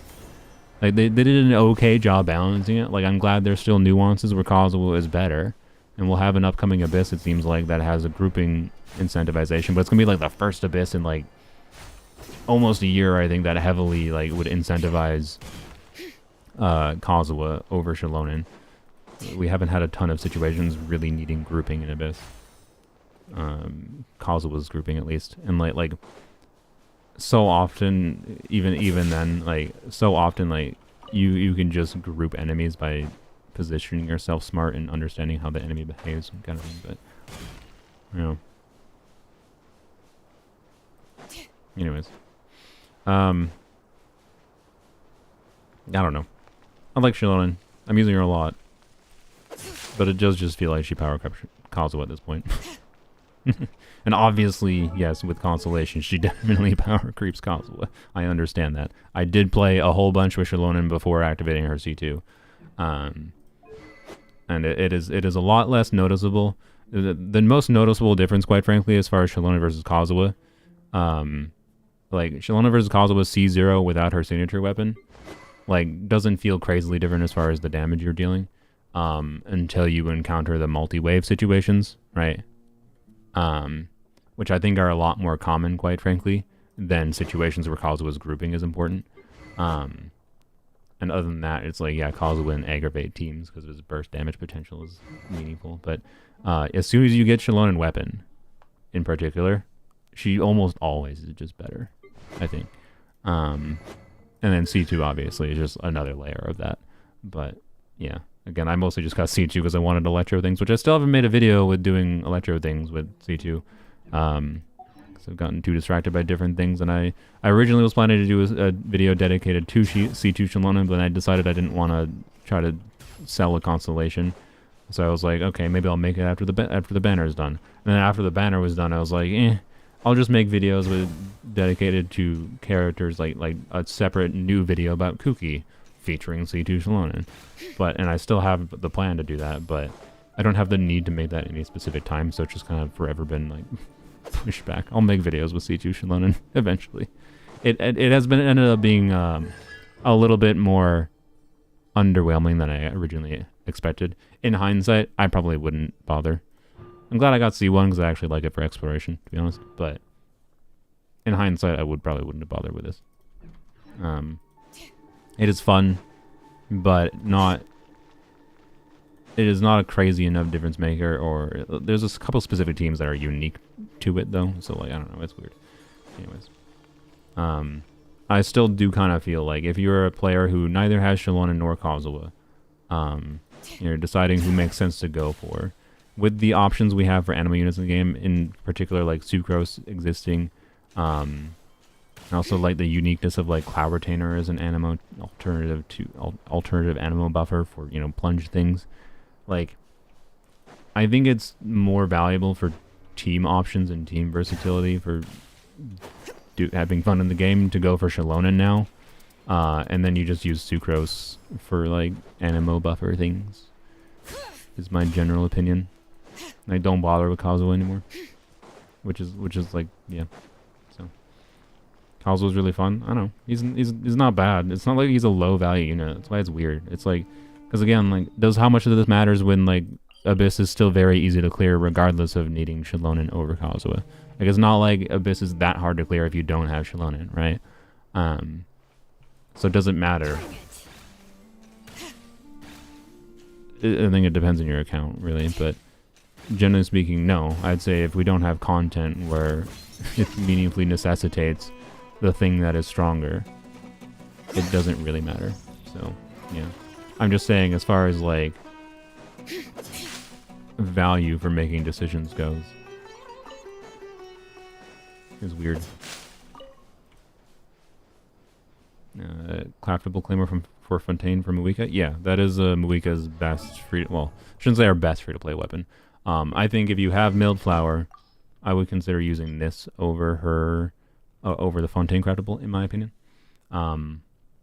If you have the Battle Pass weapon, Akumaru, I don't think I do. That is an interesting option. If you're playing only like the Farina Vaporized team, Rain Slasher is a compelling option as well. Like, all of them are very similar to each other, basically. And then from there you move to, like, the 5-star stat sticks. Like, Wolf's Greystone is basically similar to those other weapons, but when the passive is up, it should be slightly better. But at a baseline without the passive up, it is basically the same. So, yeah. What about the Fish Claymore? I think the Fish Claymore is, like, surprisingly not garbage on her. I don't have it, so I can't test it. Otherwise it would. It'd be funny. I would, if I had the Fish Claymore, I think I said in a previous stream when someone was asking about it, when I looked at the stats, if I had it, I would probably seriously considering using on her just for the funniness of it. So, yeah. It shows up in her burst animation, even better. Alright, yeah. You know, that's my verdict. If you have the Fish Claymore, use the Fish Claymore. Because Muika is strong enough that, like, I don't think... If you have an invested build, right, you have decent enough artifacts, right? Right, just, you have decent enough artifacts. I don't think it's particularly that important to worry about the minor differences between the different weapons. Obviously her signature is the best, duh. But just do the more fun one. Even if the fish weapon is like slightly worse than the Fontaine Grabbable or something. And I think it's going to be better for front-loaded burst damage anyways. Like even if it's worse for sustained damage, so much of Muika's damage output is her one big initial burst, and so much of the enjoyment for her is how big of a number you get, increasing that. Right? I'm not wrong, right? Let me double check. Wrong button. It increases burst damage, right? C Lord. Yeah, it does. Okay. But yeah, and if that appears in the burst animation, that's really funny too. So yeah. Low base attack is probably not ideal, but if you're doing like Bennett, you know, Shalon and whatever, yeah, you're fine. It won't matter. Anyways, I don't think it'll matter that much. I don't know. I would use it for the fun of it. That's my verdict. Anyways, let's do, to end off the stream, let's do a couple of musics. We need to go somewhere fitting for it though. I want to do a couple songs in the music mode. Isn't Wolf's Gravestone too much attack? No.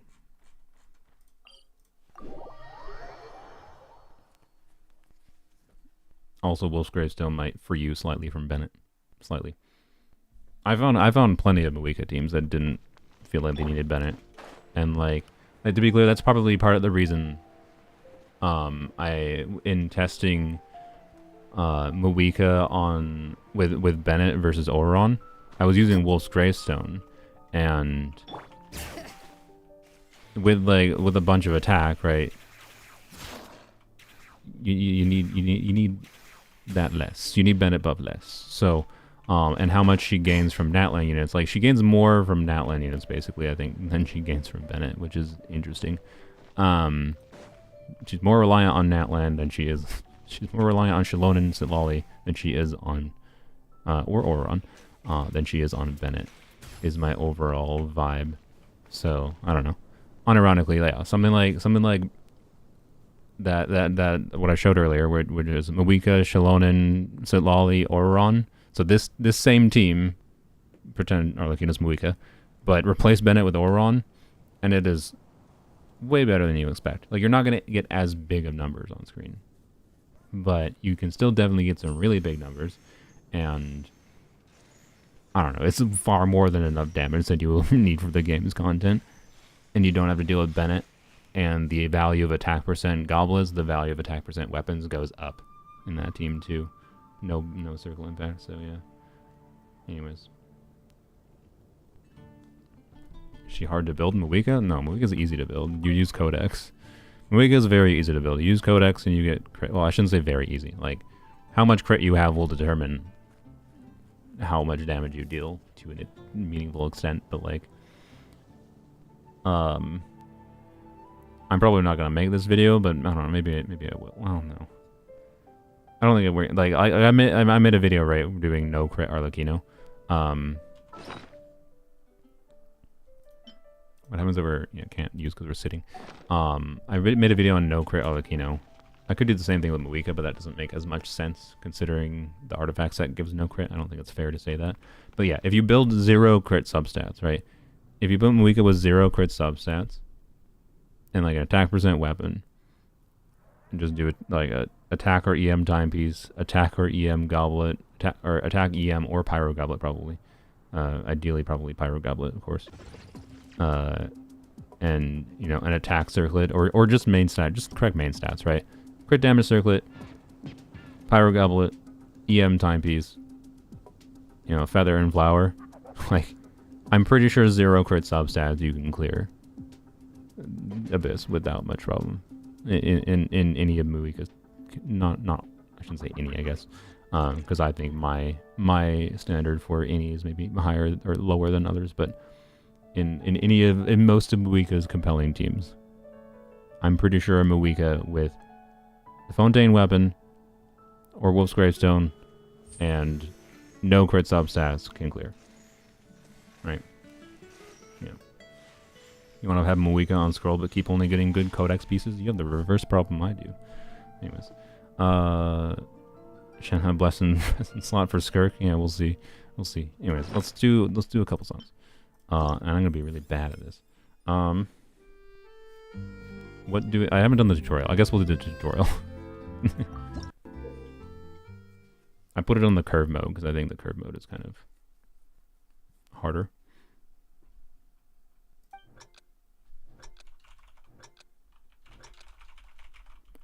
I've always been not great at these, by the way.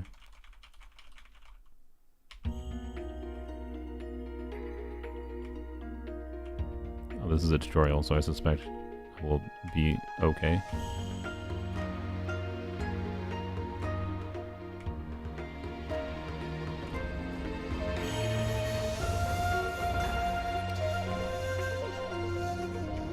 I already freaked up. I messed up in the first tutorial song. Help. Why? Oh my god. Yeah. I would not be surprised if Farina gets a rerun next patch. Recommendations for double cryo Arlecchino with Citlali on TDDS. If you're talking like, if you're doing Arlecchino, Rosaria, Citlali, do Arlecchino. You just sacrifice. If you're doing Arlecchino, Bennett, Citlali together, regardless of using Rosaria. Like with the Rosaria, I used Arlecchino into Rosaria, into Bennett, into Citlali. I think I oftentimes didn't get mounts on Citlali in that team versus the Shalonen team. But yeah, and like yeah, you end up losing some uptime on Rosaria a little bit, but you're gonna lose uptime on somebody, and I'd say she's the least loss for losing uptime on basically Rosaria, that is. So use her immediately after Arlecchino, then go into Bennett, into Citlali. Anyways, curve mode is weird. No, some notes feel weird to know where they're going, but it's so much easier to see them coming. Yeah, I don't know. It's do you see them coming sooner? Yeah, I guess you do. Yeah, that's interesting. Anyways, I just think it looks more visually interesting. All right. Anyways, I failed the first simple tutorial of hitting single notes. What a good sign for me.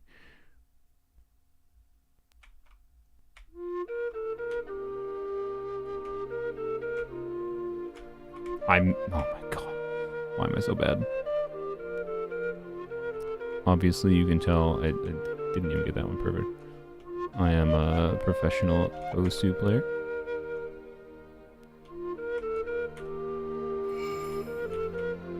Oh my god.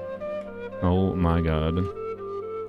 Yeah, I think it makes sense for this to be a permanent game mode. Like, I don't know if they're gonna like cycle. I gotta assume they're gonna add, new songs, of course, but I don't know if they're gonna cycle things, or if there's any. Is there any like recurring rewards in this, or is it just one-time rewards? Probably only one-time rewards. But yeah, I'm so good at it. No, I'm not. You are lying. Do not mislead people into thinking this is skill.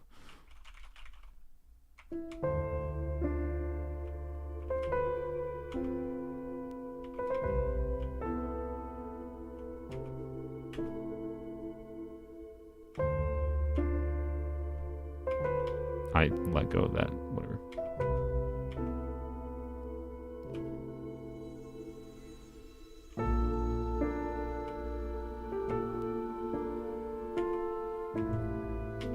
And so far, I will say, I just pressed the wrong button.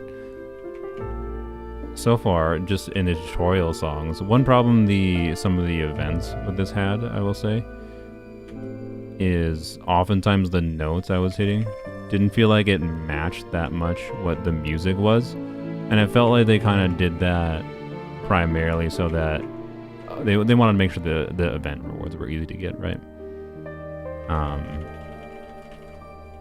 I don't think they're as concerned with that with this permanent mode, so I hope it leads to songs that feel more accurate to what the audio matching the visual, right?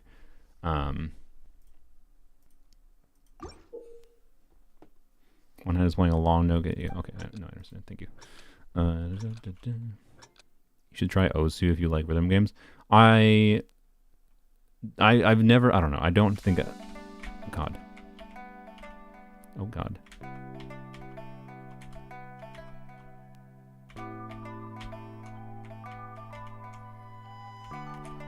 This is so much harder.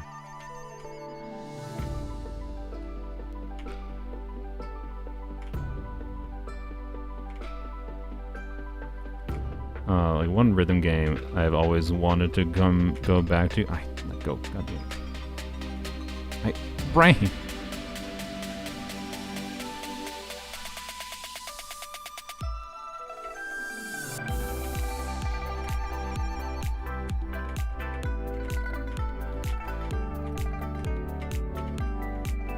This is so much harder. Oh my god. I'm so bad. I'm gonna fail this. I'm gonna fail the tutorial. I deserve to fail the tutorial. God. Not a success. Not a success. It's in the event menu. It's not an event. It's a whatever. Anyways, Crypt of the Necrodancer is a game I've wanted, a rhythm game, like roguelite dungeon game that I've wanted to return to. But like my brain just does not work with rhythm games very well for whatever reason. I love music, but like I don't think I'm good at making or aligning myself to musical things automatically, which is interesting because it's like just like patterns, right? And my brain is good at patterns, generally speaking. Also, I like how that missed that note immediately, but I blame yapping.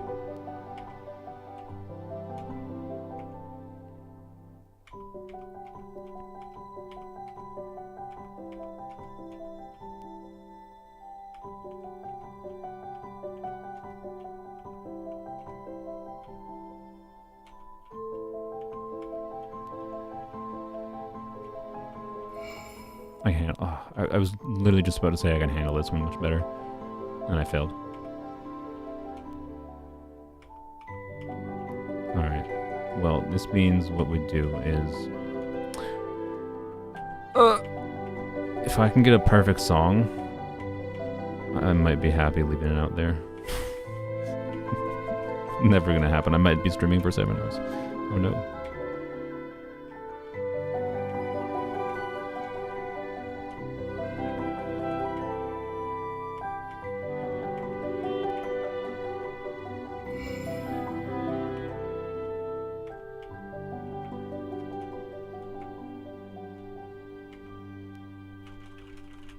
Yeah. Mobile OP for this, yeah. Crypt of the Necrodancer probably has one of the best OSTs in gaming, yeah. You do have some good music.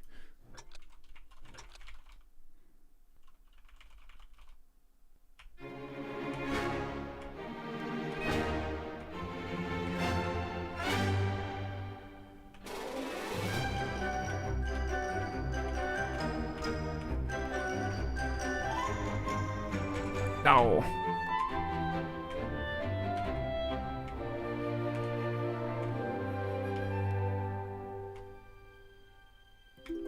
What? Brain.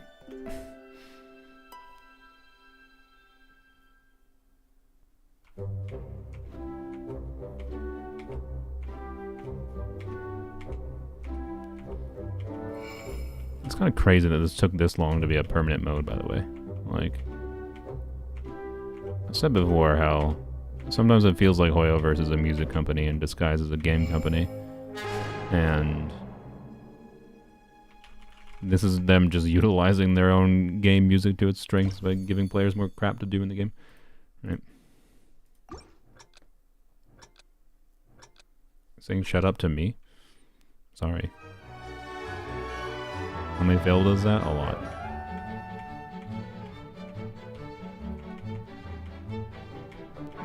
I got a good.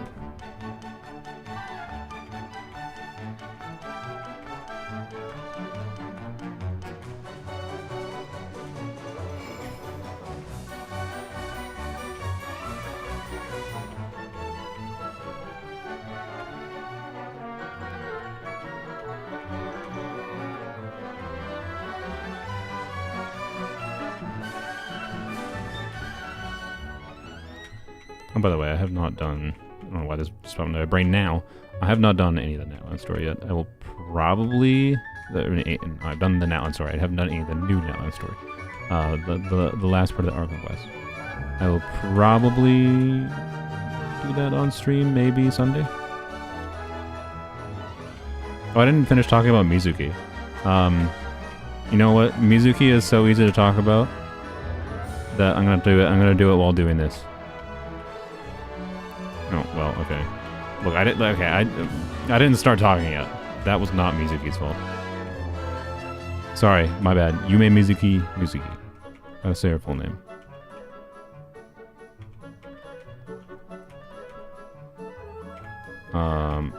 I only passingly referred to Mizuki before, if I recall.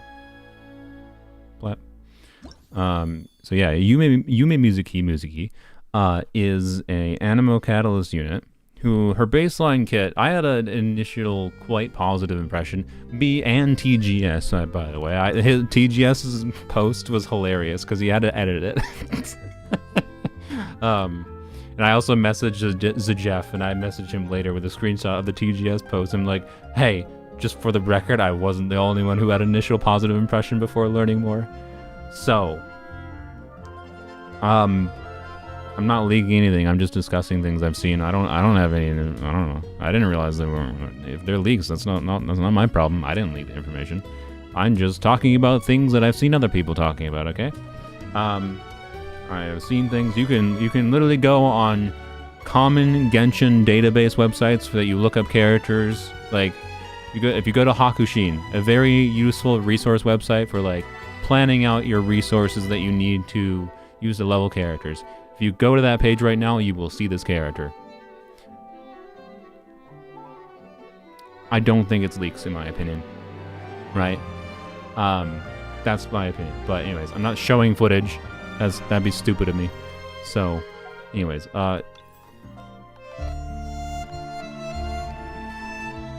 this is not every song in the game, obviously, by the way, but I don't know off the top of my head if there's any. Is there any notable exceptions, or noticeable like songs that aren't present?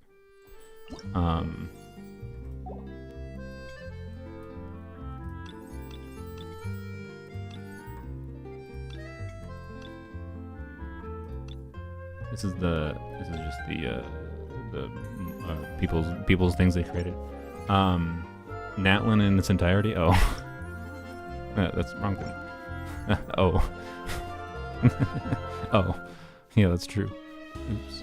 But anyways, there's like what 40 songs in this. I think they could add more. I hope they do add more. Right.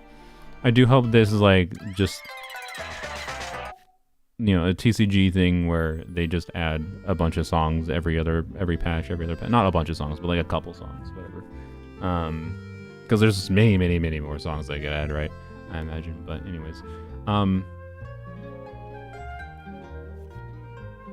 it's also something. Oh, you know what's also great about this? The fact that this is just something I can go to in game, and like I can leave it on this screen in a particular song. And then I can like do my unit review stuff, right? That'd be great. Anyways, yeah, we'll try Inazuma. So let me speaking of Inazuma. What's the appropriate background music for Mizuki? Yume Mizuki.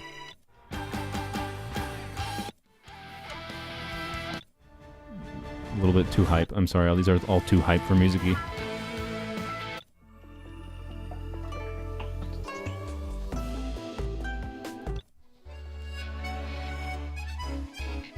That might be appropriate for Mizuki yapping. This might be a little loud though, but does it have port almost? Oh yeah, that's true. Yeah, there's a second one. Let's go. All right, I will play that. All right, okay. Mizuki, let's focus for a second. Animo Catalyst. Her baseline design is cool. Like when I first saw her kit, I was like, oh, that's cool. You know, so positive things. The kit idea is cool. I like her color palette. I kind of hate her design, to be honest. But I like her color palette, but I hate the design. She's actually one of the characters I think I dislike the design of the most in the game now, quite frankly. I will say that. But Yeah. Anyways, yes, her C6 might be one of the more fun C6s in the game by making Swirl crit. I agree. It's not that insane, to be clear, but fun. So she's supposedly standard banner. Keep that in mind. She's worse than Dia. It's like, and not very. It's not like, oh, she's close to Dia. No, she's just a lot worse than Dia. But anyways, like the idea at a baseline, right? Her kit when we first saw it was like, oh, okay, they're making an on-field Animo driver, right? A unit that's specifically, like they're an Animo unit that specifically you want to on-field, right? That an on-field swirler, not just an on-field Animo DPS, like a crit DPS, like Xiao, like Wander, like Chaska. Well, Chaska's not really Animo, right? But I don't know what I'm doing. Sucrose is better. Yeah, Sucrose is better. Sucrose is better. Sucrose is better. Sucrose is definitely better. So yeah, the reason the problem is, right, they made her an on-field Animo driver, and like that base at a baseline is a cool kit. She has a little bit of healing in her burst, but it's only healing for the on-fielder, and it has a Bennett restriction where it only heals if you have over 70% HP, which means you can't even really proc Farina's passive ever, basically. And if you're under 70%, sorry, if you're over 70% HP though, they do damage, so they do swirls. But her biggest problems is that, one, the damage gain you get for keeping her on field is not that high, and two, her teams are extremely limited. Well, and there's also other problems in the nature of how swirl happens and how there's not that many situations where you could easily get multiple elements of different types on the enemy at the same time in order to consistently swirl to get specific reactions. Because like if you could consistently swirl to get specific reactions, you could get much higher damage, but you can't feasibly in most situations, even in AoE situations. But it's like, it kind of depends. There will be some weird things you can do with her. But yeah, anyways, her gameplay is you press her skill and then you move around. You press her skill and you press her burst if you have it available, and you float around in the battlefield for like 10 seconds. And she farts on enemies. She farts some Animo on enemies. And yeah, I hate her burst animation too. Yeah, she's a more boring Sayu, basically. Like, yeah, she gets more swirl damage than Sayu, but like, yeah. I'd rather play Sayu. Just Sayu's more fun. Doing Sanic, roly-poly. Yeah, I don't like her burst. I don't like her design. So like I'm biased against her somewhat, but I did have I was positively about her initially, and then we learned some details such as, oh, I didn't even say this, but not normal attacking during her special state. That's why her gameplay is you press E and then you float around for 10 seconds, right? And that's a problem because you can't normal and charge attack in that state, which means you can't get extra application out of her normal and charge attacks, and then which would be extra swirls, extra damage, and then you also can't use the normal attack triggering units, which includes probably most notably Yelan and Xingqiu, the normal attack Hydros, but also it includes other normal attack triggering things in the game, like, I don't know, C6 Fischl, right? Is not being able to proc C6 Fischl is pretty bad, considering that Fischl's one of the potential compelling units for off-field options. If you want to, because if you want Mizuki's teams to actually work, you're going to have meaningful off-field application. Damage and application, right? So being able to like trigger C6 Fischl is pretty important. She can't. So like,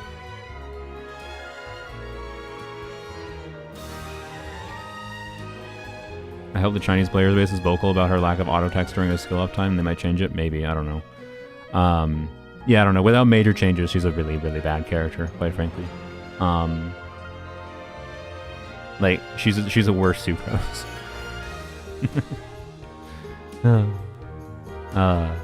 with constellations, with C1, it makes her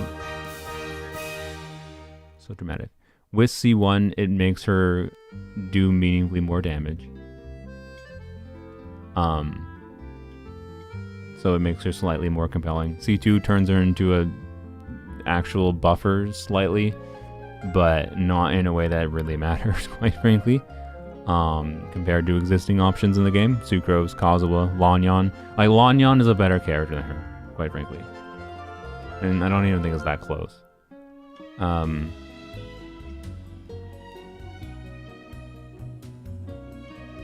Like, there's just so many other options for Animos in the game. And like, as an Animo healer, she's a terrible healer for Frina. She heals like a total of 12k HP at most, I think. Sorry, maybe like 13, 14k at most, I guess. If you 15k if you do healing bonus early. But we're talking 3k per tick, and it like she only does that every 2 seconds, and it's only the on-fielder. And you have to pick up the things. You have to run into the things to get the healing. So basically, she's the only one being healed from it.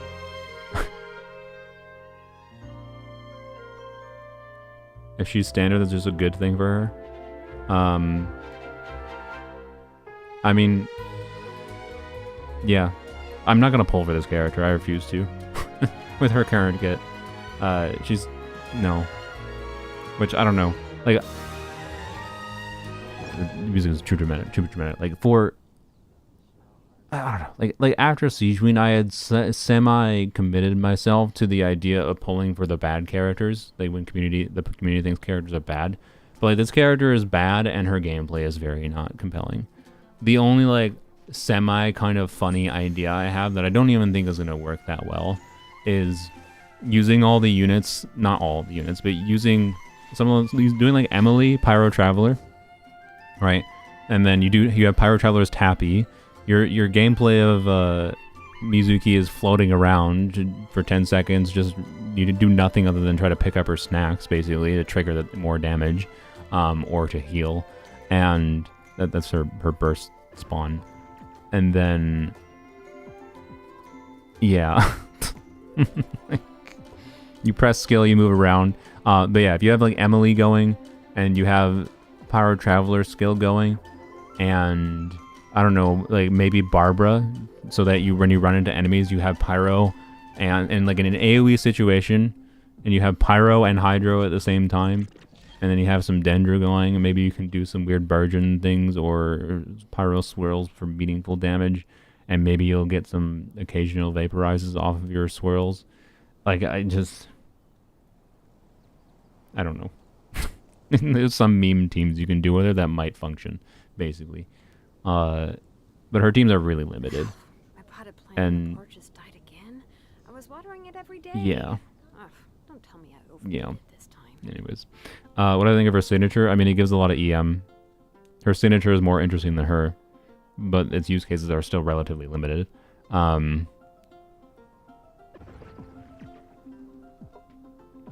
Like I said earlier, I think it's worse than Citlali's signature for Lanyan, if for some reason you wanted to pull a weapon for Lanyan specifically. And I think it's at its most compelling for Sucrose. I don't know. I wouldn't get yourself FOMO'd over her weapon, quite frankly. There's so many good weapon options and catalysts that, like, doesn't matter that it gives 500 EM to Animo catalyst units. Because like Lanyan, I think gets more value from Citlali's weapon, quite frankly, or very similar value. It probably depends on the team slightly. Yeah, I don't know. Like, her kit idea is cool. She just doesn't. She's too restrictive for what she does, and like if she's gonna be as restricted as she is for how her gameplay is, which is, you know, no normal attacks, charge attacks in her skill, and you just float around. She needs to do more damage, but like a lot more, in her base kit. So, yeah. So always the only Natlin character I have will it not proc her passives. Proc Citlali's passives, or are you talking like will Citlali? If you only have Citlali for Moika, that'll be fine. But if you only have Citlali for Citlali, you can still, yeah, Citlali will work fine. You don't need Natlan characters for Citlali. The only Natlan character that needs other Natlan characters, bar none, is Mawika.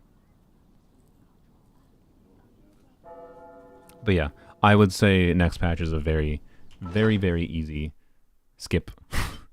And by the way, that's all the content in version 5.4.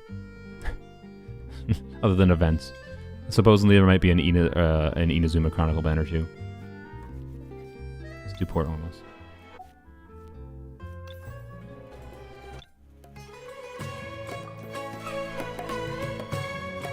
I mean, with the Night Soul Burst, that doesn't matter. Not meaningfully. To be clear, when in a team full of Natlan units, you'll get like 1 second extra of skill duration from Citlali. But I believe you need at least 2 seconds of extra skill duration to be able to have an extra instance of cryo application. It doesn't matter. Night Soul Bursts don't really matter. You should not care about them, generally speaking. The only unit that has a problem is Mawika, as far as her reliance on Natlan units. And that's because of her burst, not because of Night Soul Burst. It's because of her actual burst, not the Night Soul Burst mechanic, which is just an indicator of how much of those passives you trigger. It's a minor additional synergy for every other Natlan unit. It's a minor additional synergy, and most of them it just doesn't matter. For like Citlali and for like Auron, I guess, is the one that's most interesting, because Auron is either you have to use Hydra units with him or you use Natlan units with him. Like, I think they designed that one well, because if you pair Auron with a bunch of Natlan units, he does have potential value.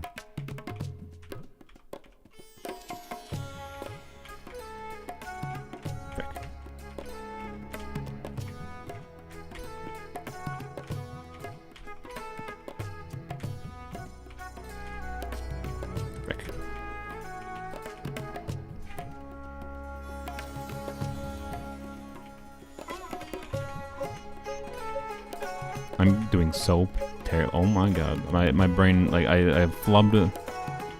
I can't. My brain, I've lost this. No, I've lost this. This is why you don't go into the highest difficulty immediately.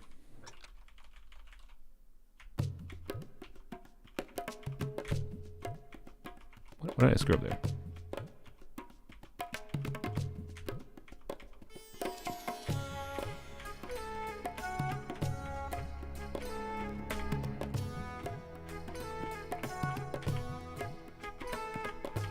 So bad. Why am I so bad? Why? Just let your finger on the finger. I can't hold the...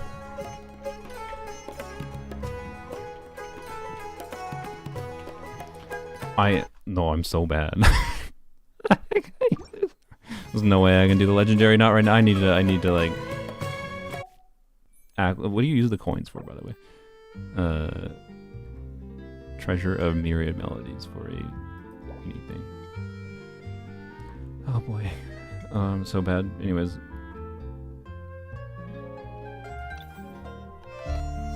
Yeah, what are the coins for? Treasure of myriad melodies. Oh. I see. That's kinda cool. Oh, yeah. So different elements and different... What are those fists?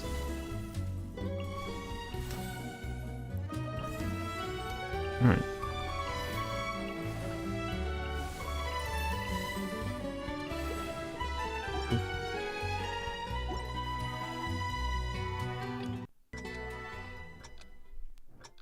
What difficulty was that? It just shows one of the ones at the top.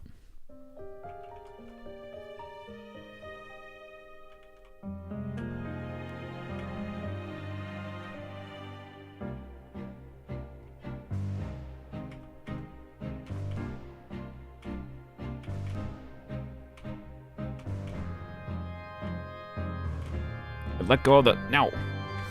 No! Oh my god, why am I so bad?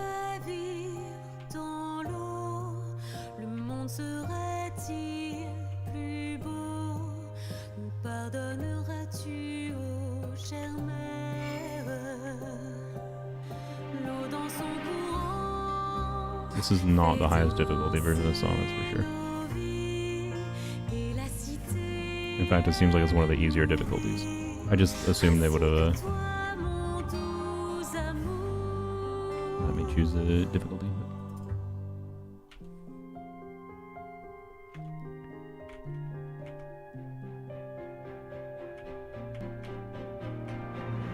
Yeah, like this song at this difficulty, whatever it is one of the examples of. Oh, that was satisfying. I enjoyed that. The notes not necessarily lining up that much with the music.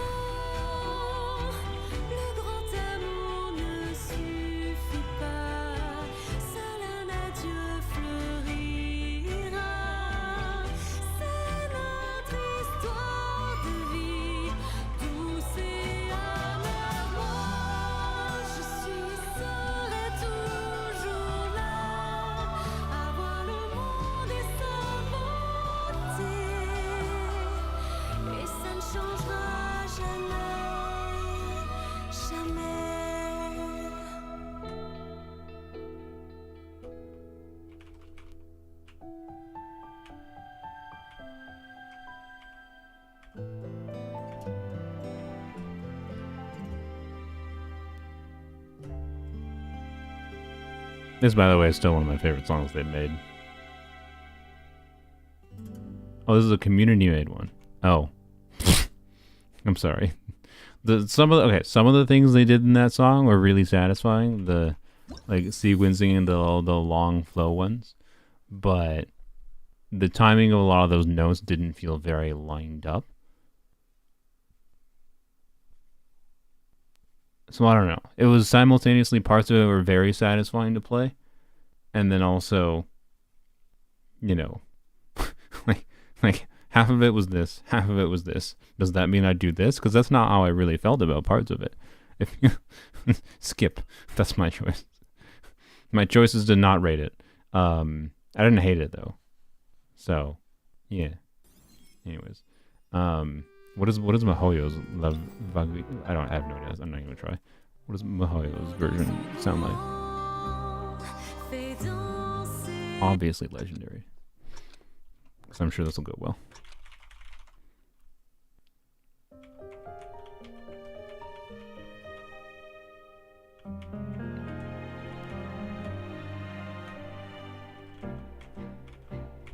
Well, I'm immediately worse at it.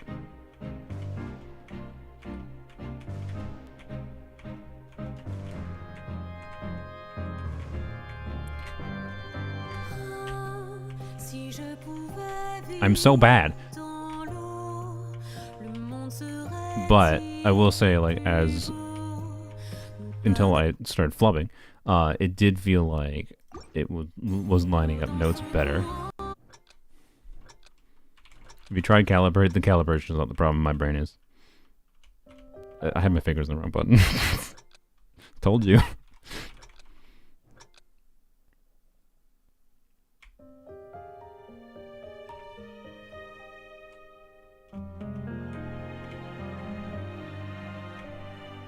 Why, brain?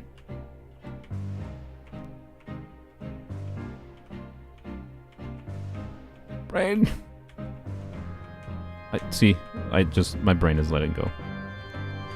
I let it press the wrong button. I still got it, but.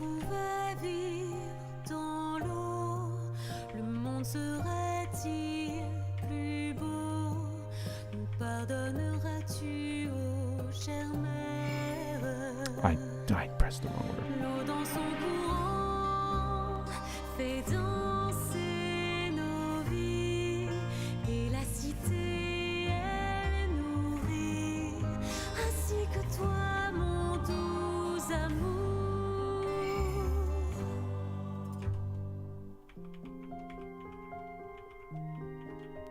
Frick. Why is this sequence so hard? I'm so terrible at rhythm games.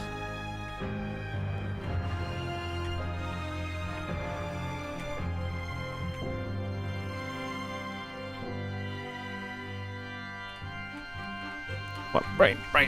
Oh my god.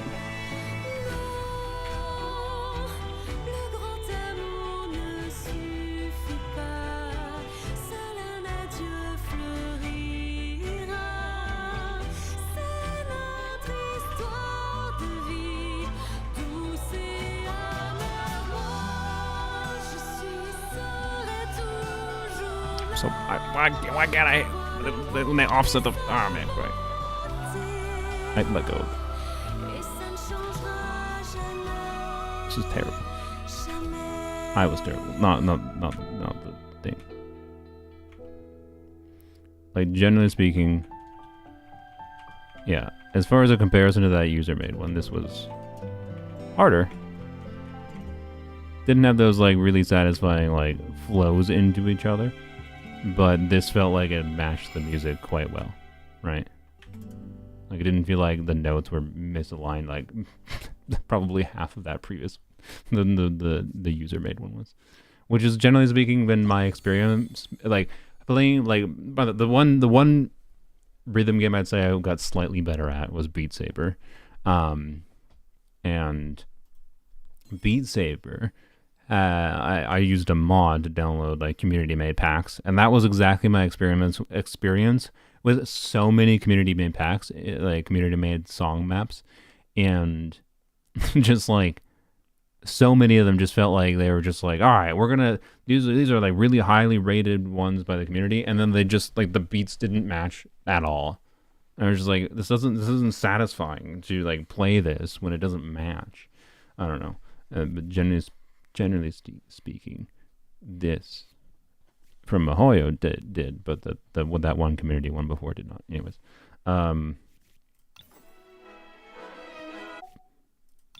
if Inazuma is the hardest one, I'm not going to succeed at Inazuma. I want to find one that I can try to perfect that I like.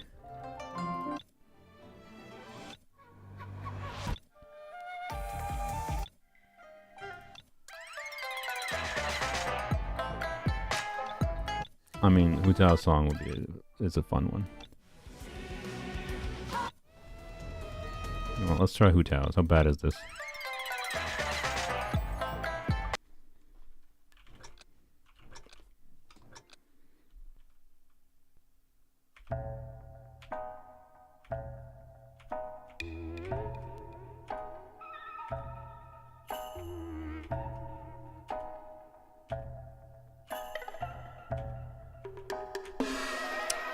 Slight screw up.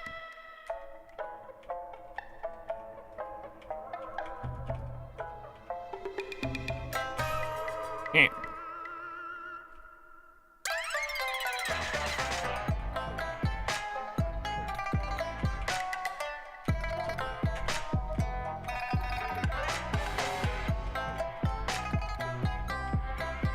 I don't know if I'm going to be able to perfect anything at Legendary. Not anytime soon.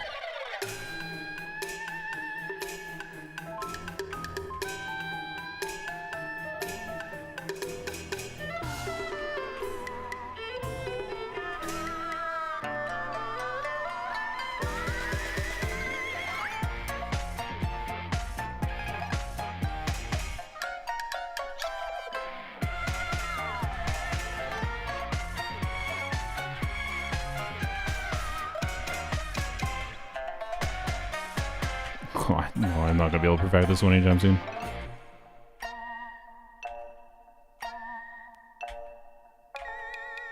Good song. I failed. I had my finger on the wrong button. I moved my hand slightly. Wow. I'm so bad. Alright, I feel like that's just a failure. Try again? I mean, I could. Do I need to be a baby? Do an easy, like... Is it all just, like, character themes? I feel like... Like, where's the Dragon Spine songs here? Like... Absolute L, Mihoyo. Where's the Dragon Spine songs? The last Mondstadt one? I mean... I could, yes.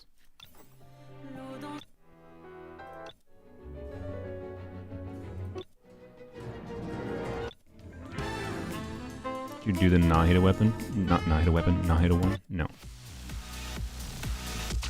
What is this? I don't think I've heard this before.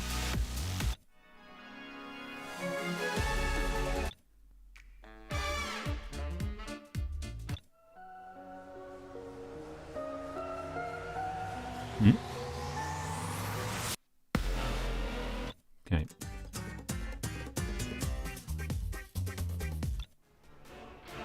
I skipped as a Don Winery song. My bad.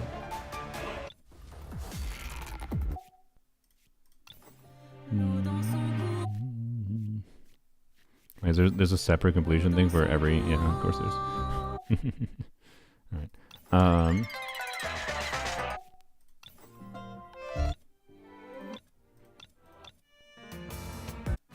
What's the Don Winery song?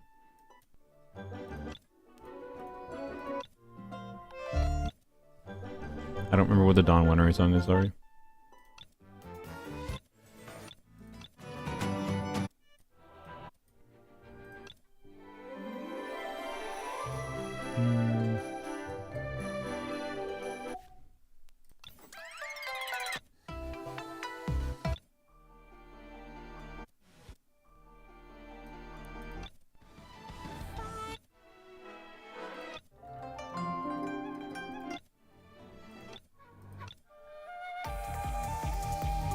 I don't know.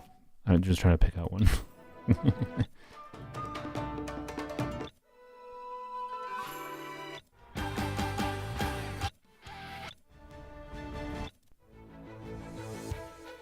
This is the Enkonomi song they picked? Some remix of a... Or, is this the combat music? No, I think this is just the combat music.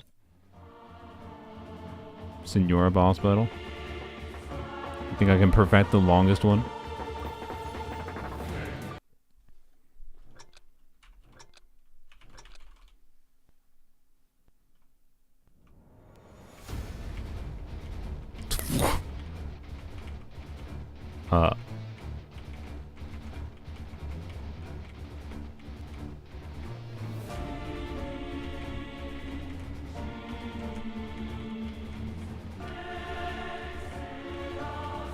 You knew what you asked me to do.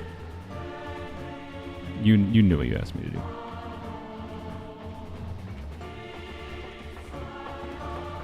Is there no failure condition for these? I think that's one complaint I definitely have with this mode, I guess. I think that's always been the same with their events, to be clear, but there should be a failure condition. I don't like, you know, not being a failure condition. I should have failed by now. My brain is not working with this one.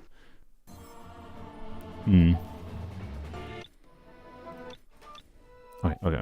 Let's do... I want to try part almost again, I think.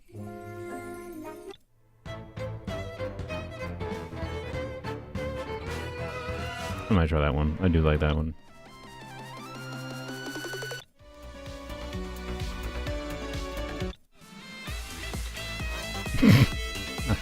I don't think I've heard that before. I don't recall it very much.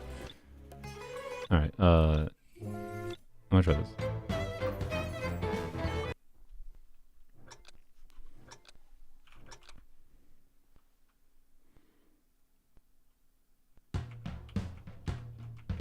Brain! Okay, I think I might have to give up my goal for perfecting something. I think my brain is just failing more. I just can't. My brain can't right now. Yeah. There's no correlation whatsoever between the nodes and the music. Okay. Sure. I think you might be dealing with a device that has really shy latency. I mean, yeah, I could try the straight line style. That might help my brain, I guess. I prefer the visual of it, but, you know. Where do you change it?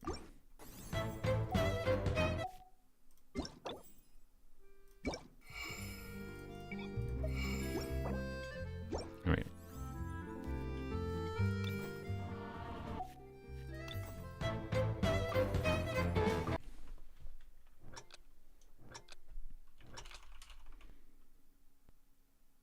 It looks much less visually pleasing.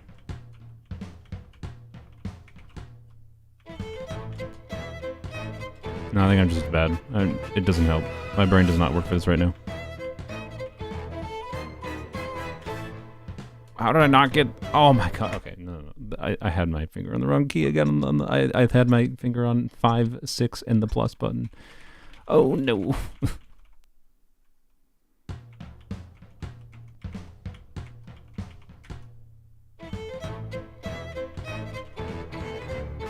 Yeah, this isn't any better. I think it's actually worse on my display. Like, it's too large on my screen. Like, I have to actually, like, look more. I can't see things in my periphery as much, basically. So, like, this space, like, if you can see my... Yeah, you can see this. This width is, like... probably 2 feet wide, almost. Like, it's harder for me to actually, like, pay attention to the periphery notes in this, I think. Let me try... a different... Increasing the speed of the notes. I think increasing the speed of the notes helps me.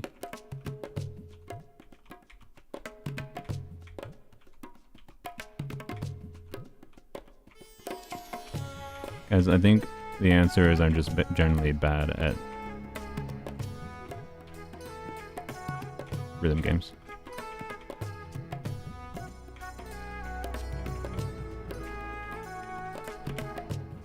And that's fine. Oh my god. Why? I think I'd give up on this mission, but also this feels worse. Yeah. It feels a lot worse. I dislike. Yeah, I think it's just like size of my display. Like, I can see notes coming in my periphery here and map them to my fingers a lot better. Like not even in my sorry. The problem is, like, in this mode they are in my periphery only. Whereas in this mode, I can, like, pay attention to, like, one spot and see them, right? I think that works much better for me.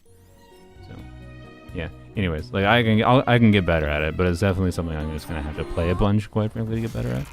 And now that it's a permanent mode, I might actually be motivated to do that on occasion. But, anyways, I think I should probably give up for now. Spent enough time in it. Yeah. Alright, I've been streaming for 5 hours. That was much longer than I intended to. I gotta go make a Muika video for you guys. So, that I would like to have out tomorrow.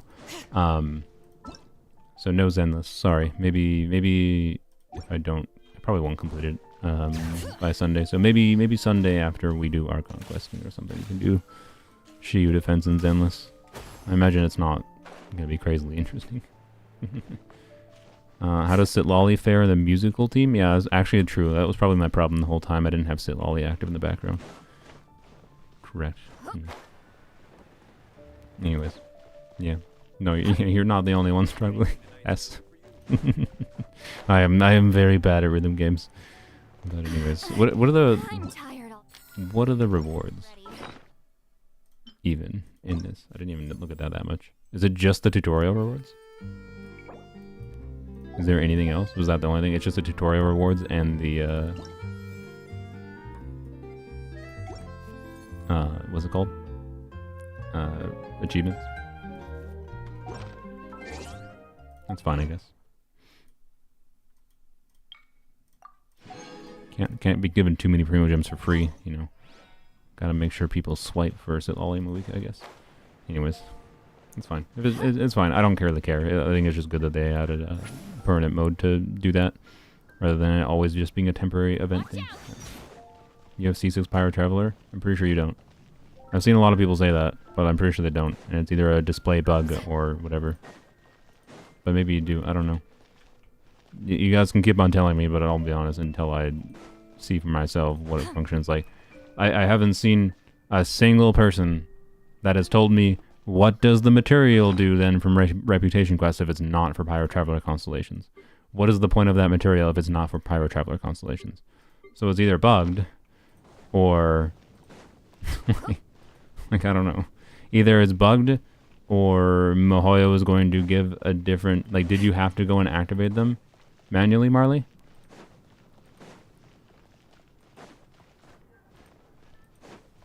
Yeah, they have 2 sets of constellations, but yeah, and like, what does it say? Does it say the, like, oh, like, because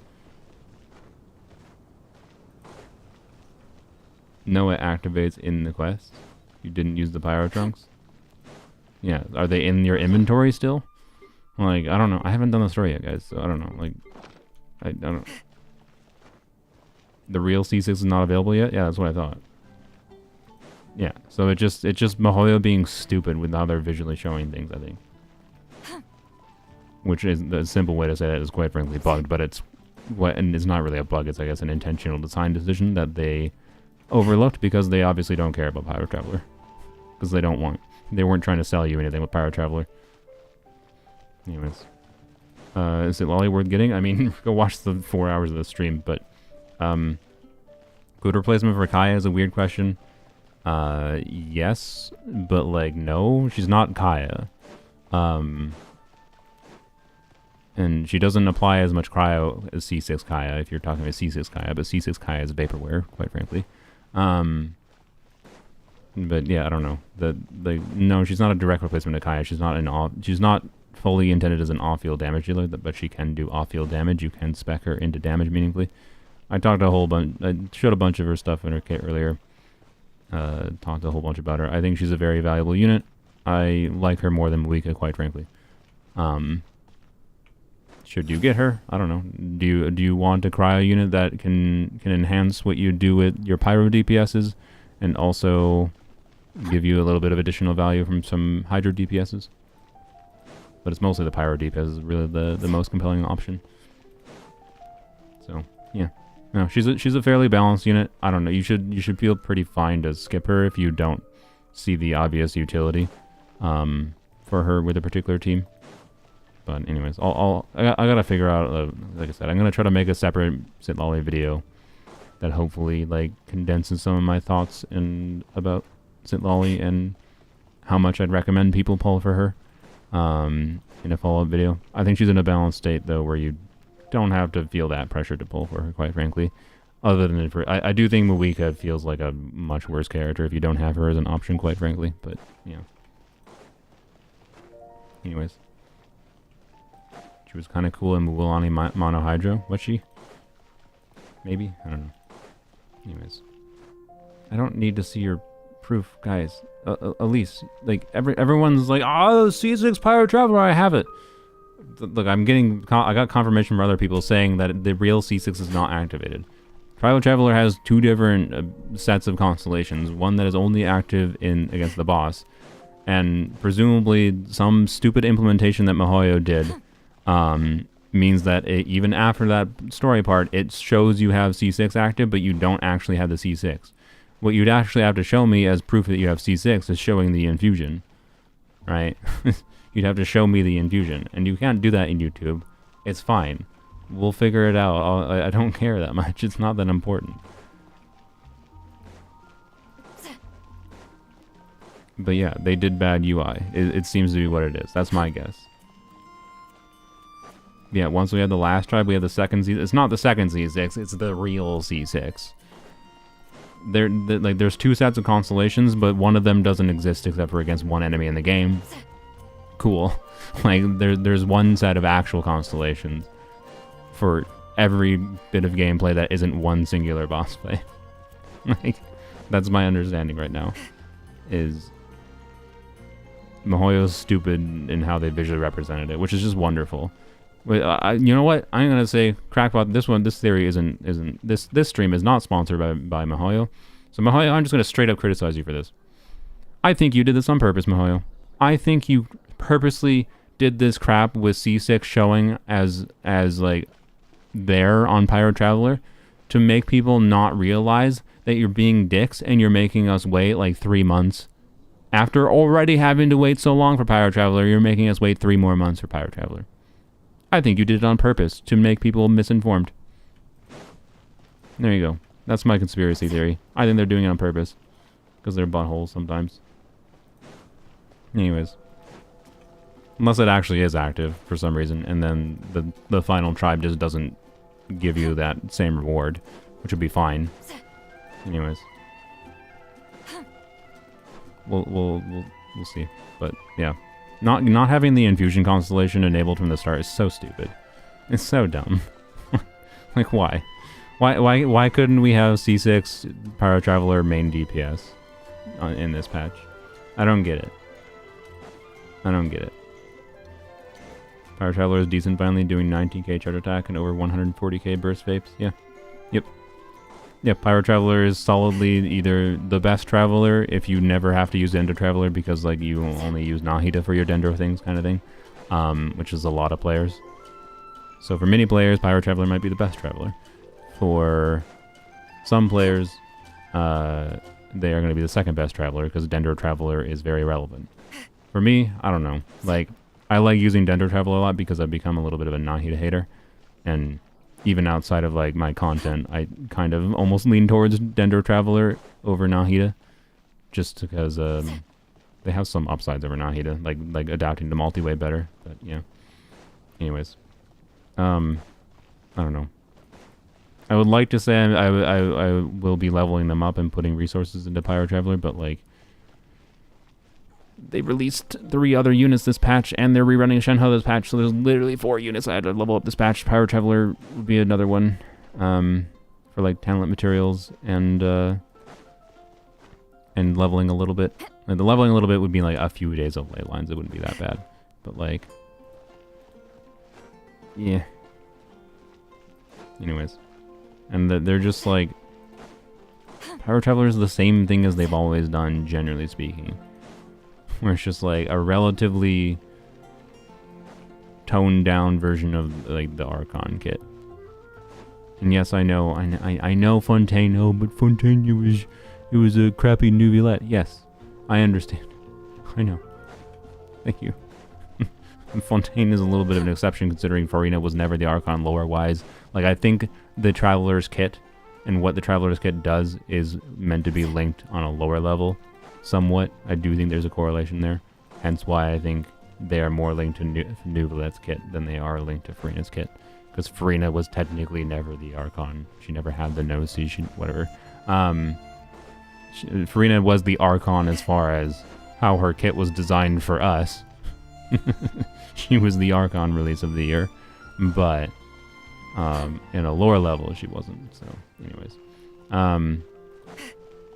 I just don't like that they did the same thing with Pyro Traveler's kit that they did every year in the past, where like they're ultimately just the same, like, fundamental design philosophy basically, and they made us wait so much longer for them. Like, I don't know. Anyways, and like I don't know. Like Kanich could have really used Pyro Traveler being released early on, right? Like, Mualani could have used Pyro Traveler being released early on, because he could have done just like Mualani, whatever Dendro unit, and Pyro Traveler, and you're fine, right?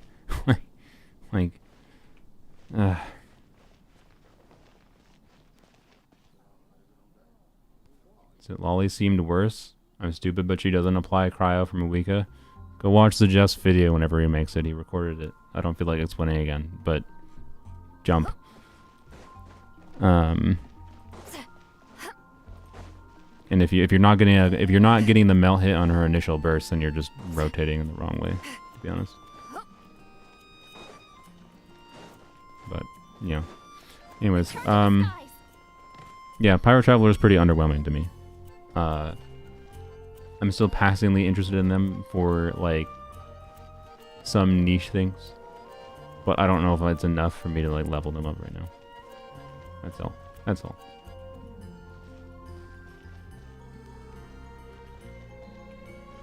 Yeah, I know what the scaling on Pyro Traveler's ult is. I talked about it in the previous stream. Like, they're not a bad character, but they have significant energy needs. That reduces the value of that, not insignificantly. But I do think, yeah, I don't know. They discovered you don't even need to jump anymore.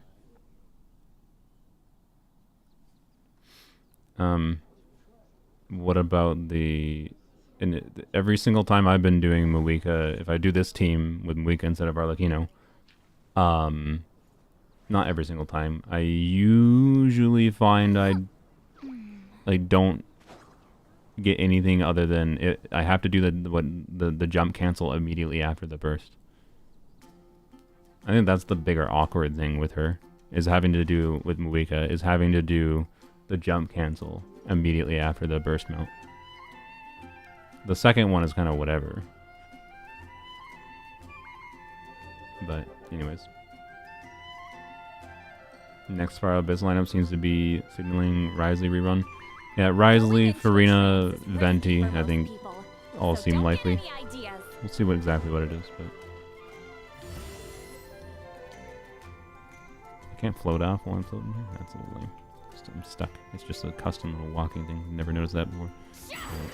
You can do that midair too. That's why it's a little bit weird. Right. And you know what? I'm probably gonna need someone. We don't need to do this right now. Oh my god, what is happening? I'm probably gonna need to get a screenshot of someone using Citlali in co-op, holding in that position. Anyways, I never use characters that require jump dash canceling. Okay. I regret to inform you that's like most characters in the game. But, I mean, luckily for you, off-fielders and things exist, so, you know, there's plenty of ways to get around that. But, animation canceling is not a thing I think you have to do. Like, let's be real. Moika will probably clear every fucking bit of content they put in the game. Like, as long as you don't need specific elements to clear shields. Moika, Shalonen, Bennett, Citlali will clear anything you want. With all those characters C0, just by getting the melt on her initial hit. Like, and then just not bothering after, you'll be fine. Like, it won't be a low amount of damage even if you don't do the cancels. And I think that's Mihayo's intention. Because if they didn't do it that way, and they just made it so like Citlali applied way more cryo, she could be an incredibly broken character, right? This character would be incredibly broken if she applied if she applied cryo every 1 second, right? Suddenly every single pyro DPS in the game might now always want Citlali 100% of the time. That'd be bad. That'd be a bad balance. That would be bad design. But like animation canceling has just always been a thing in like every video game that does any kind of like live real-time whatever hack and slash combat, right? Like, because you have abilities that have animations and usually ways to cancel them, and that oftentimes means a way that you can get optimal damage output up is by canceling animations in some form. So I don't know.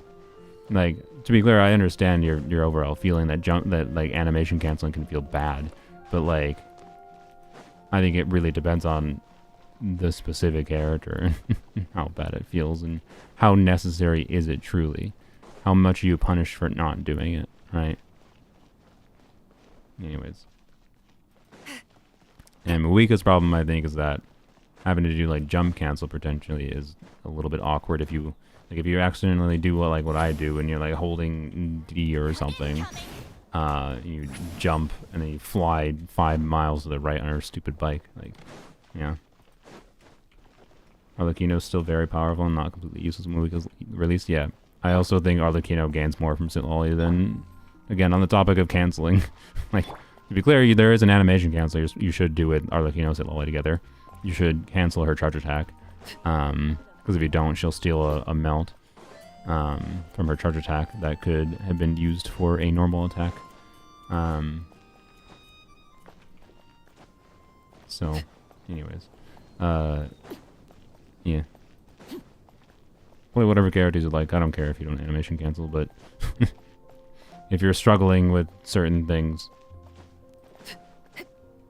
because of actively, stubbornly choosing to not animation cancel certain things, like, I don't know.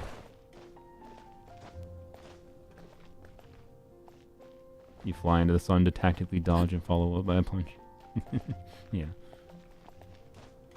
Couldn't be worse than Hu Tao jump cancel. I mean, the problem is Moika moves a lot more, right? With something like a jump. Like this is Hu Tao's movement when you jump, right? I don't know.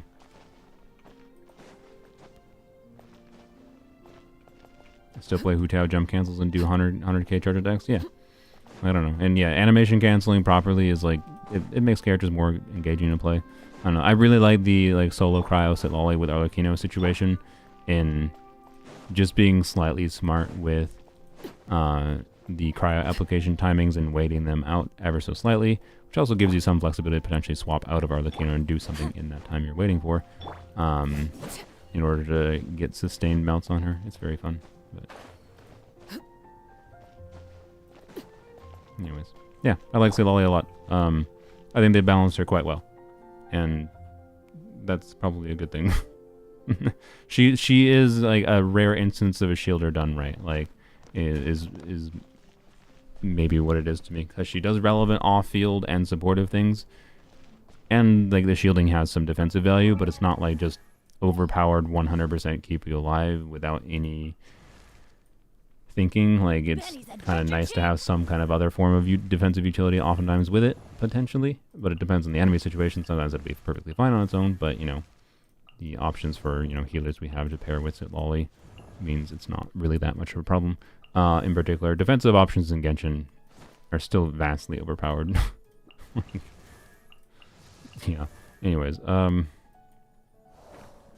don't know. She's one of the few units that is like has shielding as an important part of her kit that I really like the kit of, I would say.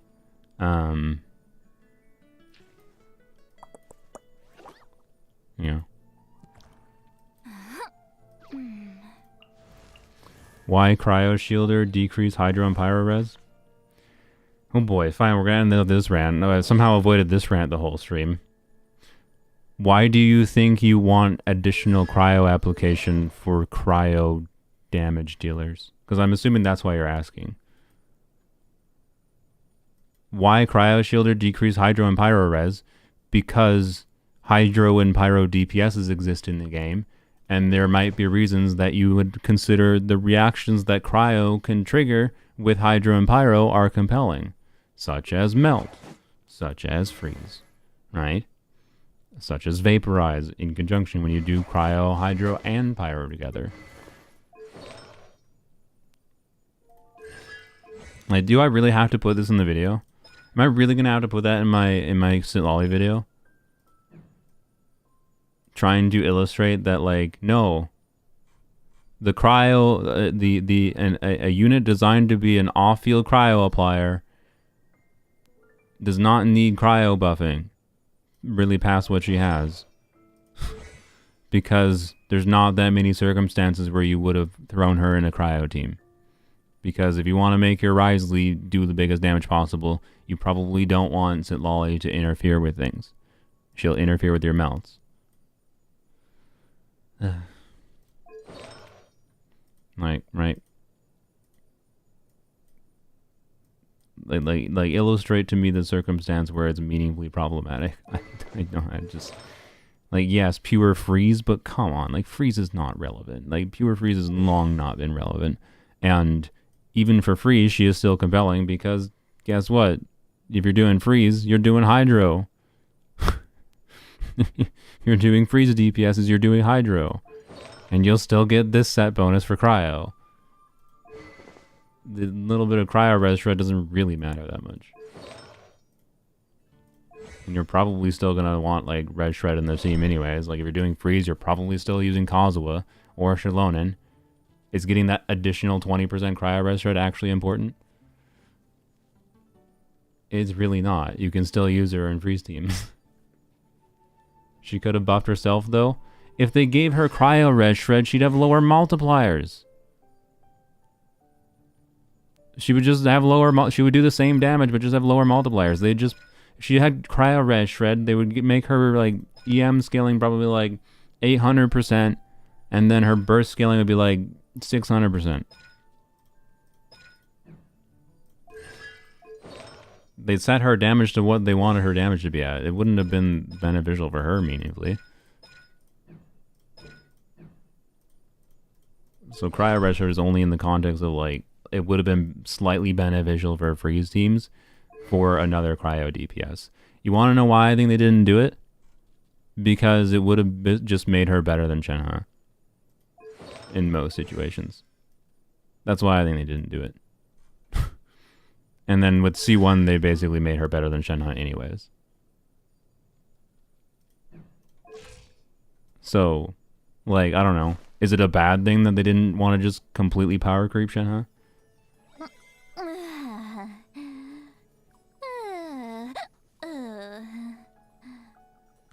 Anyways. Will freeze work for Citlali DPS? I mean, yeah. Yeah, you can do freeze. Particularly if you have Shenhe. Yeah.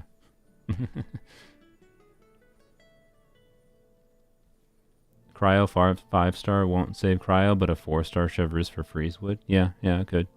For sure. This is the exact thing as Shalon and C1 versus Zhongli. Yeah, I mean, Shalon and C1 doesn't do that much for interact. I mean, it does. It did a little bit more than I expected, but it doesn't do that much. So, anyways. Why is Citlali such a bad role model? Because she has, I don't know, well, I don't have her story yet, but my impression of her on a character level is that she is purposely detached from characters, or from characters. Her characterization is that she purposely detaches herself from being too attached to people because she do be apparently immortal. Rise like smoke. And she's had a lot of people she valued die in her life, and it's an easier coping strategy to deal with a bunch of people around you dying in your lifetime to not get attached to them in the first place, as attached to them.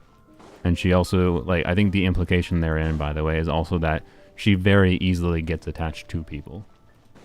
So, yeah, anyways. Take me up. She's a bad role model because you shouldn't treat anyone as a role model, quite frankly. That's my opinion. No person should be... You should not use any one individual person as like a universal role model. Incoming. You should shape your values, beliefs. You know, you should have multiple role models, and become something that is. You should have your values and beliefs shaped by multiple people, in conjunction with your own lived experiences. Anyway. Rise like smoke. Incoming. I think she's a good character. They're very, like, I don't know. I'll probably rant about maybe Genshin's story as a whole and maybe Genshin characterization. And how I think Oberon and Citlali are kind of the only compelling characters on a... Well, I kind of like Kachina. Kachina's characterization hasn't been bad. Like, she's a child who... You know, like a coming of age, like, growth story a little bit, I think, but I haven't seen the end of that. But I don't hate Kachina's story. But anyways, the Citlali and Oberon, like, are one of the more compelling characters, to keep things simple, in Natlan, because they clearly have an interesting dynamic. They interact off of each other. They feel like actual characters that exist, not just to interact with the traveler and follow along with plot points. And they also seem to have flaws, like to their character, and that makes them feel more real. So I don't know. Citlali verdict: solid 9 out of 10 character. Is exactly for like if you watch my live streams the last long while, I had said I wanted more off-field options, more options for off-field cryo application that gave reasons to consider using cryo for whatever things cryo can be useful for. And if I recall, I believe there's instances of streams in the past. I'm not going to dig them up for you, but I don't know if someone cares enough, they can try to see if I actually said this. But if I recall, I did say something along the lines of, you know, a cryo unit like Rosaria that has, you know, similar cryo application to Rosaria. That's what Citlali does. She has very, very similar cryo application to Rosaria, but has cryo application that, like, follows you rather than being circle impact. And also does other things. That's Citlali. So yeah, she gives actual compelling reasons to seriously consider doing things with cryo, when cryo has been in a state of, like, not having compelling enough character kits that do enough in their kits to justify using them over other options in the game. Like, it was generally speaking an issue of, like, why consider doing Melt Arlecchino when you had much stronger options in Hydro units available for Arlecchino than Cryo options, right? So, anyways. Somewhat, she does make me realize that, like, maybe solo Cryo Rosaria could have been more compelling than expected with Arlecchino 2. But, Citlali is way better than Rosaria because, like, especially with Arlecchino and, like, yeah, being able to have the Cryo application that follows you is a very significant selling point, in my opinion. And higher uptime, especially with Sacrifics. Anyways, I need to stop streaming. I need to actually record the Moika video. So, anyways, we'll see how good the Natlan ending bit is. I've seen some people talking about it passingly. No, I haven't seen any direct spoilers, to be clear, yet. Maybe I'll get spoiled by accident. I do have a Discord server where people will just talk about things, but people are usually pretty good with not directly spoiling things on my server. So I don't know. We'll see if Citlali's character or any other characters start to shine a little bit more in the final Natlan Archon quest.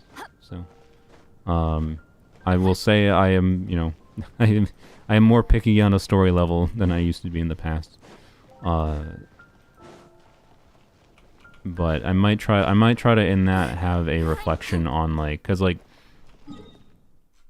I really like this story of Genshin initially when I first started playing, but I don't know, my perceptions and standards have changed slightly in the years since first playing Genshin. But like my quest list only started to look like this after Sumeru, and like that's not to say the main Sumeru quest was bad. I liked the main Sumeru quest, but there was other problems that caused this. So, anyways, Inazuma happened. I liked Inazuma.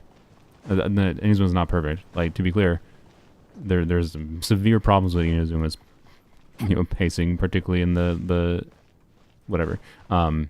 My point is, I think it'll be worthwhile.